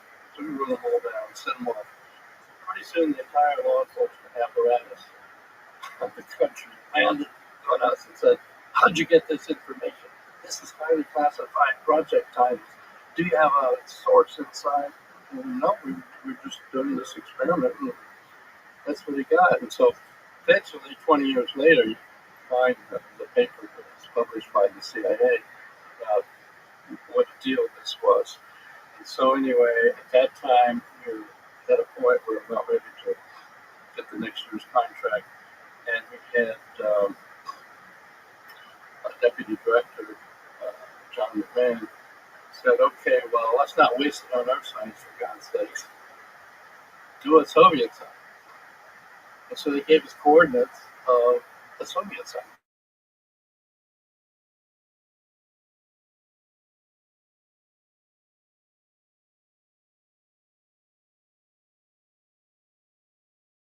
Really a good remote viewer along with English Swan. And he described this giant crane that rolled over the top of a building. And I mean, it sounded like science fiction. I mean, I've got some examples here of the drawings of that. And so it turned out that from satellite imagery, what he drew was correct. And so that finally started, okay, this stuff is real. It can be used. Let's go to work with it. So that's what started the whole, you might say, espionage-oriented SRI program and remote viewing went through, I don't know, like 23 years or so. What the meetings like? When you're explaining this to the CIA, you're showing them results. And you've got these, hard-nosed individuals who are pretty rational, really trying to figure out what you're saying. They're really basically the two levels of response. For example, some of the early work, we went to brief. We had 10 or 12 people, we're talking about the work. Pretty soon a guy at the back of the room jumps up and says, I know what this is. This is some kind of PSYOP test of our gullibility. And I want you to know, whoever's putting this out, I'm not buying it. So that was one response. But there's a second response. turned out to be interesting. At a certain point, after we had done a number of years of successful work in doing the remote viewing, we had to keep briefing higher and higher, as you can imagine. I hated briefing higher because if you brief a high-level guy and he's, oh, come on, this is nonsense, this is BS, and that's the end of your programs. So I got up to a point where, for example, I briefed Bill Casey, the director of CIA under Reagan, and we had 45 minutes with him. And so I went through stuff like I've been describing for 45 minutes. He got so entranced with it that he dismissed the rest of his afternoon calendar. We spent 5 hours briefing him on that. So there was this funny thing where a certain level of people were just, oh, this can't be. And then really high level people seem to be more open to it. So actually we came up with a hypothesis that is, okay, people who make it to the top of the food chain might be people who at some level inside themselves are, they're always making decisions based on insufficient information, and they end up making the right decision. That's how they got to where they are. So maybe this is some aspect that techniques at the unconscious level happening all the time. Well, that finally got put to a test. There were some parapsychologists who did some experiments with meeting of CEOs, I think 67 CEOs of major corporations, and had them try to guess the numbers that would be generated on the computer the next day. And so they did that. And it turned out that those who scored quite positively, significantly so, when we interviewed them, it turned out they were the people who had the businesses that were really doing well. And the people who scored poorly had businesses that were kind of failing. So these investigators would ask them, what are you using? Do you use ESP or something? Some plan for the future? No, I don't believe in that nonsense. But I realize that if I trust my gut instinct, I'm usually right. So anyway, that sort of leads to the idea that this is a broadly available phenomenon. Do you think that this is an emerging aspect of human consciousness, or do you think that this is something that maybe we developed a long time ago but lost because of communication, because of the written word, because of our ability to express ourselves, that we stopped communicating with the mind? I think your second interpretation is the correct one. It's probably when you're out in the jungle and there's a tiger coming down the trail that you don't know about quite, it would be a thing that could really help you exist and survive. But once we get into language and technology and so on, that's sort of. Nonetheless, we found. I'll tell you what is the most mind-boggling thing in the whole program was we had a few people who did really well.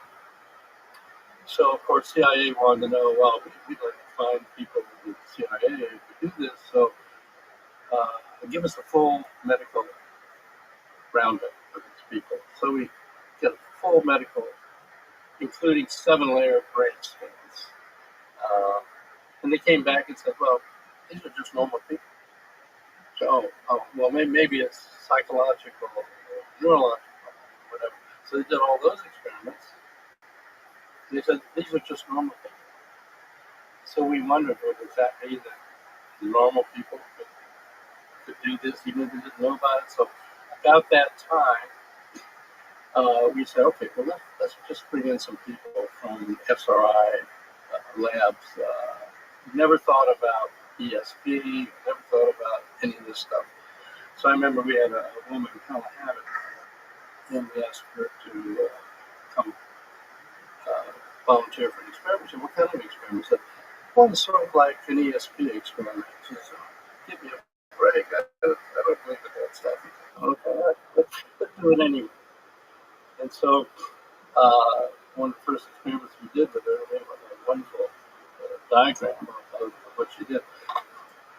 We sent somebody out by our usual protocol to an overpass over the freeway, that's all fenced in with a very interesting structure.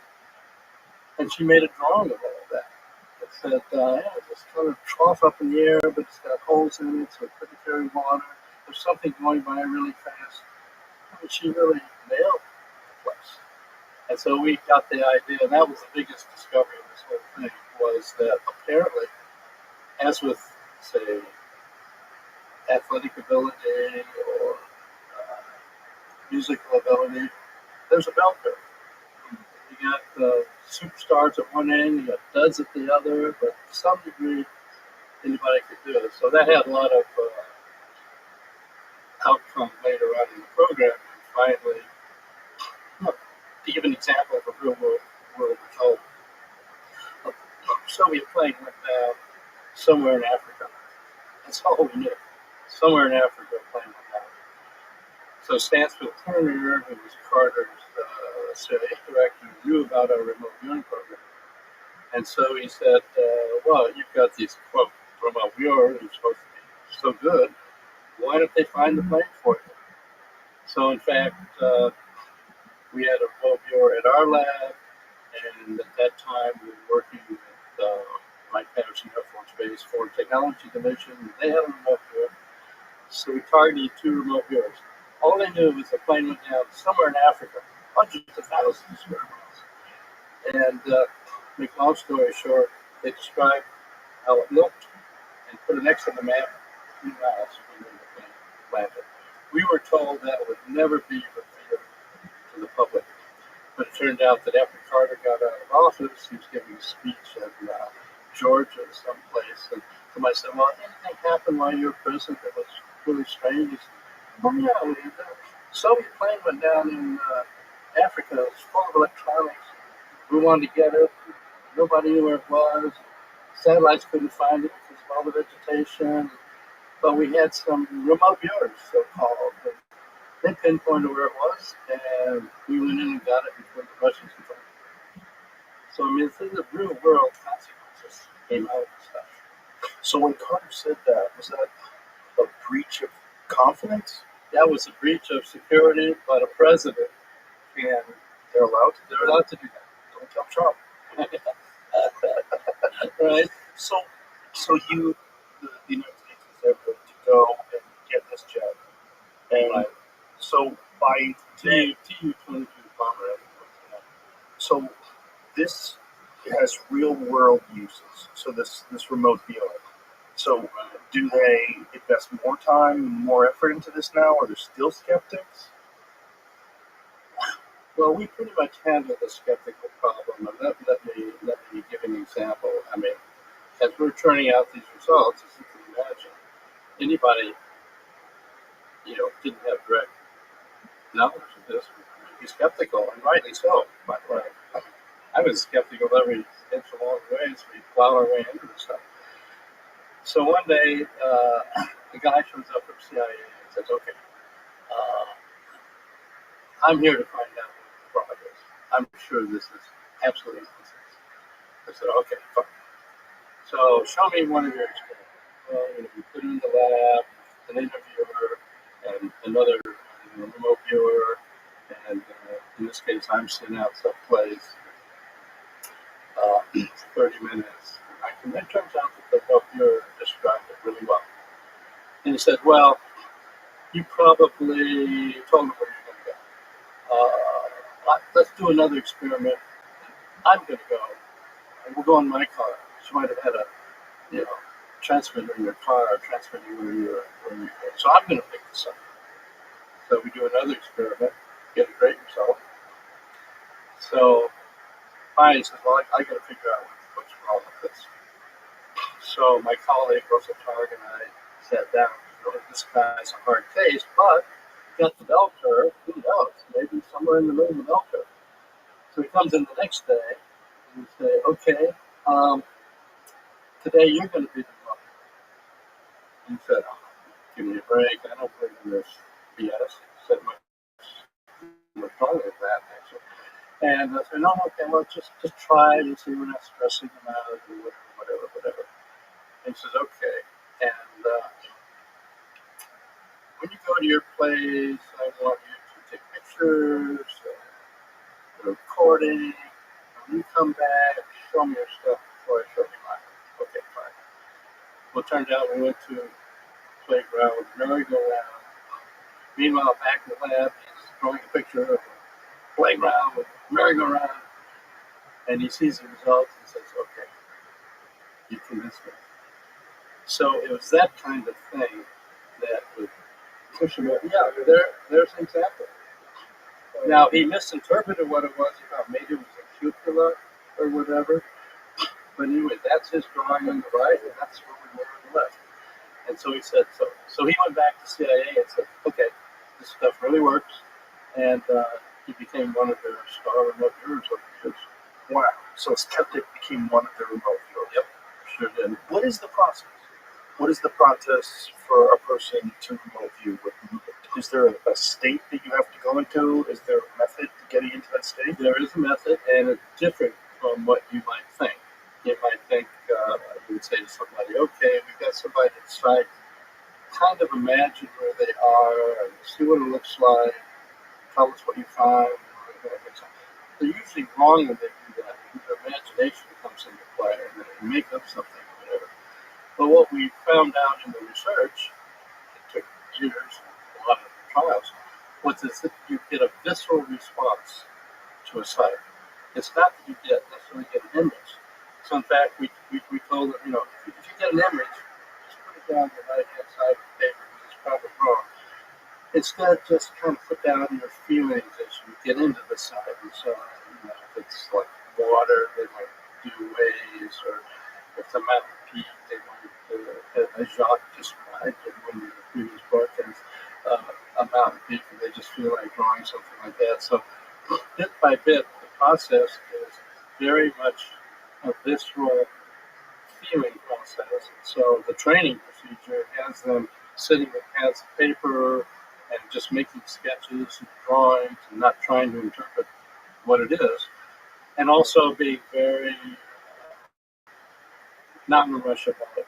It's sort of like you've got a door, and you drill a hole through, and you drill another hole through, another hole through, and finally the door crumbles, and then you've got a pretty good feeling for what the sign is. So the process that we use to train people involves this multi-stage process where they're to go by feelings, colors, flashes of things. You see a flash of piece of metal, don't try to turn it into a car or a bicycle or whatever.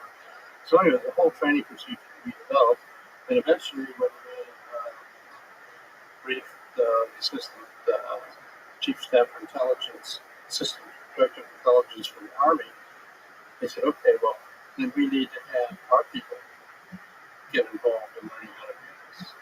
And so they sent Army intelligence officers. They picked out a bunch of them and said, hey, you just volunteered to become a psychic spy. And said, well, okay. And they sent to us online. We ran them through this step-by-step training procedure. And they learned to do really, really well. I mean, Joe McMonagle, anyone who follows the literature, is known to be really excellent. I don't know about you. And so, to give you an example, one time he said, we trained them, and so they learned to do really well. We set up a whole program.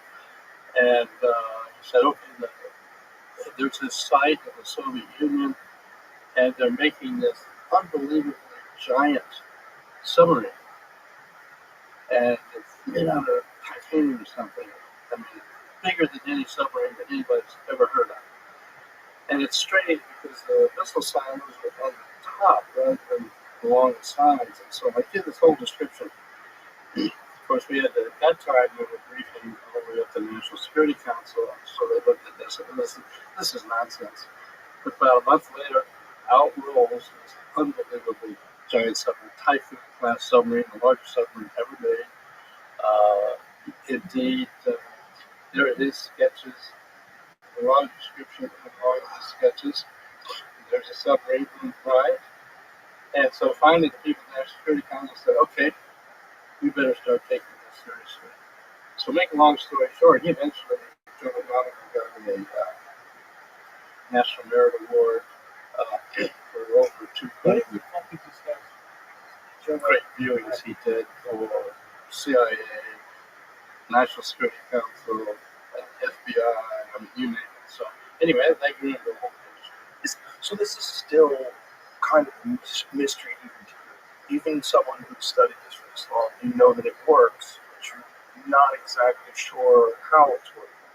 Is that a fair assessment? That's a fair assessment. I mean, when we, as physicists, we get to say, oh, don't have a clue.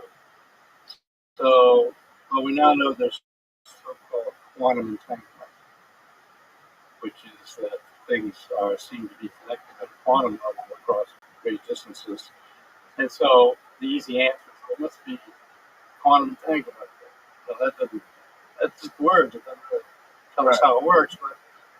But to give you an example, we wondered how far you could go.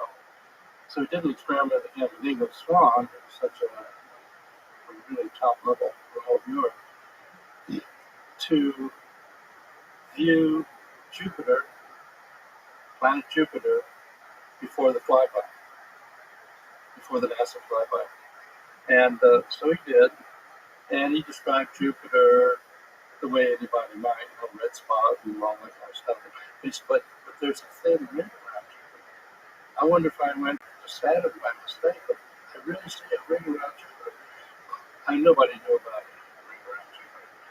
Carl Sagan happened to come by the lab and said, oh, what do you think of this? We got this result. Ring around Jupiter. That's nonsense. But when the NASA flyby finally got there, it turned out there was a ring, a small ring around Jupiter. And so we got that in publication in the book we wrote about all this stuff before it was known in the scientific community. So that's what we find out, that apparently even distances is not a big deal. The other thing we wondered, I can tell you what it isn't. Okay. We thought maybe it was brain. The Russians came up with the idea, well, brain waves, low frequency, long wavelength, they can seemingly get through some aspects of the environment. So we came up with a series of experiments, and one of them was, okay, let's put our remote viewers on submarines, take them into the depths of the ocean. As it turns out, seawater is highly conductive, and so at even at low frequencies, even at brainwave frequencies, it would be a complete shield for that. So we piggybacked on somebody else's experiments, Stephen Schwartz's experiments using remote viewers to go find archaeological wrecks and shipwrecks and so on, which turned out to eventually be a successful experiment. But anyway, we got to do 2 experiments. We got pristine results, even with them under the ocean water. So we know it's not ordinary electromagnetic functioning. So we can try kind of off this. Not that we know what to put up in its place, other than it's got to be some new field, some quantum aspect that we don't understand yet. We don't understand, but yet you could repeat it. But we could repeat it. Wow. Now, I'll give you another example of the skepticism that we got. And by the way, I can't blame them. We had some psychologists at SRI, and they said, you got that stupid ESP experiment stuff going on. This is going to ruin our reputation. People think that we're a nonsense place, and so it's hurting our reputation. Of course, they didn't know it was a highly classified CA program. So anyway, so our director said, well, what do you think? How would you know if this is false or whatever?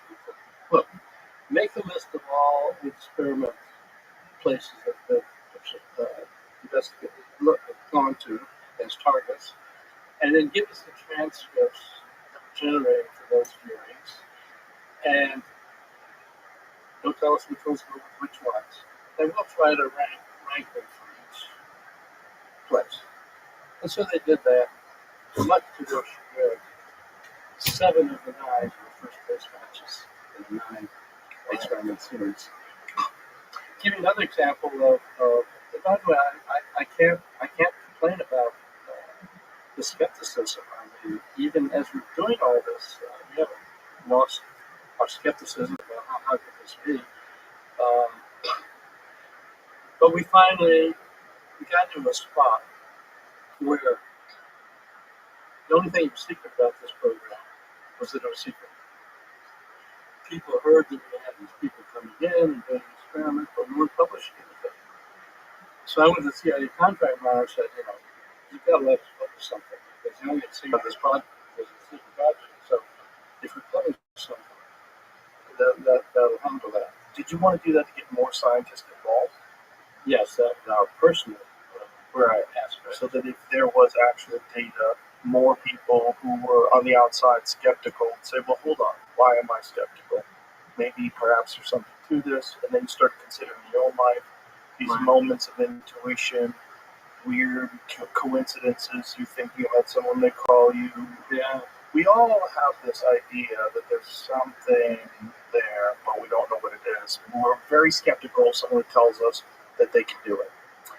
And that's reasonable to think that way. So in this case, where we got permission to publish something, since we're engineers, Russell Taik, my colleague, and I are engineers and physicists, we wrote it up for the proceedings of the IEEE, Institute of Electrical and Electronics Engineers. It's an engineering journal where we have published technical papers, so it's where we have a better chance there. Sent it off to them. The editor was head of communications at Bell Labs. He comes back and says, well, I don't know.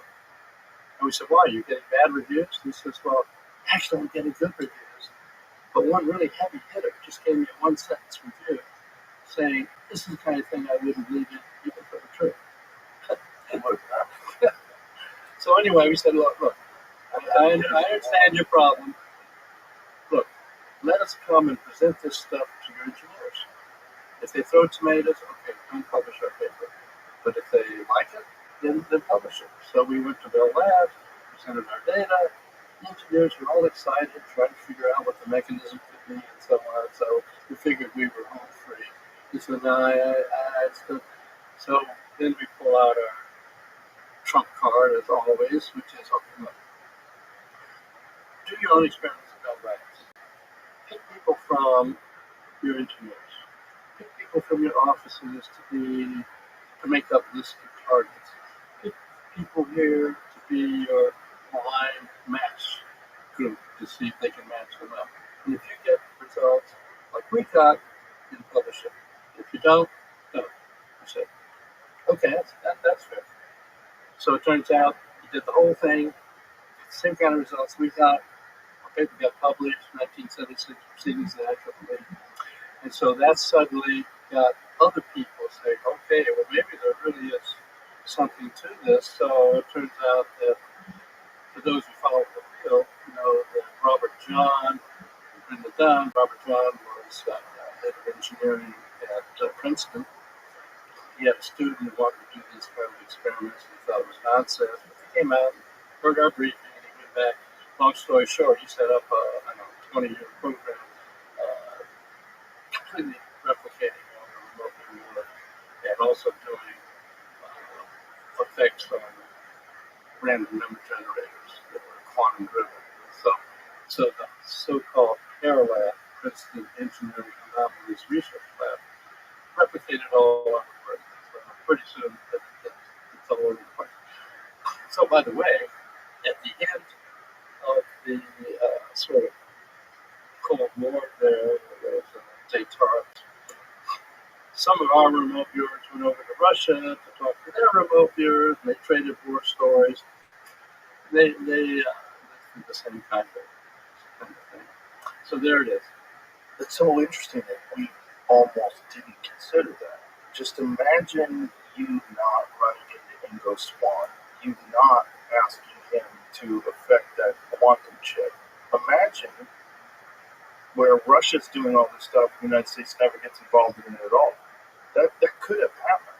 And it could have happened. I mean, it was really, the tiniest flip of a coin that happened. So So what that means is, for me personally, is that even though I had no interest in all that kind of stuff, this totally random event happened.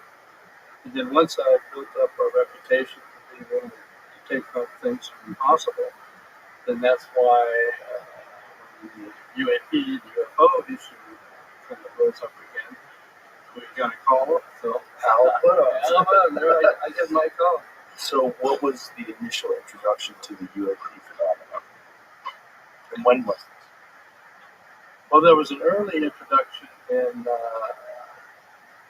2004.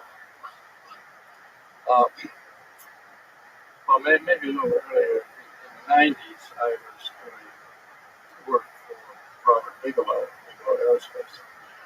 And in addition, there was aerospace stuff, put two units circling the Earth, and they made the module that got attached to the space station, and all that kind of stuff. But he was also very much into UFOs and that kind of thing. And so I was involved with him. And around that time, I had gotten a call from somebody I knew in Washington, D.C., head of a think tank. I can't name him, but he said, I need you to come to Washington to be part of a little project, a little briefing. I said, no, I don't have the time. Right now, I'm just too busy. He says, look, come and it will be the most important meeting you've ever had in your life. Well, since I had him calibrated, because I had done other work with him for the Navy and so on, I said, okay, I'll come. So I showed up there, and I saw people, some of whom I knew, including my ex-contract monitor from CIA, people from DIA, a lot of military people, and so on. So he sat us all down and said, okay, here's the deal. Here's why I've invited you all here. Let's just say, he says, that the United States, Russia, and China have obtained ET craft that have crashed, and we have proof of that. Bodies and argument. And so the question is, can this be released to the public? What effect can it have? So I and the other people I found out and talked to them later, we thought, well, this is cool. Maybe we get some kind of disclosure here. And so I said, here's what we're going to do. We're going to make up a list of what would be affected in the culture with this kind of a disclosure. And by the way, at this point, we still didn't know, is he saying that that's true stuff, or is it a hypothetical? Or anyway, so make a list. So we came up with a long list, like, I don't know, 60 items or something. Say, oh, wow, stock market might be affected, religion might be affected, whatever. Government affected, policy be affected, politics and certain people. And then for each item, we had to go give a score from +9 to -9 as to how intense the effect would be, and whether it's positive or negative. So anyway, we broke up into groups, and our group had our list of 8 or so. So we went down our list, and it turned out that we ended up getting net negative numbers. And then let me tell you why you get negative. One of the things down toward the bottom of the list that really got into the weeds was, well, suppose materials from crash retrieval of a non-human craft was given to Corporation A, but Corporation B didn't get any samples. And then years later, Corporation A is making lots of money based on what they got. Meanwhile, Corporation B is gone bankrupt. And then they find out they were excluded. Well, they're going to end up suing the corporations, suing the government. I mean, it really gets gnarly when you get into the weeds and the details. And so, as it turned out, in our group of 8 or so, we said, we get a negative number. Well, it turned out that all the groups got negative numbers. So the outcome of that exercise was thinking about disclosure. Forget it. Was this during George Herbert Walker Bush's? No, it was during Bush 2. Bush 2. George Bush. George Bush. Yeah. So when this was all going on, you still didn't know what they had. Didn't know what they had. This was just, they were saying, this could be hypothetical, or maybe trying to tell us something, but he wouldn't say. Interesting. And how much time did they give you to compile this list and to generate these numbers of plus and minus? 2 or 3 days. I recall right now. How did you attribute numbers to things like the stock market? How did you figure out how that would be negatively or positively? Well, it was just a gut response, basically. You remote viewed it.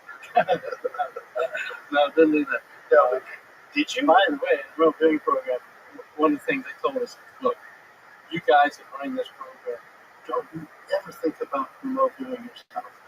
We learned in the LSD days that if the experimenters get involved in the subject they're researching, they lose about the activity. Don't think you can sneak away and get away with it because we'll get you on the polygraph. So no, never did. Don't remote view yourself. Well, bizarre thing to tell somebody. That's the thing. So anyway, back to this. So we came up with our numbers and said, this does not look like a good idea. So at that time, that was the viewpoint. Now, as we'll get into, at this point, I have a different point. I think there should be more disclosure than is apparent. Well, I think that's much more common. Much more common. That thought is more common with not just academics, but even government people. I think. In fact, I have a great example of that. That is Edward Teller, father of the H-bomb, involved in the Manhattan Project. You think if anybody wanted to keep secrets about national security, it would be him. And one of the strongest statements he made, which actually was kind of a driver in my viewpoint, though, should we come out with this or not? He said, in exploring nuclear energy, we had the Manhattan Project, highly classified, but nonetheless, we and the Russians kind of marched along step by step. But in electronics, we didn't classify electronics, circuit boards, all that kind of stuff. And we took off like a rocket, left Russia in the dust. So his viewpoint was that having more openness, even in national security areas, is a better bet. And so that made me think, even though I've been part of, as it turns out, decades long, highly classified, not for the street, UAP investigations, that sort of affected my thinking about it and became more open to the idea that we should do that. So, but the way I got actually more efficiently involved was, as it turns out, in 2008, I think it was Harry Reid, who was at the time Senate Majority Leader, Daniel Inouye from Hawaii, Ted Stevens from Alaska. They're part of the Gang of 8, so-called. So they get better briefings than most people on what's going on behind the scenes. So at that point, you might think, well, UFO stuff, that's all dead. Let me give you the background first. And that is, back in the 50s and 60s, we had Project Time, Project Grudge, Project Blue Book, and then they had the Condon Committee at the University of Colorado. He examined the area and say, he came out with the same. There's nothing here. It's not worth the Air Force spending any time on it. Actually, the Condon report, if you read it, there's a deep report showing all kinds of reasons why this is real. And then there's the forward, which was media. She said, nothing you can worry about it. So after 1969, what came out, if you call Air Force public affairs office and what's going on with UFOs? They, oh no, we get all that stuff back in 1960. The truth of the matter is, very memo, canceled by General Bowman, had down the fact that anything that might affect national security, we should keep track of. So now we come up to 2017. These senators who knew there was still stuff going on at this program. And so they asked the top physicists at DIA, General Katsky, some of the top physicists on propulsion, rocketry, and so on, to put out a request for proposal. And so that went out, and so actually Robert Bigelow picked it up. And he said, okay, we'll do this. And so he then got the program, and since I've been involved with Bigelow, he asked me to be part of the program. So that's when I got, you might say, officially involved and really digging into the issue. And what was your perspective at that point? So you had this thing during the George Bush administration, and what was your perspective after that conversation? Did you think, well, maybe they do have something, Crash Roswell side, maybe something else? Did you know more from talking to other people? Had you heard whispers? Like, what did you know? What I knew was not much. I mean, I heard whispers, but I didn't get, really involved in thinking about it. I mean, a good physicist realizes this is too far past conspiracy stuff. But you had already had experience with remote viewing. So yeah, I'm already got that problem. So, but when they came up with the idea, we should do another deeper dive into this. And by that time, I was, as a physicist, through the years, I was a Star Trek fan. And as a physicist, I could hear about these UFO sightings and so on. So I always wondered about how can this, could somebody really have any kind of propulsion that look like that? And so anyway, so when this program got set up, turned out my particular assignment was, okay, let's look at all the physics and engineering that might be behind this stuff. And by the way, we will arrange for you to get access to some materials. Okay, fine. So that was my task. So I said, okay. So I can't get into a lot of detail, but I did do a lot of back and forth with some aerospace executives about getting access in case they had any materials and that kind of stuff. So they finally said, no, if that were the case, it'd be too we can't share this. Even though you have an official program, we've got top secret, SCI, Gamma, HCI, got all these clearances. But if we had materials, they'd be too highly classified. We couldn't share. So a lot of negotiation went on. Well, a lot of time with the vice president. Unless there's something to negotiate about. Exactly. If there's nothing to negotiate about, you'd say how, like, we don't have materials. You wouldn't say you don't have enough clearance for us to even discuss this. Exactly. And so Sorry, they're tipping their hat. They're always tipping their hat. So anyway, the second place to go then was, okay, they're going to show you the materials. But almost assuredly have them. Suppose they had showed, what would we have done? Well, we would have gone to subject matter experts all around the world. We'd give them some material and say, this came from a Russian sub or whatever. Give us your best output. So So I said, okay, since we're not able to get materials and share them,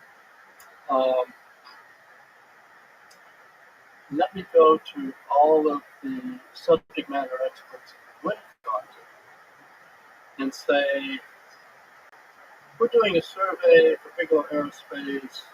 He wants to know where will your field be in the year 2050.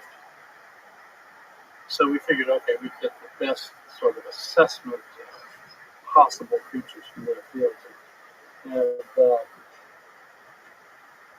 I realize you probably don't have immediate access to this, but just to give you an idea, some of the papers that we got by going out to these people, and you'll see how serious we were. Anetronic fusion propulsion, superconductors and gravity research, positron aerospace propulsion, warp drive, dark energy, extra dimensions, advanced nuclear propulsion. Jamie's got it up here. Yeah. So this is just the first few of 38 papers that I arranged for leaders to come up with. So this is based on projections from where technology currently sits to, if you extrapolate where it's going to be in 2050 based on what they're working on. Right. So Space-time metric engineering, traversable wormholes, stargates. So you see, we weren't kidding around. When we started getting the warp drive, dark energy, extra dimensions, brain-machine interfaces. Now, did you ask any of these? So, presumably, this is just me from a civilian perspective. Presumably, you have some sort of crash thing. You have to bring in people who make spaceships. You have to bring in people who make military jets, advanced propulsion systems. Those are the people that would be able to. The people we had working in those papers were people from those schools. How did they? This is the conundrum that if they did disclose, the companies that weren't given access to these materials did fall apart, and that the companies that got access to these materials advanced and had spectacular businesses. How did they decide who? It just assuming you would have something. How would you decide? Is it based on relationships, like knowing that someone could keep a secret? Like you're dealing with outside the government now. Presumably, if you have a defense contractor, that's an independent company. It's not necessarily, even though they work hand in glove with the government, they're not necessarily a part of the government. So in fact, if you put your thinking cap on, you'd say, okay, this would be the way if you want to keep it out of the public, because you don't have to disclose it. you don't have to give it to a contractor. So, Right. okay, this is your stuff, and from now on, you own it. But how do you control it, though? You have to have government agents embedded deeply in that, which I assume they do anyway. But you have to have intelligence agents I hope they do, deeply embedded in these defense contractors, where they would make sure that they maintain some sort of intense level of secrecy. That's exactly right. And when you think about, okay, these days we're supposed to have some kind of disclosure. What are these companies going to do? They've been hiding things, or various parts of the government have been hiding things, Misappropriating funds, lying to Congress. So you can see why it's such a big problem at this point. Well, that was that disclosure document that I saw you in as well, that appeared at South by Southwest, which was excellent. What is it called? It's called The Age of Disclosure. Amazing documentary. It's an amazing document. Really hope that gets released somewhere big, like Netflix or something like that. So I think Dan Farah, who's the director and producer of that, by the way, a very well-known producer. He collaborated with Spielberg on Ready Player One, right? That they did and so on. And the approach he used, which is really very clever, he contacted people like me, people like Lou Elizondo, on and on and on, and said, many of you don't want to come out early and reveal too much podcast by podcast by podcast. So tell you what, My goal, he says, I'm going to approach 38 of the maximum insiders. And by maximum insiders, I mean includes people like Senator Rubio, Secretary of State, Clapper, and hey, I'm going to get all of you. I see you.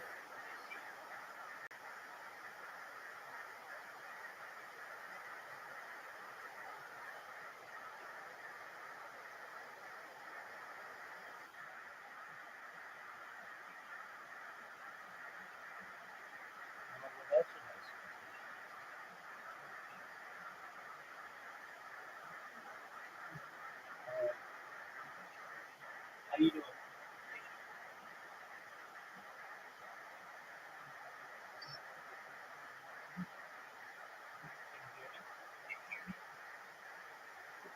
Can you hear me?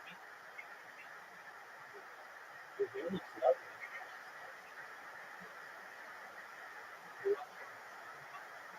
You want to play a game?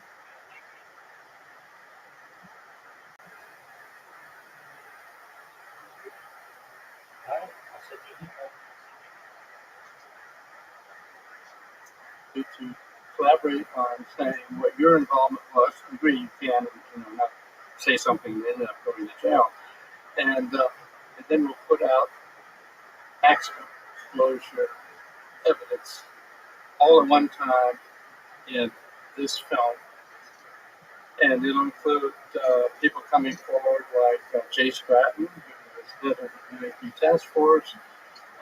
He's been involved in this field for 16 years. By the way, he has a book about to come out also, which will really be a disclosure. So anyway, we'll put this together. We won't talk about it along the way. And so 38 of us ended up being interviewed for the film, telling whatever role we felt we could tell. So in fact, when that film comes out, that's going to be disclosure on steroids. That's going to be the maximum.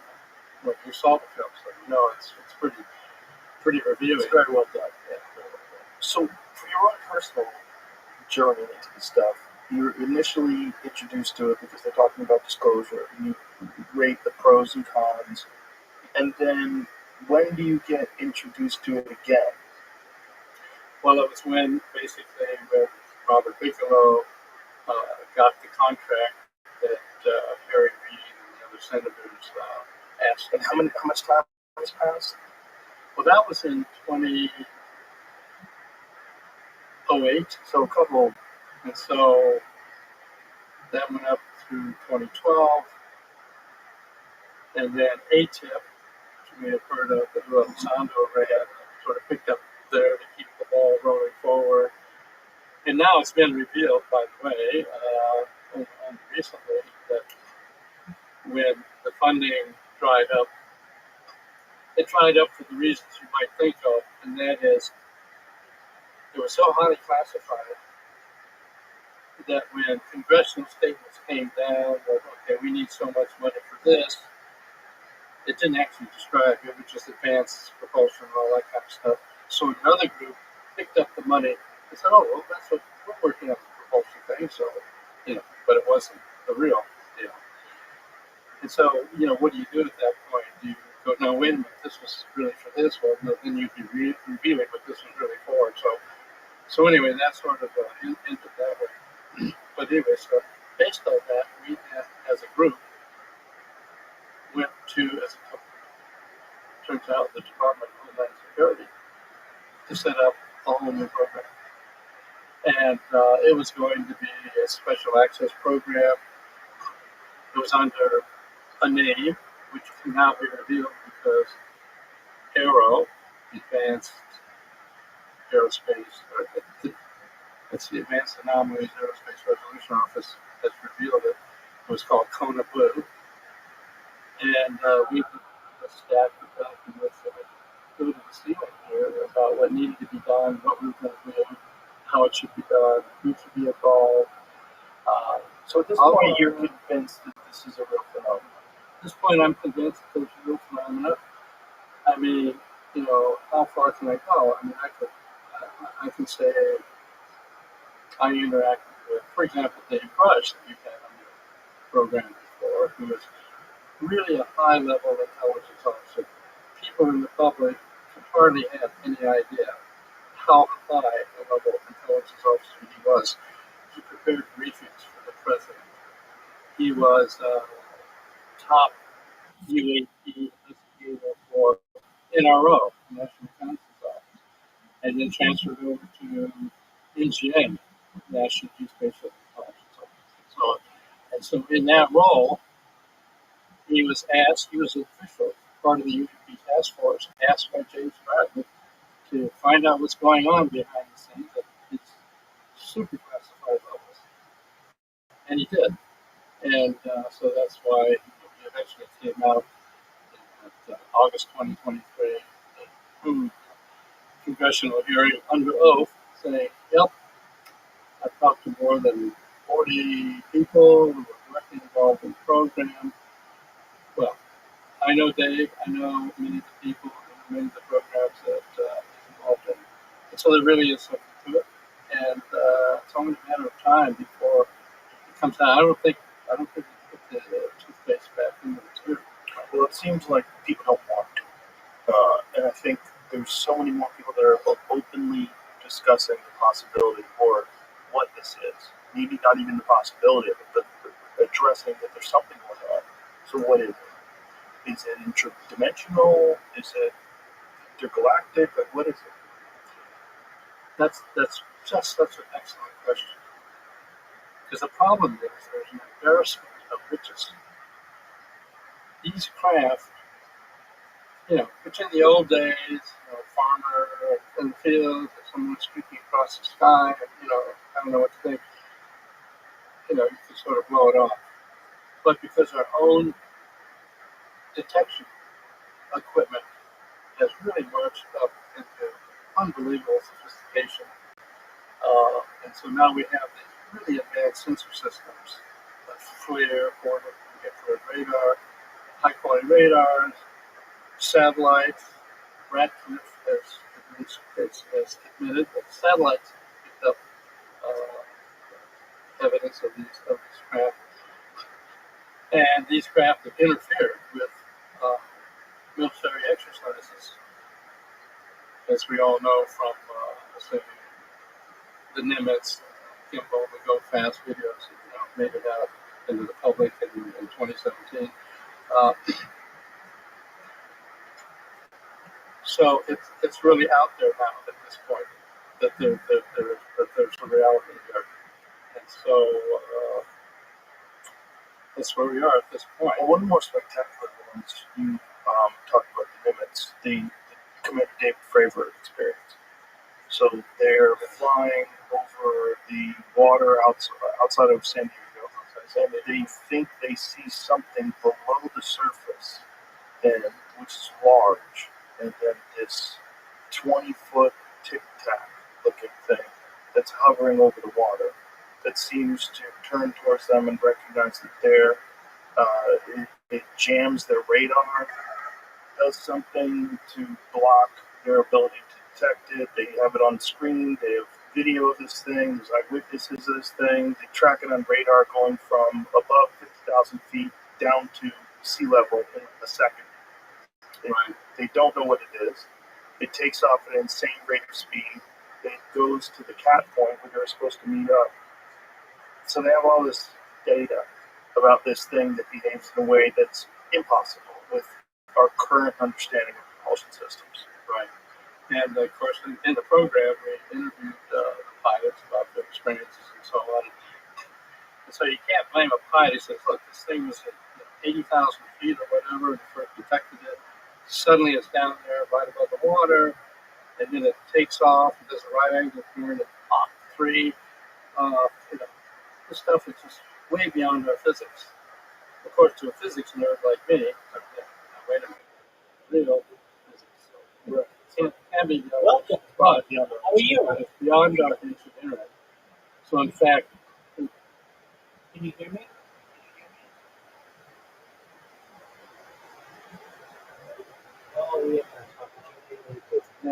series of papers. I showed you the 38 papers, by the way.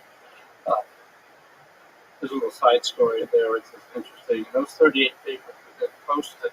None of these people who generated those papers had any idea it had to do with ETs or UFOs or whatever.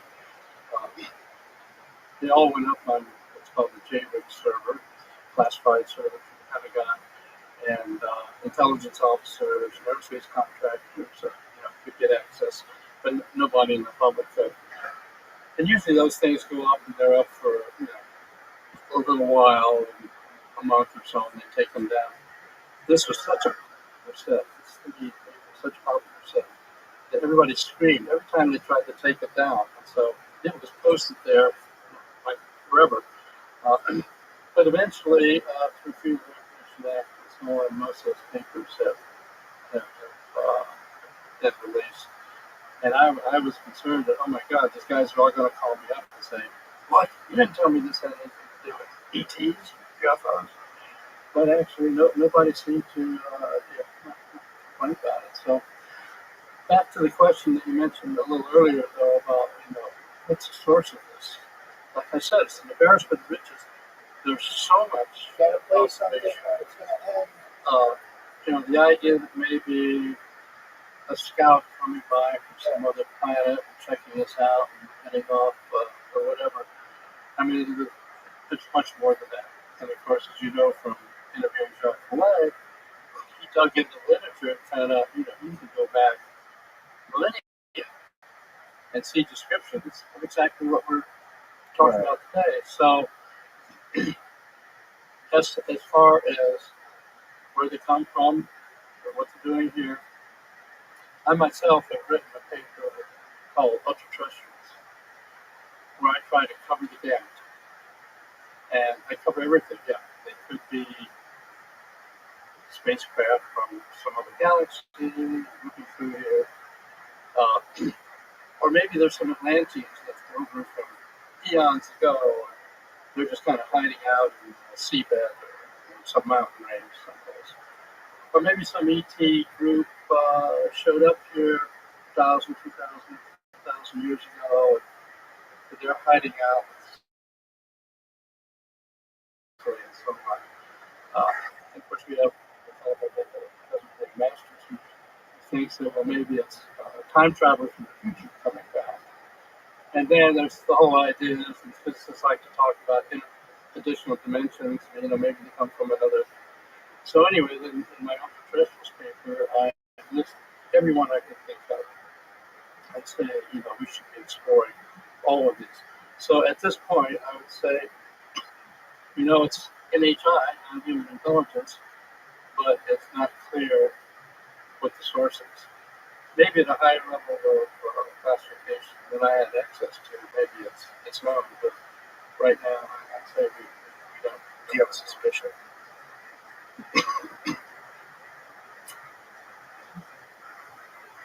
I guess my suspicion that it's likely non-human intelligence from some other galaxy or far out in the remote galaxy that have come here with some time back, and that there are stations here.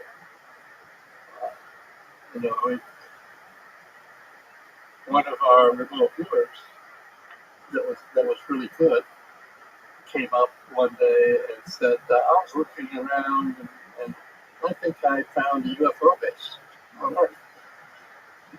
It was during the remote viewing era, and oh my God, I've got to report this to my CIA contract monitor. Do I want to tell him that?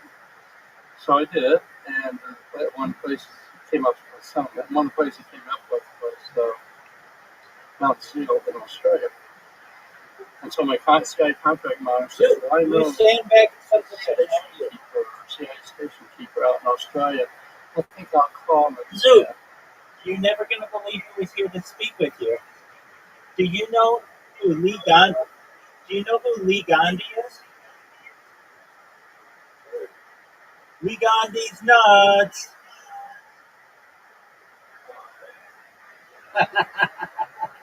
Dude, dude, I've got a million of those jokes that I want to explore with you.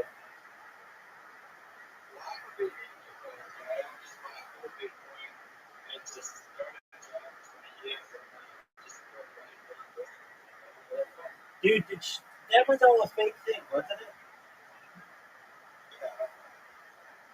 All right, so give me the lowdown. What happened? What did she say? Yeah.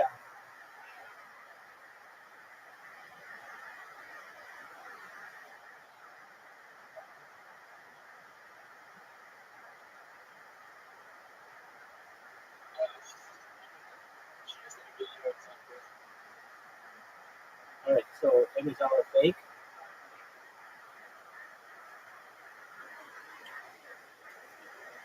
Dude, I expect you to give me my valuable information so then I'll follow that bitch. I'm too cool for her.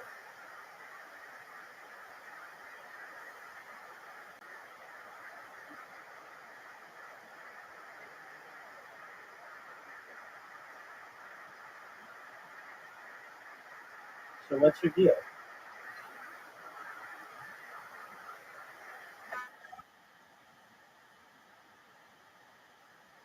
Dude, remember that time I asked you a question you didn't answer?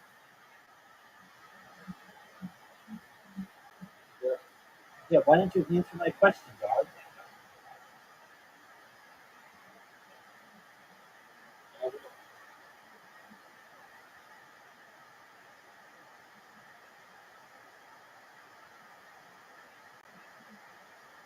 I asked you the question.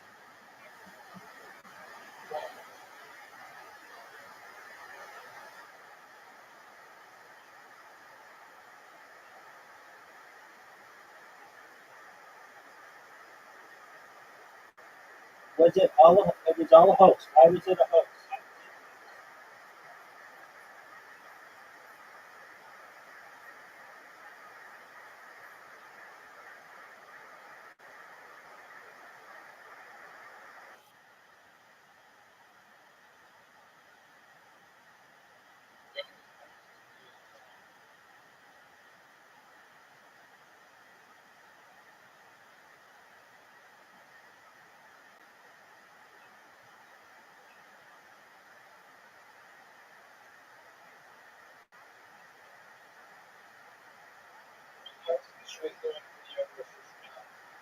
All right, so she really didn't go to jail? All right.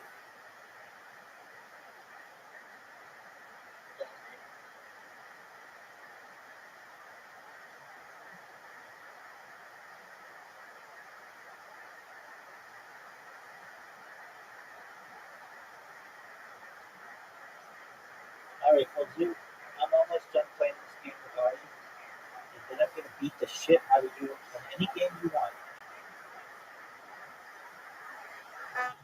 In the meantime,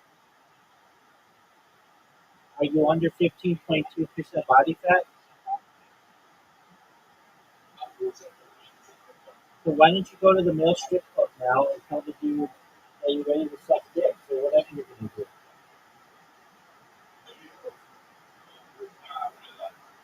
What are you gonna do then? Yo, pimp. Okay, sounds good. See you then. Sounds like a plan, Stan. All right, I'll make sure Lee Gandhi says hello.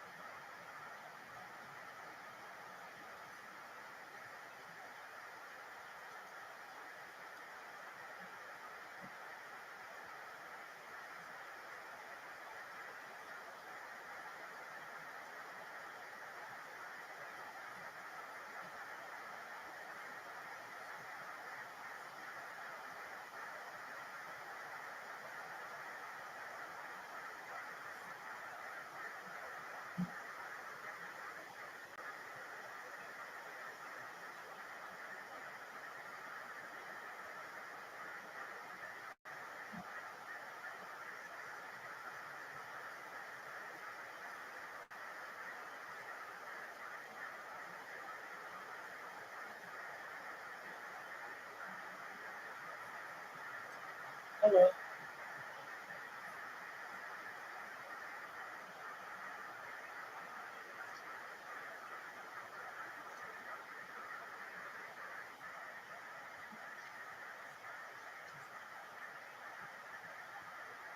Nice hair.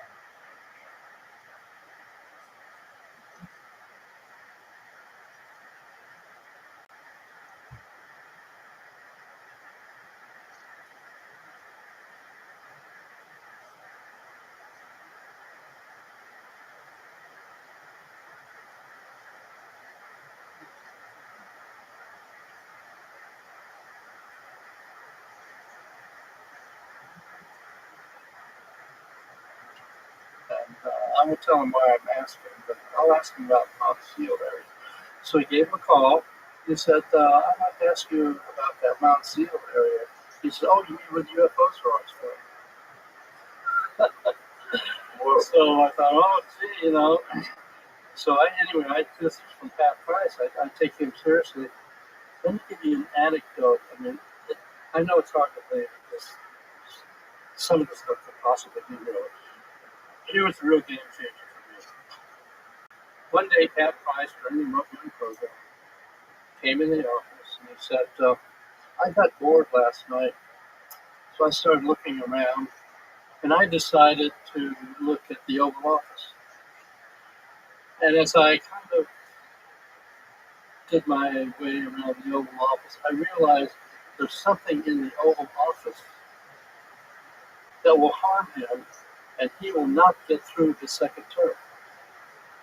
And I'm thinking to myself, oh my God, well, I have to report that to the CIA contact, which I did. And so they sent a team over looking for hidden microwaves, hidden toxic substances, really come up with anything. Of course, we now know from history, it was the tape recorder that did them. And he couldn't make it through the second term. This is during the Nixon administration? Yeah, Nixon administration. So interestingly enough, when he reported that, I said, oh my God, that means Spyro Agnew will be president. He's the vice president. And he says, no, he goes first. Now, it turned out he did go first because of something I didn't want to see. So when I sit down and try to say, okay, what are the statistics of having somebody see that a president is going to make it through his next term and his vice president is not going to take over because he goes first? I mean, the odds of that, just no doubt that means it's really something. Well, especially when you consider Nixon was one of the most popularly elected presidents ever, right? I mean, he won by an enormous margin. That was the whole where the vice president or the other candidate's vice president had electroshock therapy that hadn't been reviewed. Yeah, and it turned out that people were very concerned. He was mentally ill. But it was too late to replace him. They didn't know what to do. Finally replaced him, it was too late. That's right. Yeah, that was a big part of the whole thing. So, one thing you may be surprised to learn, you asked me from time to time, what did I think as I'm facing into all this stuff. We obviously, as physicists, think about time going forward, reasonable way. And as I mentioned, the Princeton lab got involved. Robert John at Princeton was very good in quantum theory and so on. He knows that in quantum theory, time is kind of a slippery slope. You have a space-time metric, the possibility maybe see something in the future, something in the past. And so he did a series of remote viewing experiments, very much like open viewing, but sometimes he would have somebody go to a site and then wait a week and have somebody describe where the person went. Or you might have somebody describe where the person went, but the person didn't go until a week later. And so he did a lot of experiments, which, by the way, were good enough. He also got it published in the proceedings of the IEEE, Institute of Electrical and Electronics Engineers, a couple of years after I took it, like 78 or so. And so it turned out that the results either looked a bit into the future, a bit into the past, the results were just as good. So that sort of helped solve another problem for us because we were always, I can't blame the skeptics coming forward. In fact, our favorite phrase is, as far as remote viewing goes, there are two outcomes. People investigate it and know it works. People who don't know it can't. And that's sort of it. So anyway, a big thing we always got pushed on was, if these people are so psychic, why aren't they rich? Why aren't they in Las Vegas? Why aren't they super futures or whatever? So, well, it turned out I had a chance to test that because it turns out my wife, Adrian Kennedy, was on the board of a new grammar school that was being set up in the Bay Area where we were at the time. And so I was trying to raise money because they were about $25,000 short. And so I went to a wealthy dentist I knew of and said, would you mind giving me $25,000 for this school that's just being set up? We're short. He says, oh, wait, I know who you are. You have that ESP program over at SRI, don't you? I said, yeah. He said, tell you what, I do silver futures. If you can get your ESP people to tell me what's happening each day, the next day, in silver futures, I will follow what you tell me. And I'll bet on it. And see if I make money based on that. And tell you what, whatever money I get, I'll give your school 10% of what I make. Don't worry, if I lose money, I won't charge you. So anyway, that was interesting. Well, by now in the program, we recognize that, okay, there's bell curves, everybody can do it to some degree. So I simply went to the board of directors of the school and said, we're going to go into silver to make our list of $25,000. But I'm not going to ask you what you think the market's going to do the next day, because that will depend on what you've read or what you hope for or whatever. We're going to do something different. I'm going to pick a couple of objects that are very different from each other. I'm going to label one of them market up. I'm going to label the other one market down. And I want you to describe to me today the object I'm going to show you tomorrow, which will depend on what the market does. And so, okay, for a crash course, I gave this shortened version of, don't try to image it, just try to get, it's a visceral thing, how do you feel about it, what's the sort of texture of it, and so on. And Jamie, can you pull up that first of it shows the wooden figurine and the tape measure. If you could show that. Yeah. So on a given day, I have two objects, but as different as they can be, in case it allows a description or whatever. So on a given day, that's a couple of objects I picked out, and I labeled the one to myself, I labeled the one on the left, mark it up, the one on the right, mark it down. Yeah. But they have no idea what my objects are. Right. So the next day, if you did the following slide, in front slide, Previous. yeah, What you're looking for. that's it, okay. And so I had 7 viewers, and on this particular day, 5 of them didn't turn out much, but one of the viewers said, I've got something all screwed up and can, all wound around. I hear the words 1, 2, 3. Said Taik. the second guy, same thing, I can, something like that. So that's what I do. Anyway, make a long story short, 30 days in the market, we made $260,000 for the investor. We got our 10%, which is $26,000, so we got a bit of a bonus there for the school. Why did you guys keep going? You're rich. For that, I know. Everybody asked me that. Truth matter, it was almost a 24-hour-a-day job to do this. And meanwhile, we're back over at the lab training how to remote use. So Clearly, that wasn't my ambition. This wasn't my ambition. But you proved your point. I proved my point. So now, when going into the future, you're reasonably certain that these things, this is a real phenomenon. Do you ever get access to these materials that you were discussing earlier? Have you ever seen anything? Yes, I have. One example I can talk about, one sample I can talk about is Are there things you can't talk about? the things I can't talk about, right? But there's one sample I can talk about, which you can put up on the screen. That would be This right here? yeah, right. Turns out that an Army person said that his grandfather had been involved in picking up debris from the Roswell crash, and so he sent it. Of all places, he sent it to Art Bell of the radio podcast, the great Art Bell. So Art Bell turned it over to Linda Howe. Linda did it, so she's got it. So she said she'd make it available and so on. So about this time,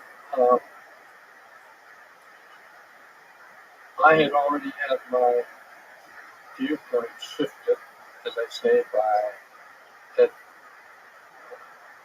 I would tell her about, we should have more openness going on. And so, in fact, Tom DeLonge came along, and punk rock, Police 182, and said, we should be, by the way, this is before even things came out in the New York Times, December 2017. He says, I've been talking to people at some aerospace corporations, and they're saying how hard it is to get students to do their engineering, come to work for us. And so he said, well, if there's anything to, quote, the UFO area, maybe you could generate some interest that way. And so, long story short, he got Jim Simmervan, now retired high-level person at CIA, got me. Keep that up, sir. And so, anyway, we started To the Stars Academy of Arts and Science. And so we were part of what was behind helping Leslie Key get that story out of the New York Times to break out that something was really going on there. So back to this material. So anyway, on this material, she came up with this material. How big is this? So we're looking at? Well, it's about this big. So 4 inches. So okay. And so on the one hand, you can just guys doing some stuff. There's no chain of custody. Right? You don't know if he's fraud, whatever. But anyway, it turns out those are layers of attaining business. So anyway, we come along and the copy, and so we said, okay, we're gonna do everything we can to nail this stuff. So we actually set up a contract with an Army office, and then they arranged for ARO, the All Domain Anomalies Resolution Office, to consider taking this seriously. And so they arranged that this could be analyzed by the Oak Ridge National Laboratory. And so we provided this to them to analyze. What were the results? Well, the results were that there's no obvious proof that it comes from out of our solar system, because there are various isotopes that are different if it came from some other solar system. So that would be the first thing we look for and say, oh, this really is it. So that did that. The second part, though, is a little more interesting, and that is these layers of magnesium and bismuth. I mean, those are the size of human hair, some of those layers. And they said, well, we can't find any evidence in the history of development of materials like that. Can't even imagine anybody wanting to make it. So it's just